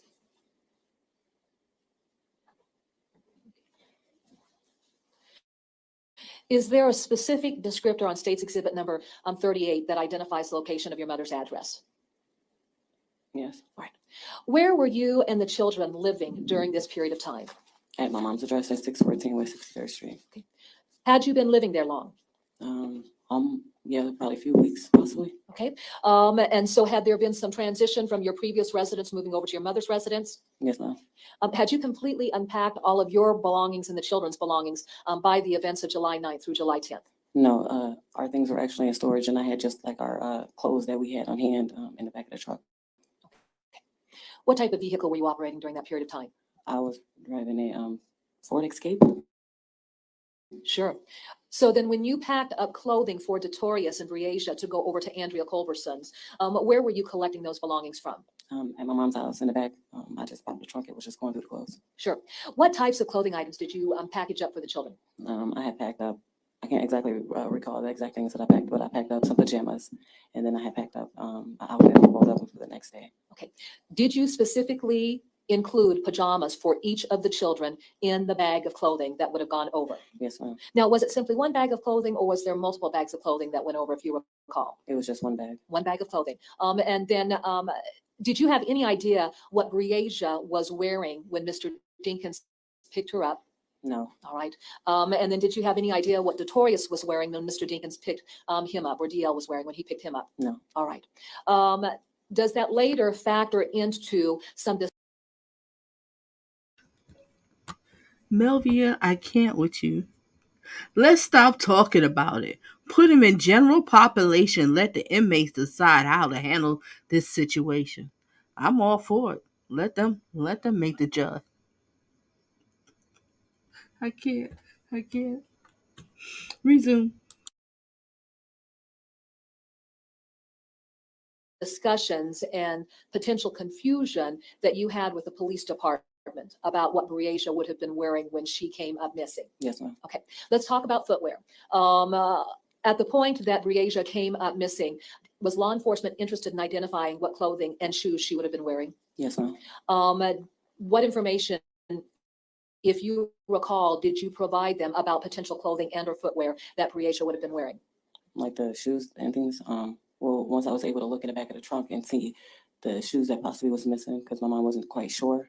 So that's when I was like, okay, I remember her having, the white flip flops, a pair of pink flip flops, and then she had a pair of slides. They were white, and it had aqua blue trimming, and then the bottom it was like a soft cushion part, and it was an aqua blue as well. Okay, were those the three descriptions then of possible shoes Breasia was wearing when she would have gone over to the Dinkin residence to spend that couple of days? I don't recall off the top of my head. Okay. At any rate, let's go ahead and let's talk about that. So then you get off work. Yes, ma'am. Pick up from the apartment. Where do you return to? I returned, I went from Checkers back to my mom's house at 614 West 63rd Street. And I took a shower, like I said I was, got the kids' clothes, and then got in contact with Mr. Dinkins to figure out where he was. And I started driving that way when he was giving me a good description of the area I was supposed to be going to. What description did Mr. Dinkins provide to you that prompted where you first went? Oh, at first he said Jersey Ridge, and I'm like, oh, Jersey Ridge. I was thinking there's like another apartment complex over by Capri College, so I was gonna head that way. And he was like, no. He said it was like going towards a Walmart or something like that. And I was like, okay, all right, I think I know where you are. All right. Did you end up going to the Jersey Meadow apartment complex located right next to Costco there on 53rd? Yes, ma'am. Okay. When you went over to the apartment complex, was this an area that you were familiar with? Yes, I worked in the area. Okay. Now, this particular apartment complex, did you have any friends or family that lived there? No. Okay. Other than going over that date, was this a location that you had ever gone and spent time at before? No. Had any of the children ever been over to this particular apartment complex to spend time? No. Would this have been an apartment complex that DL would have been familiar with? No. Would this have been an apartment complex that Breasia was familiar with? No. Was this an apartment complex that CS was familiar with? No. Before we talk a little bit further about that, I want to talk about sleep patterns, Okay. just between you and your three children. How would you describe your sleep pattern when you go to bed at night? I'm out like a light. All right. If you were to describe CS's sleep pattern, how would you describe that? Like, the same. We both, once we're down, we're down. How about Breasia? Yeah, when she's down for the most part. Yes. Okay. And then DL? Same. All right. Was Breasia ever known just to wake up and wander off? No. Okay. Was Breasia ever known to engage in sleepwalking? No. Okay. Was Breasia a child who, would just take off on her own? No. Okay. And if Breasia was in a location that she wasn't familiar with, would she be the type of child that would leave that location, just to search out mom or grandma? No. Okay. If Breasia didn't feel comfortable in a location that she was at, what would she do? She would try to first contact my older sister or myself, or a number, or just someone that she knows, so that they're able to figure out. So they're able to figure out exactly where she is and things. Okay. All right. Now let's go ahead and jump back into where we were at relative to your questioning. So once you gathered the children's clothing, did you respond to the Jersey Meadow apartment complex? Yes. Okay. Did you reach out and try to communicate with anyone to let them know that you were on your way? I had reached out to Dinkins and told him. Okay. And when you say Dinkins, who do you mean? Henry. Did either Breasia or Detorius have a cell phone with them that they would have been able to take to the apartment?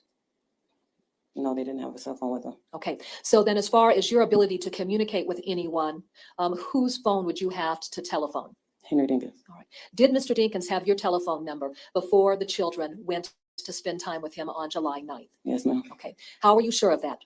Because I gave it to him, and he also had my mom number as a backup, so he had contact. Okay. Describe what happened then when you went over to the complex. I sat out there. I talked to Breasia for a little bit because she was holding her dog. She was trying to go in with the dog and things, and she was letting me know that she was learning how to be an AT&T agent, and she was really excited about it. Okay. When you got there to the complex then, did you never go inside the apartment? No, I actually sat outside because she had came running around the building complex of the apartment. She ran around. Okay. And then did Breasia come meet you at the car? Yeah, she met me at the car. All right. So now tell us about the family pet. Had you taken a family pet with you? Yes, I had her dog. Okay. When Breasia saw that her little dog was in the vehicle, how did she react? She was pretty excited. She was like, "Oh, mommy." And I'm like, "Yeah, you can't take her," because she tried to take her inside. I'm like, "They ain't gonna want that dog inside the house." So I took her back, and she was like, "Oh, okay. I love you. Bye." Okay.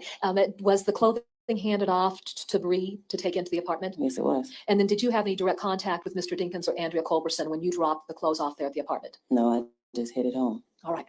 Let's discuss the weather. Okay. Tell us about the weather conditions that evening. What time do you believe you would have dropped clothing off there at the apartment complex? Around about maybe a little before 6:30 or a little after 6:30ish. Now let's go back to our state's exhibit 96-1. And then if you could,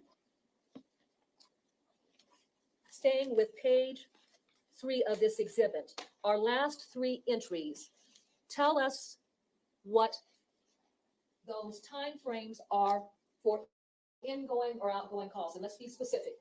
All right, the first entry, is that an inbound call or an outbound call? First entry here is inbound call. So who would have been making the call? It would have possibly been, I'm not exactly sure. Well, if you look in the left column, it will say calling number. What was the calling number? Calling number was Dinkins' number. All right. How long did that call last? It lasted 123 seconds. And then what time did that call come in? About 6:03. All right. And then our next entry, is that an inbound or an outbound call? That's an outbound call. Who's making that call? I'm actually making that call at this moment. And what's the time frame of that? It is 6:21. And how long does that call last? 241 seconds. All right. So does this give us a perspective of when you would have been having conversations with Mr. Dinkins about where to go? Yeah. All right. Yeah. When you left the apartment complex, describe what developed. I mean, leaving the Jersey Meadows apartments. Correct. Well, I was gonna go to a friend's house because I thought I would have been able to beat the rain, but because it was just drizzling out, and then it started coming down, so I started coming back towards my mom's house, and I ended up getting caught and I couldn't see, so I ended up pulling over until it slowed down a bit, and I called my mom and told her that I pulled over because the rain was coming down too bad and I couldn't see. Okay. What street were you heading down when this heavy rainstorm broke out? I was heading on 53rd. Okay. And then how far were you traveling, east toward Bettendorf or west the other direction towards your mom's apartment complex? West towards my mom's apartment complex. Where did you have to pull over because the rainstorm was so heavy you couldn't see? I had pulled over over by there's like this, it's like a liquor store, and then there's a apartment complex, like Candlelight apartment complex over there, and there's north across the street up there. And when you say north, are you talking about North High School? Yes, ma'am. All right. What did you do then because it was so heavy, the rain was so heavy? I sat in the car, listened to my music, playing with the dog, and I had called my mom and told her I got caught in the rain. Okay. And I told her I'd be home as soon as the rain slowed down a little bit to where I was able to see. All right. How long, if you have any idea, but how long did you have to sit there before you were able to start driving again? Maybe, estimate probably like 10, 15 minutes or so. All right. And was it an extremely heavy rainstorm during that period of time? Yes. Okay. Does that become something that is very relevant to discovers once Breasia's body was found? And if you don't know the answer to that, that's just fine. Yeah, I'm not sure. You just know that it was raining really hard on July 9th. Yeah, it was getting down out there. Okay. What happened next? I got once it slowed down a bit. BG, I'm so done with you. Don't give Porky a food tray for a whole year. I can't. Love you, BG. Love you. Reason. I drove back to my mom's house, and when I came in, I instantly just grabbed my covers and I laid on the couch with the dog, and my son, my oldest son, had laid right in front of the couch in front of me, and I just went to sleep. Okay. Did you sleep through the evening? Yes. Were you scheduled to work on July 10th? I was scheduled to work at 11 to 8. Okay. And did that end up changing? Yes, it did. We won't discuss that just yet, but let me ask you this. After you went down on the couch at your mother's on July 9th, was there any attempted communication by your children, either of your two children, over at Henry Dinkins' apartment and yourself? I didn't have any contact, but when I had woke up to use the restroom, I noticed that I had a missed call or two from Dinkins' number. Okay. And then did you answer either of those calls? No. Okay. Did you attempt to return the call? I believe I tried to return a call. I'm not quite sure. And I sent a text message because I also think that a text message was sent to me too. Okay. And who was the text message from? Hoping one of my kids. I'm not exactly sure. Okay. All right. Did you respond thinking in kind that it was one of your children? Yeah. All right. Let's go back to State's Exhibit 96-1. And let's go to our next entries.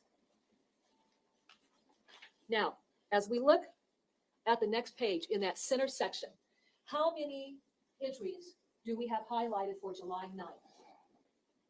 We have 3. All right. Our first entry, who's the calling number? Calling number is Dinkins.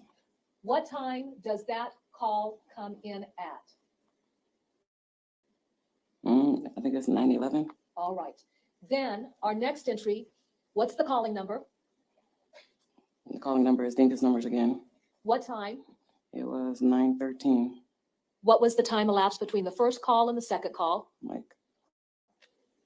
I'm sorry, what was that again? What was the time elapsed between the first call and the second call? The time, that's 9:12. Okay. So just a little over a minute? Yes. All right. And then our third entry, what's the calling number? The third entry, that's the calling number is, it's my cell phone number, 676-4247. And then who are you calling? Dinkins' phone. All right. And then what time do you make that call? I made that call at 9:16. Was that call answered? No, it wasn't. So therefore, then, is it important to look at text communications that occurred relative to your cell phone? Yes. Okay. Let's go ahead and let's set that exhibit aside for the time being. Okay.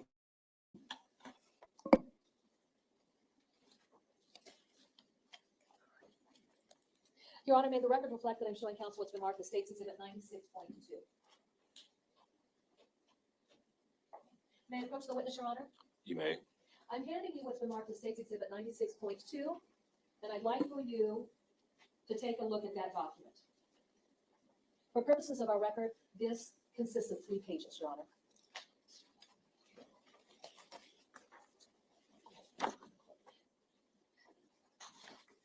Now, Ms. Langford, as you look at this, do you recognize the various text messages within this document? I do. Okay. Whose telephone number were these text messages either sent to or received from? They were sent to, sorry. It looked like I was messaging a friend and we're not going to talk about the specifics, but are these text messages that came in on your phone or that were sent from your phone? Yes, ma'am. Do they cover the dates of July 8th through July 10th of 2020? Yes. Your Honor, at this time, the state would move to introduce State's Exhibit 96-2, consisting of pages 1 through 3. 96-2 will be admitted. All right. We're going to work from the back page forward. Okay. Do our earlier dates start at the back page? Yes, it does. All right. Now, Your Honor, may I publish this? You may. All right. Looking at this particular exhibit,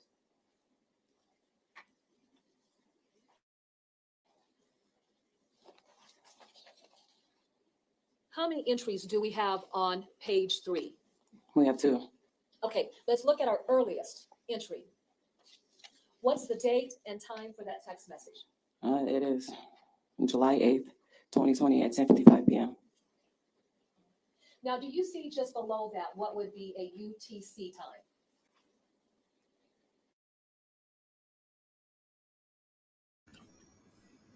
Everybody put a bunch of purple hearts in the chat because I found out I always do purple hearts over here. The reason why I do purple hearts over here, purple's not my favorite color.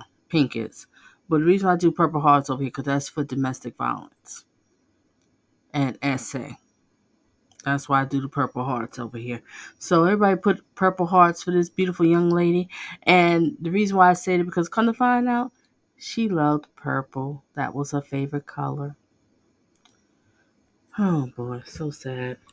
All right, purple hearts, resume. Yeah. Yes. Okay. And then do you see a -5? Yes, ma'am. All right. Do you understand UTC time? No, ma'am. That's all right. I'll have an officer speak to that. But is it documenting a time based on UTC time? Yes. All right. Who is the text from? Dinkins. Okay. And what does that text say? It says call me. All right. Now let's go to the next entry. What's our date for that? The next date is July 9th, 2020 at 10:45. Who is sending that text? Dinkins. All right. And what's the nature of the text? It looks like we were establishing exactly how long the tourists would be there. And what does Mr. Dinkins indicate as far as the time frame that he was going to keep DL? I'm keeping him for 3 to 5 days. Let's go to page 2 of that document.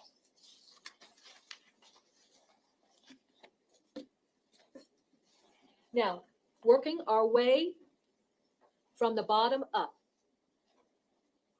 what's the nature of the text communication that's occurring between yourself and Mr. Dinkins? And if you could, tell us who's sending it, the date, and what's being said, and just read through all of those entries working from bottom to top that would be applicable. Okay, so I got a sent message from Dinkins, July 9th, 2020 at 11:28 a.m. That's UTC time? I'm sorry. Yeah. Yes, UTC time. Sorry. No, I had sent that message to him. I do apologize. Sure. It was me stating that I would bring Detorius some clothes and that Detorius was going to love that to be able to spend time with him and for him to send me some pictures. Sure. Next entry. The next entry is July 9th, 2020 at 11:31 a.m. UTC time? Yes, ma'am. Go ahead. And it looked like a message that was coming from Dinkins' phone. It states, I'm with Dink with his dad. Okay. Did DL have a nickname? Yes, he did. What was his nickname? Dink. Okay. Our next entry? Next entry is July 9th, 2020 at 11:36 a.m. UTC time. A message was sent. I was saying, okay. Continue. Okay. Am I going just reading the Henry Dinkins messages or also friends? Just read the messages between yourself and Mr. Dinkins. Okay. And then it looks like July 9th, 2020 at 2:50 p.m. UTC time. I got a message from Dinkins asking if I was off. And then July 9th, 2020 at 2:51 p.m. UTC time. Dinkins had text again and asked what time was I getting off.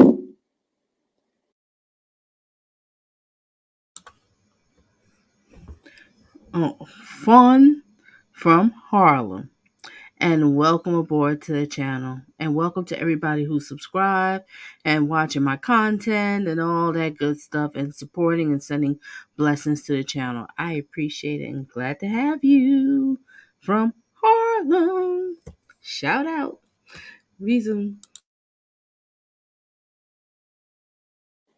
And I sent the message back July 9th, 2020 around 3:31 p.m. UTC time stating for what they giving you problems. Okay, and explain that. Well, I had put 4 because we were busy, so I was a quick text. So I was like, okay, I get off at 4. I'm like, oh my gosh, like, why are you trying to get in contact with me? Are they giving you a problem or something? Okay, so you were wondering if the children were being ornery? Yeah, because he was asking, like, was it off? And I'm like, okay, well, at work, and I'm gonna bring up some clothes. Sure, go ahead. And let's see, I got July 9, 2020 at 4:20 p.m. UTC time. Sent message. It looks like it was about.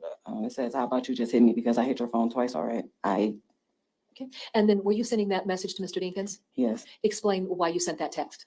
because I want to say that he may have called me or something. Not exactly sure. I can't say for sure, but may have called or something that he wasn't answering, and I was at work, and I'm just like, just hit me whenever you're able to get a chance to. What's our next entry? Next entry is inbox July 9, 2020 at 5:26 p.m. UTC time. Dinkins texted me telling me that it should ring. Okay, and then from there? I sent message at 5:26 p.m. UTC time. I told him okay. And then it looks like July 9, 2020 at 9:13 p.m. UTC time. A message said, "Good night, Mom." And then do you respond to that message, "Good night, Mom"? I respond to it, "Good night, I love you, Bree and Dink." Okay, now let's focus on those times. UTC time, what I'd like for you to do is to subtract 5 from the time that's reflected. Are they right? Okay. Oh, hold on, give me a moment. Let me just double check to see if these are accurate for the time. Oh, you know what? They are accurate for the time. Okay, all right, so they are accurate for the time. Go ahead. What time does that come in then? Good night, Mom. Let's see, that one comes in at 9:13 p.m. Gotcha. All right, from there then? From there, at 9:16 on July 9, 2020, I sent a message saying, "Good night, I love you, Bree and Dink." And then July 10th, 2020, at 8:08 a.m. UTC time, Dinkins text telling me to call him. All right, and then I need to correct something for the record. So it looks like we actually have accurate times here. We don't have to worry about the UTC time. So then your first text from Henry Dinkins. Welcome aboard, Lady T. New subby here, enjoying your content. I appreciate you and thank you very much. Thank you, thank you.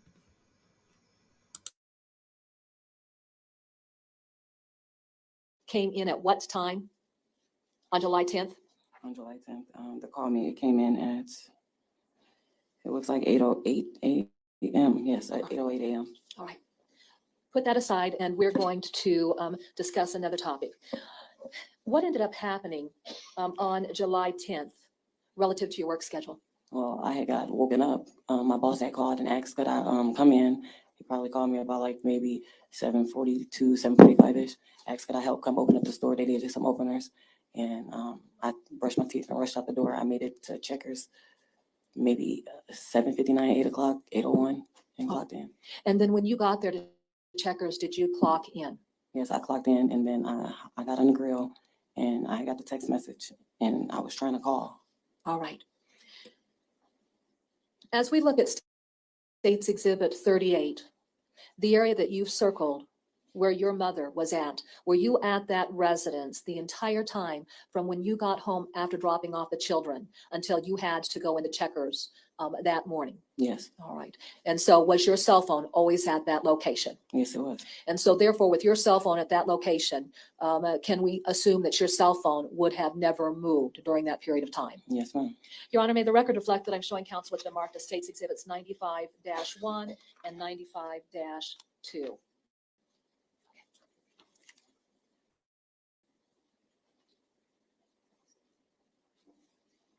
May I approach? You may. Ms. Langford, I'm handing you what's been marked as State's Exhibits -95-1 and 95-2. I want you to look at those exhibits and tell me if you recognize them. Yes, I recognize it. Okay, just in general, what does this group exhibit consist of? My work schedule for the week. Okay, would that encompass the date of July 9th of 2020 and July 10th Yes. of 2020? Yes, ma'am. I'm going to read the times. Yeah, and just give me a moment if you could. Okay.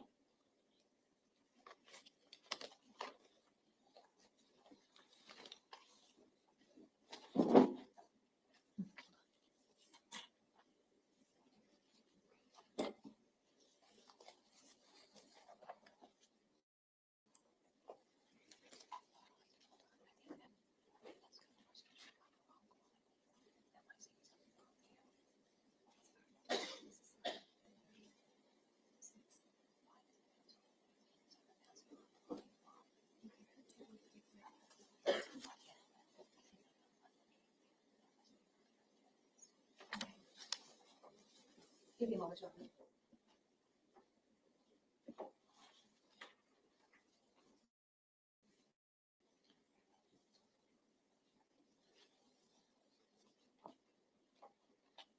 Ms. Langford, we're going to set that aside for the time being. I'll come back to that particular exhibit. I got to do some checking on something. But at any rate, did you have a work schedule that showed that you were working on July 9th and July 10th? Yes, ma'am. All right. Now, when you were at work, and we see that entry for July 10th at 8:08, what developed from that point moving forward? At work or Yeah. just the day periodically? Well, so at 8:08, I had got a text that said, call me. I was trying to call Mr. Dinkins' phone. No answer. I'm going to say I called him twice. And then I sent a text message and I told him that I was going to play telephone. Call me when you get this message. I'm at work. And seconds later, he called me right back. And he asked me, was Bree with me? And I said, what you mean is Bree with me? She wouldn't stay the night with you. I'm at work. That would make sense. And he was like, well, I just woke up and she's gone. I want to be very clear about that. Did he tell you that he just woke up and discovered that she was gone? Yes, he did. Did that conversation then occur after that first contact in your phone log showing that he called you at 8:08 a.m.? Yes, ma'am. When he told you that he just woke up and that Bree was gone, what was your reaction? It was more just the feeling. The feelings that took over a lot and emotions, and I was just yelling on the phone like, "What did you look around?" You know, because I kind of chucked off. It's like it didn't make any sense. Like, stop playing. You know, like how you just wake up and she's just gone, like she's just not there in the house. And I was asking about, of course, Andrea and Victoria's because they were in the house as well. He was like, I don't know. I just woke up and she wasn't there, and I'm like, well, have you called the police? And he's like, I'm going down there right now because he was saying he was looking for her. And I'm like, well, why are you looking for her? And that's when I got the texting family members, let them know that Henry had lost Breasia, and it didn't sound right. And my uncle insisted that I called the police, and I was at work and I was just crying, and I called the police, and I was trying to describe Mr. Dinkins, the person that I was talking to on the phone, and they stated that there was no one down there that made a call or anything like that. So I had to get off the phone with them because I had to scroll through and get Mr. Dinkins' number because they were asking questions I didn't know. I didn't know what she was in. I didn't know what took place that night. I'll go ahead. Yeah, I'll go ahead and ask another question. And so then anyway, when you were communicating with someone, was that an individual at the Davenport Police Department? Yes, ma'am. And then what types of questions were they asking you? They were asking me, like, what was the location? What was she wearing? And I didn't know what she was wearing. I know I saw her in that night when I dropped off clothes, but I didn't know what she was wearing for the day. I couldn't be exact of the apartment because I didn't come in the apartment. I just pulled in front, and only he could answer those. So I gave the lady the number that I had for his contact. I'm not trying to put fault on her because I believe she does miss her daughter, and she didn't, she didn't want this to happen to her daughter. But see, this is what happens. You didn't go into the house and check and see. This is what us parents do. We have to protect our children. Your child is over somebody's house. You want to know who's this person's house they sleeping over. Is there enough room for my child? Is my child gonna eat or what? I mean, normally, people, kids stay in somebody's house, they bring juice or whatever and food or whatever, but you go in and check and see who's this lady. Is she going to treat my child right? And if you remember, there was a text message, and there was a text message saying that the kids didn't have a cell phone. So Ham Hock had Bree text, which we don't even know if that's the truth, if she did text, and said, "Good night, Mom." And then she replied back in the text and saying, thank you, good night. What is thank you and good night? Forget on text message. I want to speak to you verbally. I'm just saying, that's just me. But let's get back to it.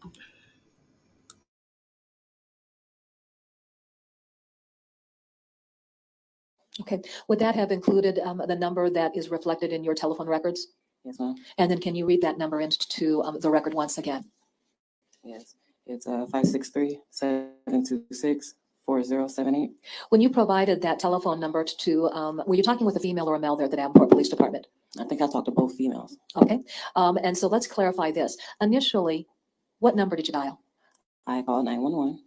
Describe what happened when you called 911. I called 911 and I told her that my daughter was missing. Dinkins said that, you know, he woke up and she just wasn't there. And they told me, she said something about switching me over, and I got switched over to someone. Okay. Would that have been a representative of the Davenport Police Department? Yes, like a non-emergency or something like that. Sure. And then during this second contact, is this where you were being asked various questions in the process of trying to gather information? Yes. Okay. Then once you provided Mr. Dinkins' telephone number to the lady there at the Davenport Police Department, what did she indicate that she was going to do? She told me that she was... Your Honor, Mona Borelli has already testified. Just hold on, everyone. Can't be talking over one another. There's no objection. Ms. Cunningham, you responded. Your Honor, Mona Borelli has already testified to this. So this testimony has come in, and we've had that individual present in court. So at this point in time, the concerns about hearsay do not exist because we've had that individual testify. Excuse me? If you please use your microphone so I can hear. That is cumulative and redundant. Overruled. You may answer. So what? I'm sorry. Sure. And the lady that you spoke with at the Davenport Police Department, what did she indicate she was going to do? She stated that she was going to get in contact with him to be able to get that correct address, because all I had was an apartment, like a name, and because that's all I could remember. And she told me that she was going to call him and she was going to get the information. And I was crying. I'm like, well, what am I supposed to do? What am I supposed to do? And she told me to stay at my job and wait, and someone will contact me or someone will come up to my job. Okay. All right. By virtue of that directive, is that what you did initially? That's what I did initially, yes. And my boss said, as I was sitting in the back, because I couldn't work, I was just crying because, you know, I felt a crazy feeling. And so he was like, if that was my daughter, I would be down there at the police department. And I'm like, right. Your Honor, this response is getting narrative, is getting into hearsay, and I object and ask that another question be asked. Sustained. Okay. And then relative to the conversation that you had with your boss, did that direct the course of your conduct? Yes, and I left. Okay. All right. Now we're going to stop there. Have you had a chance to review the conversation that was recorded between yourself and the dispatcher when you called 911? No. No. Have you had a chance to hear it? I heard a little bit of it. Okay. And then did you recognize your voice in that call? Yes, ma'am. Okay. When you had a chance to listen to this, was this the conversation you would have had with the dispatcher? Yes, ma'am. Your Honor, may the record reflect on the joint counsel that's been marked as State's Exhibit number 77.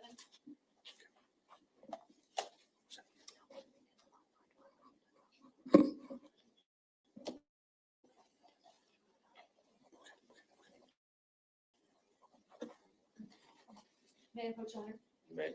I'm handing you what's marked as State's Exhibit number 77. Is this the exhibit or disc that you had a chance to listen to recognize your voice and know that this was the 911 call? Yes, ma'am. Your Honor, at this time, the state will move to introduce State's Exhibit number 77. No objection. Exhibit 77 will be admitted. Your Honor, may we publish State's Exhibit 77? You may. Okay.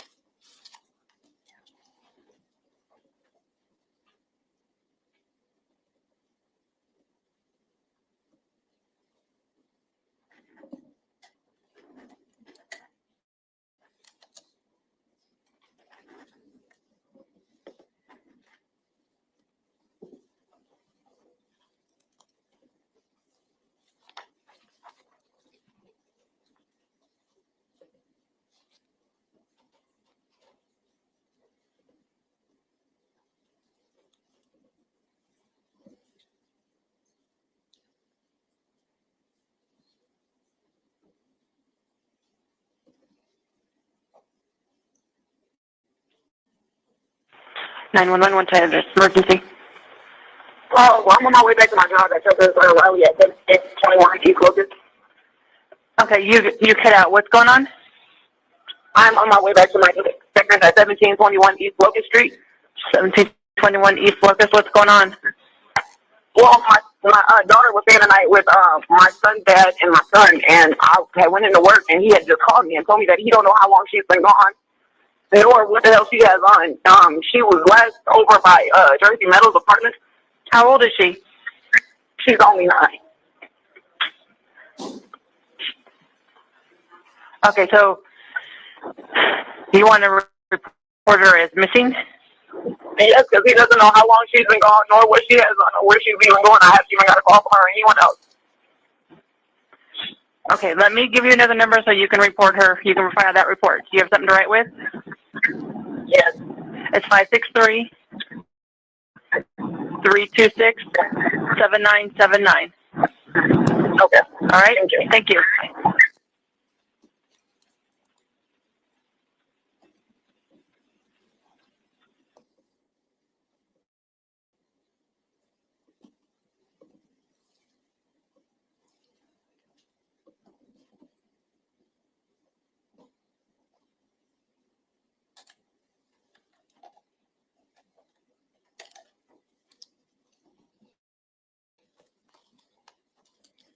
Your Honor, may we approach?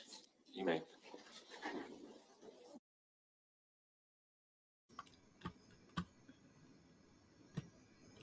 Okay, ladies and gentlemen. I did say I was going to be doing a long live stream tonight, but I want to end this soon. Let me know, should I show the girlfriend on the stand, or would you like for me to show the body cam? I'm feeling more the body cam. Just let me know. Put in the comment section while I look up which one. All right? Let me know in the comment section. And thank you everybody for sharing your thoughts and opinions and engaging, subscribing to the channel, sending blessings to the channel, and all that good stuff. And hopefully everybody has such a great Labor Day weekend.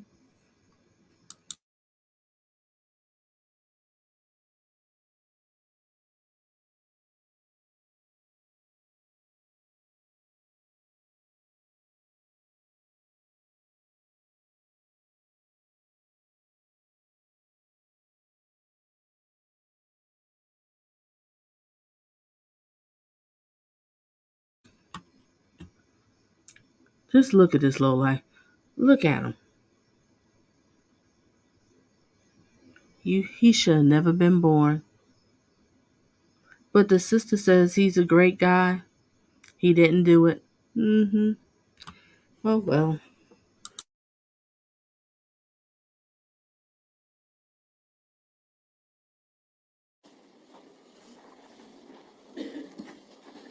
At this time, we will take our afternoon break. We'll reconvene at 1:30. Thank you.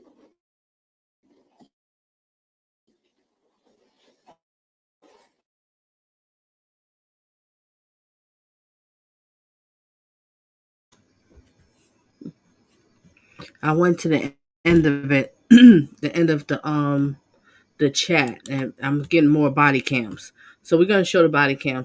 Just watch the rest of this until I find the body cam. Just give me a few seconds. I'll find the body cam. We'll do body cam, ladies and gentlemen. And then after that, I'll let y'all go. Because it is late. It's late. But we don't have to work tomorrow. Isn't that so great? All right, resume.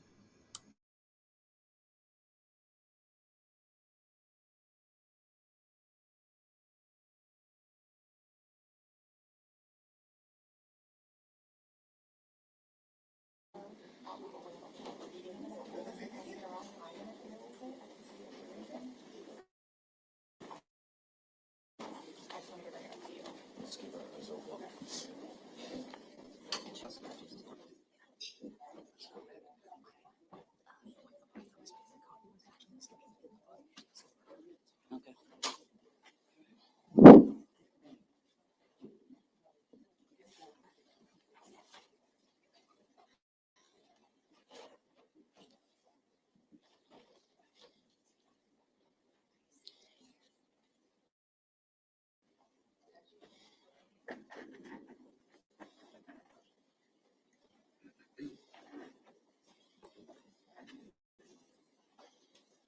Ms. Cunningham, are you ready to proceed? I am, Your Honor. All right. Ms. Langford, I would remind you that you're still under oath. You may proceed. Thank you, Your Honor. Ms. Langford, I believe when we concluded your testimony before lunch, we had discussed the conversations you had with the female representative of the Davenport Police Department when you were referred to their general number after speaking with the dispatcher at 911.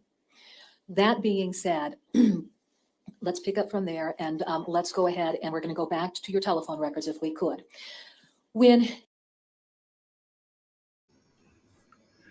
Shayra, oh, I won't pronounce it wrong. If I'm butchering it, I apologize. They all wanted a break and passed them kids to the devil. That's what I'm getting. Grandma's probably tired, all the kids in the house. They living with her. Daughter, you need to get your life together. Got all these kids living in my house, can't be bothered with everything. And she let the kids go. These are all my thoughts and opinions. Grandma let the kids go because she wanted that break. Mama, too. That's what it sounds like. Everybody just wanted a break. Everybody was exhausted with the kids. I could be wrong, but then I could be right. Resume.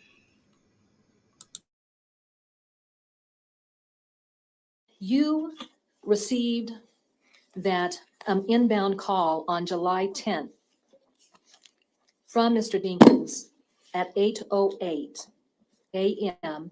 If you could, I'd like to reference you back to State's Exhibit 96-1.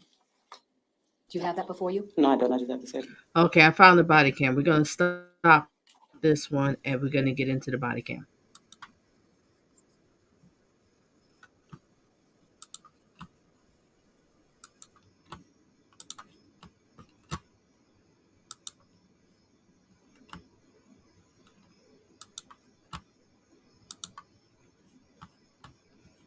Just give me a second. It's going to be silence for a second. Just give me a second to get it, put it up.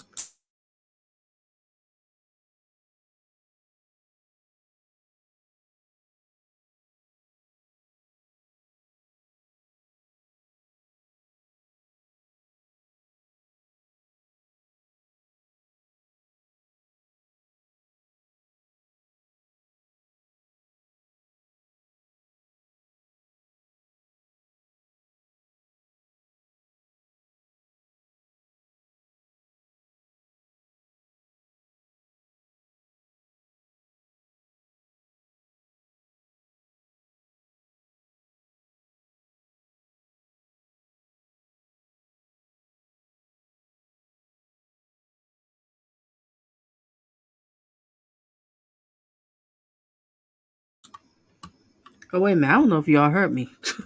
I'm sorry. I had it on mute. All right. Now we're getting ready to watch the body cam. The body cam was after, that she was missing, they called. So we're going to see Ham Hock and the mother. Very interesting for the people that didn't see it. But make sure you share your thoughts and opinions. Let me know. And if anybody wants to jump on the panel and share their thoughts before I close out, because I'm going to close out after this, hit the link and feel free to come up to share your thoughts and opinions. All right. But don't forget to hit the like. All right. Let's watch this body cam.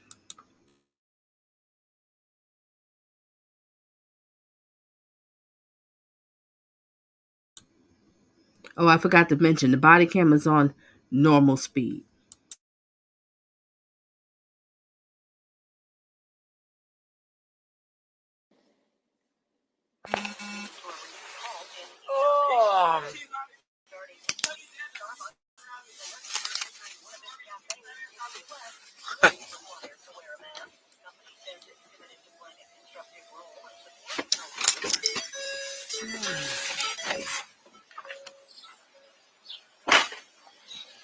Your mom? Yeah. Okay. How do you spell it? AISHIA. Last name? Langford, LANKFORD. Date of birth? 8/28 of 1991. Address? 614 West 63rd Street, apartment number 1. Phone number? 563. Yep. 676 4247. Okay. And Henry lives here. Yeah, I guess so. This is where he told me to come. Okay. He don't even know how long she's even been gone. Yeah. What's your daughter's name? Breasia, BREA. EA. SIA. BREASIA. Yes. Okay. Terrell, TERRELL. Okay. What's her middle initial? D. Her date of birth? 12/4/09. Okay. What's up, Henry? So when was the last time you saw her? She was in the house. Yeah, when was the last time you saw her? 9:30. Last night? 9:30. Okay. Okay. With him. Okay. When was the last time you saw her? She was in the bed when almost up to the sun. She was in the bed? Yeah. When you went to bed last night? Okay. This is crazy, man. This is like, you know what I'm saying? I know she fucking going fucking hysterical, big brother. Yeah. DIN. KINS. Your date of birth, Henry? August 2nd, 72. Is this your home address? No. What's your address? It's down by Boston Marina. I just. Yeah, I just know down. You don't know your address? I don't know the full address. Do you know your phone number? Hell no. I don't even know that either. I swear to God, I don't. How you don't know your phone number and your address?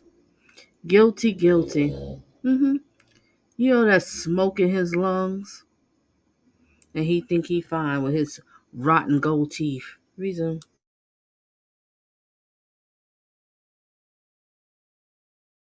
Henry, you don't know where your daughter is. You don't know your address. And you don't know your phone number. No, for real. I'm finna So, give it to you. No.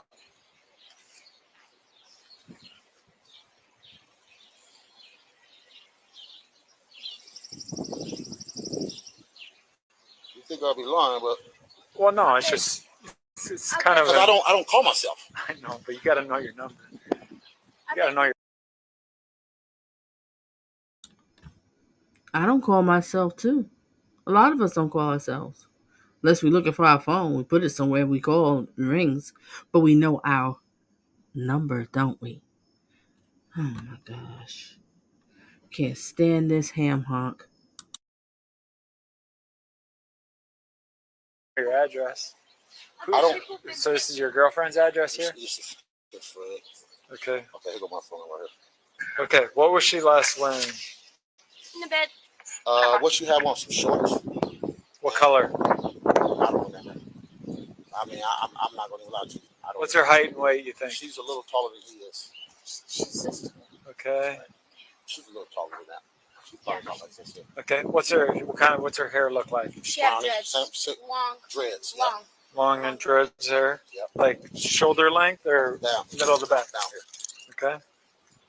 Mid back dreads. Right? Is that how we would label that? Yes. She had shorts on. Did she still have a white shirt on? She had she had the shirt that you gave her. The white shirt. All white? All white t-shirt, yep.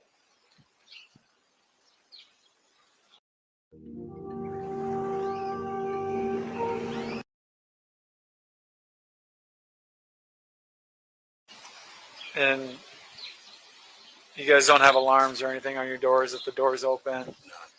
Okay. And listen, I know this sounds dumb. I've lost my kids too. Okay.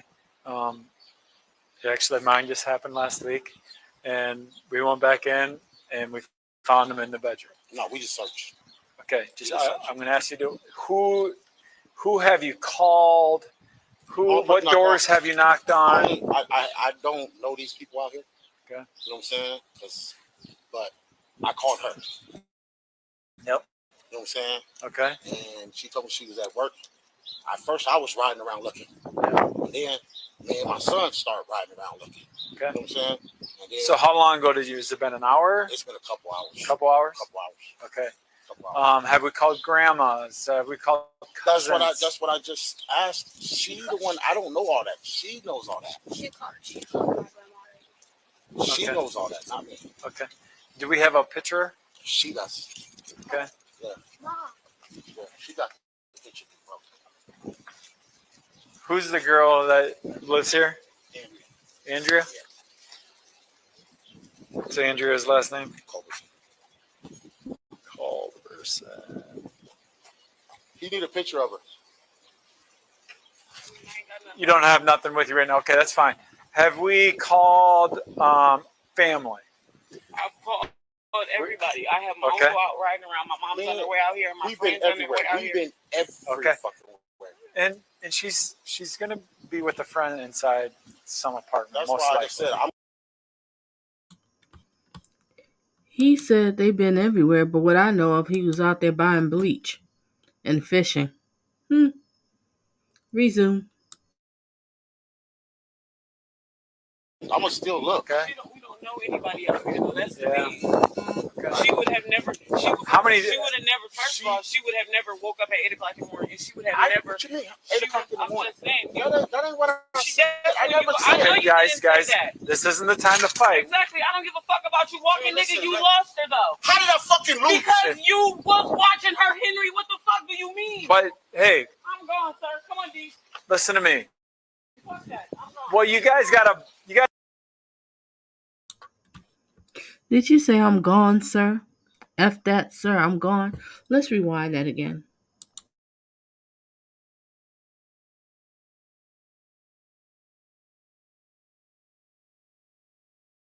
I'm gone, sir. Come on, D.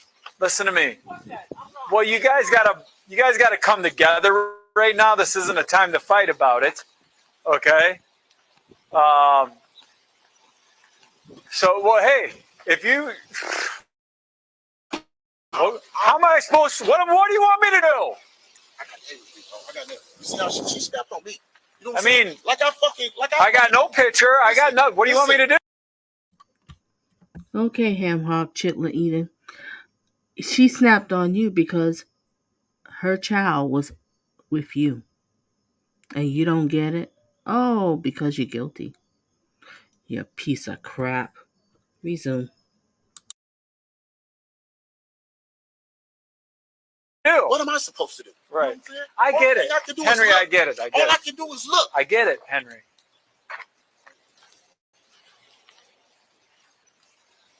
Henry, let's go inside the apartment one more time.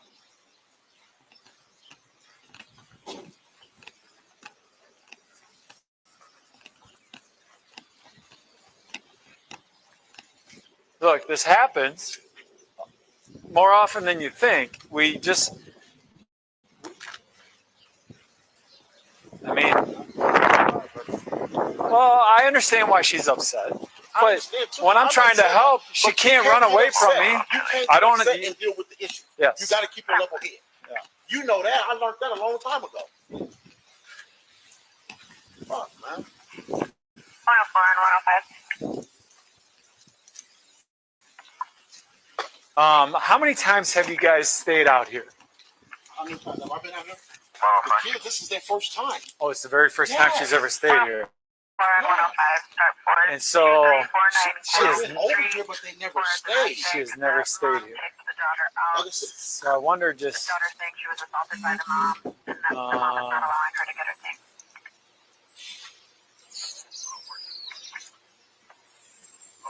I mean, this is such a small. She's not in our love. Everyone said to go to a traditional university, but I chose.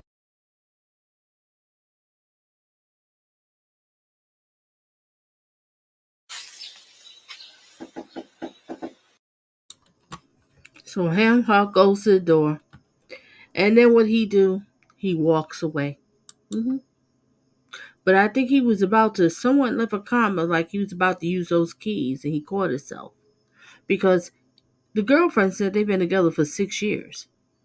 Now, so he just want to claim her. She's just a friend. Same thing he said in interrogation. But that's your girlfriend that you've been using. And when did she disappear? Was it in July, if I'm correct? They moved into this place in March. Now, it's just a girlfriend, she's just a friend. Why do you have a cold closet for yourself? Why'd you come inside the house upset about them drinking your orange juice? If she's just a friend? Because you live there. Reason.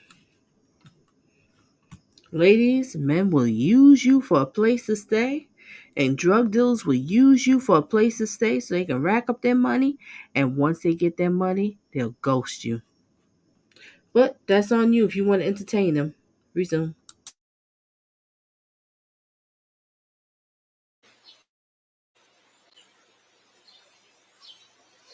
I'm fucking mad. She's gonna open the door, man. She's gonna open. What's her name? She's gonna open. Hi there. Are you Andrea? Yeah. Okay, Andrea. What's your date of birth, Andrea? So tell me about, like, when was the last time you saw her? She was here. When? What time was I supposed to say? Like around 11 midnight. She was here. She was in bed asleep. Okay.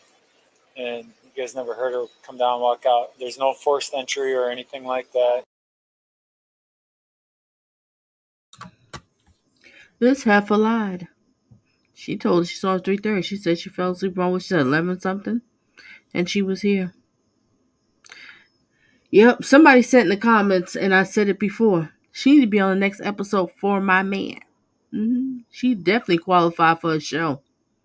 For My Man. Ridiculous. He got you looking like a clown with that 4X t-shirt.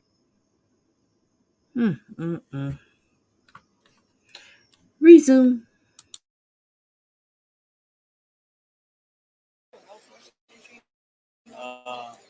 Okay.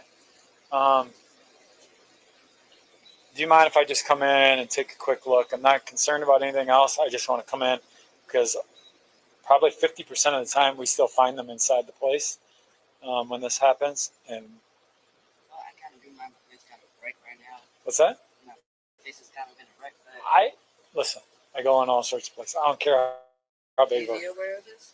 What's that? Is he aware of this? Yeah.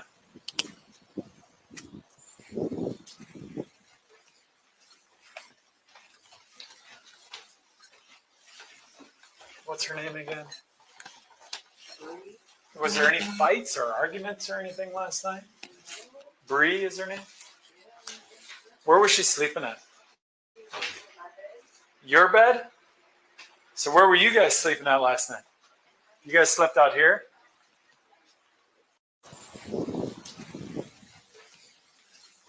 So I don't care how big it was. Is he aware of this? It's kind of a break right now. What's that? My place is kind of.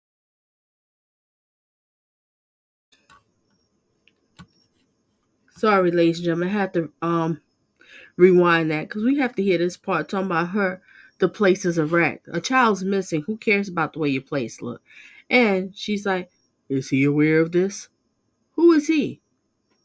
You said on the stand he don't have no job, so he just living up there in your house, taking advantage of you, and you let him. Gotta stop entertaining these dusties. But low self-esteem will get you. And the same thing to y'all men. Stop messing with these dustettes. These trifling loud women snapping fingers, pointing all in your face, demanding stuff. It's just really, But a lot of men get caught up. She got a slim body, small waist, big butt, big breasts. Y'all just lose your mind. But don't realize the devil comes in pretty packages, don't it? Resume.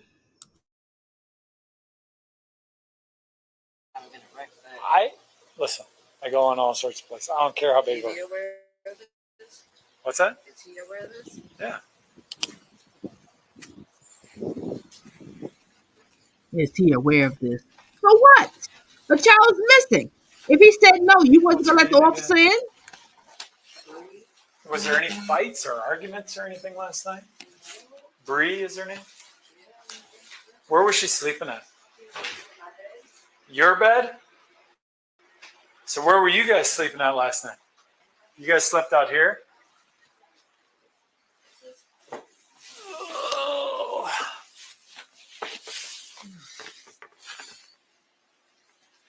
Can you look in the closet again?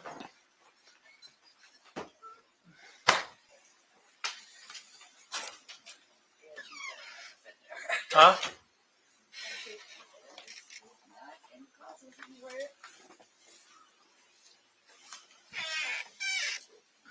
That's all closed.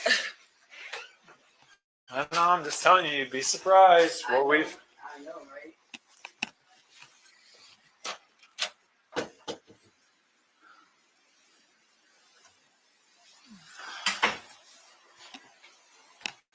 So she was sleeping in the bed with her brother? And you guys slept out here?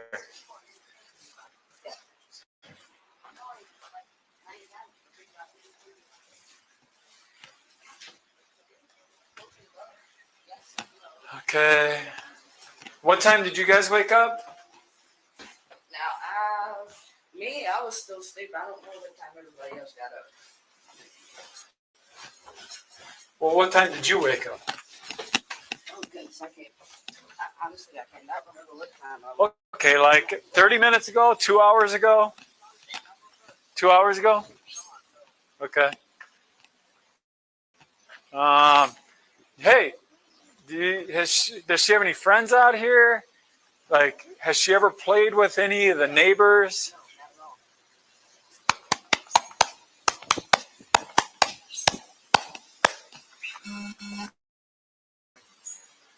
Okay, are you going to come out and help look or not?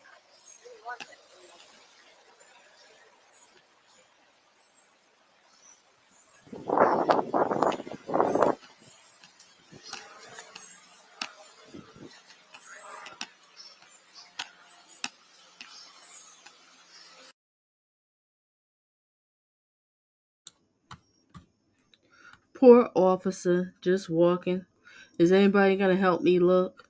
Ham Hock disappeared. She going back inside. Probably getting ready to call Ham Hock. What do I say? What do I do? What's going on? What a shame. All right, so I said I was just gonna end on this one. Let me look at the end of the comments. I'm so sorry if I miss, people's comments. And thank you everybody for being here. Thank you for engaging.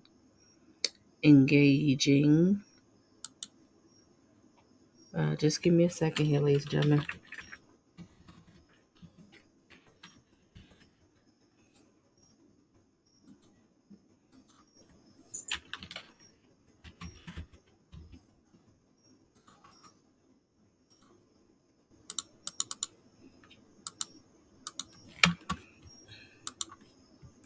Okay, does anybody wants to come on to the panel and share your thoughts before I close out? We've been here for 5 hours. Oh my gosh, thank you, y'all. Y'all been here for a minute. Anybody wants to come out here and share a quick thought real quick before I end this? Let me put the link in and I will wait a minute or two, about a minute, 60 seconds. And if anybody wants to come on and share their thoughts, just click on this link and feel free to. But I don't think it's not going to be until Tuesday that we will finally get the verdict. Jack, do you have any closing thoughts? You want to share any thoughts? No. Okay. Jack, no share no closing thoughts. Alrighty. Let me switch gears here. I'll wait a second if anybody wants to pop on. Hold a second.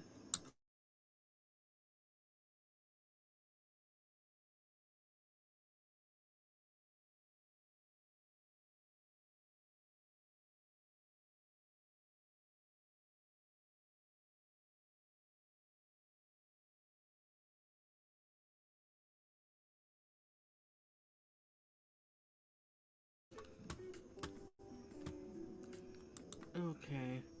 Let me see here. Is anybody else wants to Okay. I guess nobody wants to jump on. I would do the girlfriend, but it's getting late. Okay, it's getting extremely late and everything. But thank you, ladies and gentlemen, for being here. Thank you, ladies and gentlemen, for engaging. This is really a sad thing that happened because it's one of those situations. It should have never happened. Should never. We got somebody popping on. Oh.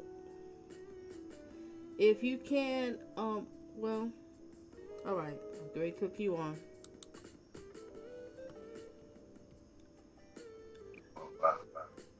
All right, hold just a second. Let me change the settings. Let me change the settings so people can hear you. Oh, ED8OT. Okay. Can you let me turn this music down. Can you hear me? Can you hear me? PDOT. Can you hear me? I put you up on here. Can you hear me? You can talk. Definitely can't hear nobody. I can I can hear. Oh, I just heard you. I can hear you and I can see you. Um, you can talk or whatever. Check it. Check your settings. Check your mic. Is it on? Are you using laptop, cell phone, computer? What are you using? Phone. Oh, we hear you clearly. Oh, okay. All right. We hear you clearly. All right. Okay, let me Oh, there you go. We see you. Oh, I guess he left. Okay, we wait a second or two. Wait a second or two. May be having problems logging on. Okay, well what I would get into is I would expect, well, tomorrow's Labor Day. And tomorrow I will be covering in the daytime a recap of this other trial that's going on of a sex therapist, and she has some sort of stalker. Very interesting. So I'll be covering that one tomorrow and day because tomorrow's Labor Day. Everybody's basically off. So I'll be doing it in the daytime. If y'all want to come by, feel free. Come by. Might be interested in it. I've been trying to catch some of that trial. But I think Tuesday we'll find out the verdict of this trial. We'll find out the verdict. But we just have to wait and see. But I think it's most likely going to happen Tuesday. Definitely not Wednesday the latest. He probably just like, the judge probably like, oh, it's Labor Day weekend. Just relax and chill with his family and write his little report or whatever it is and then go from there. All right. I guess he's not coming back. I don't know what happened. All right. Well, ladies and gentlemen, I'm going to end this. And if anybody needs to reach out to me, feel free. You can find my email address in the comment section, in the description. If you need coaching in dating, love, relationship, toxic relationship, anything like that, feel free that you can contact me. And also, if you have a viewer's request, feel free. You can contact me. We can go from there. All right. And thank you, everybody, for being here. Thank you for engaging. And thank you for all the purple hearts. I finally got to the purple hearts. I'm sorry if I missed anybody. It's just, a lot of comments, and I'm just getting to the comments and everything. But make sure everybody had us a blessed night and a great Labor Day weekend. A great one, a great one, great one. Her favorite color is purple. This beautiful girl. All right, let's just have a quick prayer and a moment of silence for this angel. All right. To our Father in heaven, we love you, we adore you, we need you. Bless everybody that's in the chat. Bless everybody who watches the replay. And bless this angel. Oh my gosh, this should have never happened, but she's with her father right now, and he's going to take good care of her. She is. And pray for her brother, and she has an older brother, that they get some sort of therapy because they're going to need this. This is really tragic, and this is horrible. It should have never happened. And to the ones that know that they could have did something to prevent this, shame on them. Shame on them. All right, so we love you, God. We adore you. Bless everybody in the chat. Bless everybody watch a replay. And a moment of silence. And stay tuned for some more of Donna Just Being Real.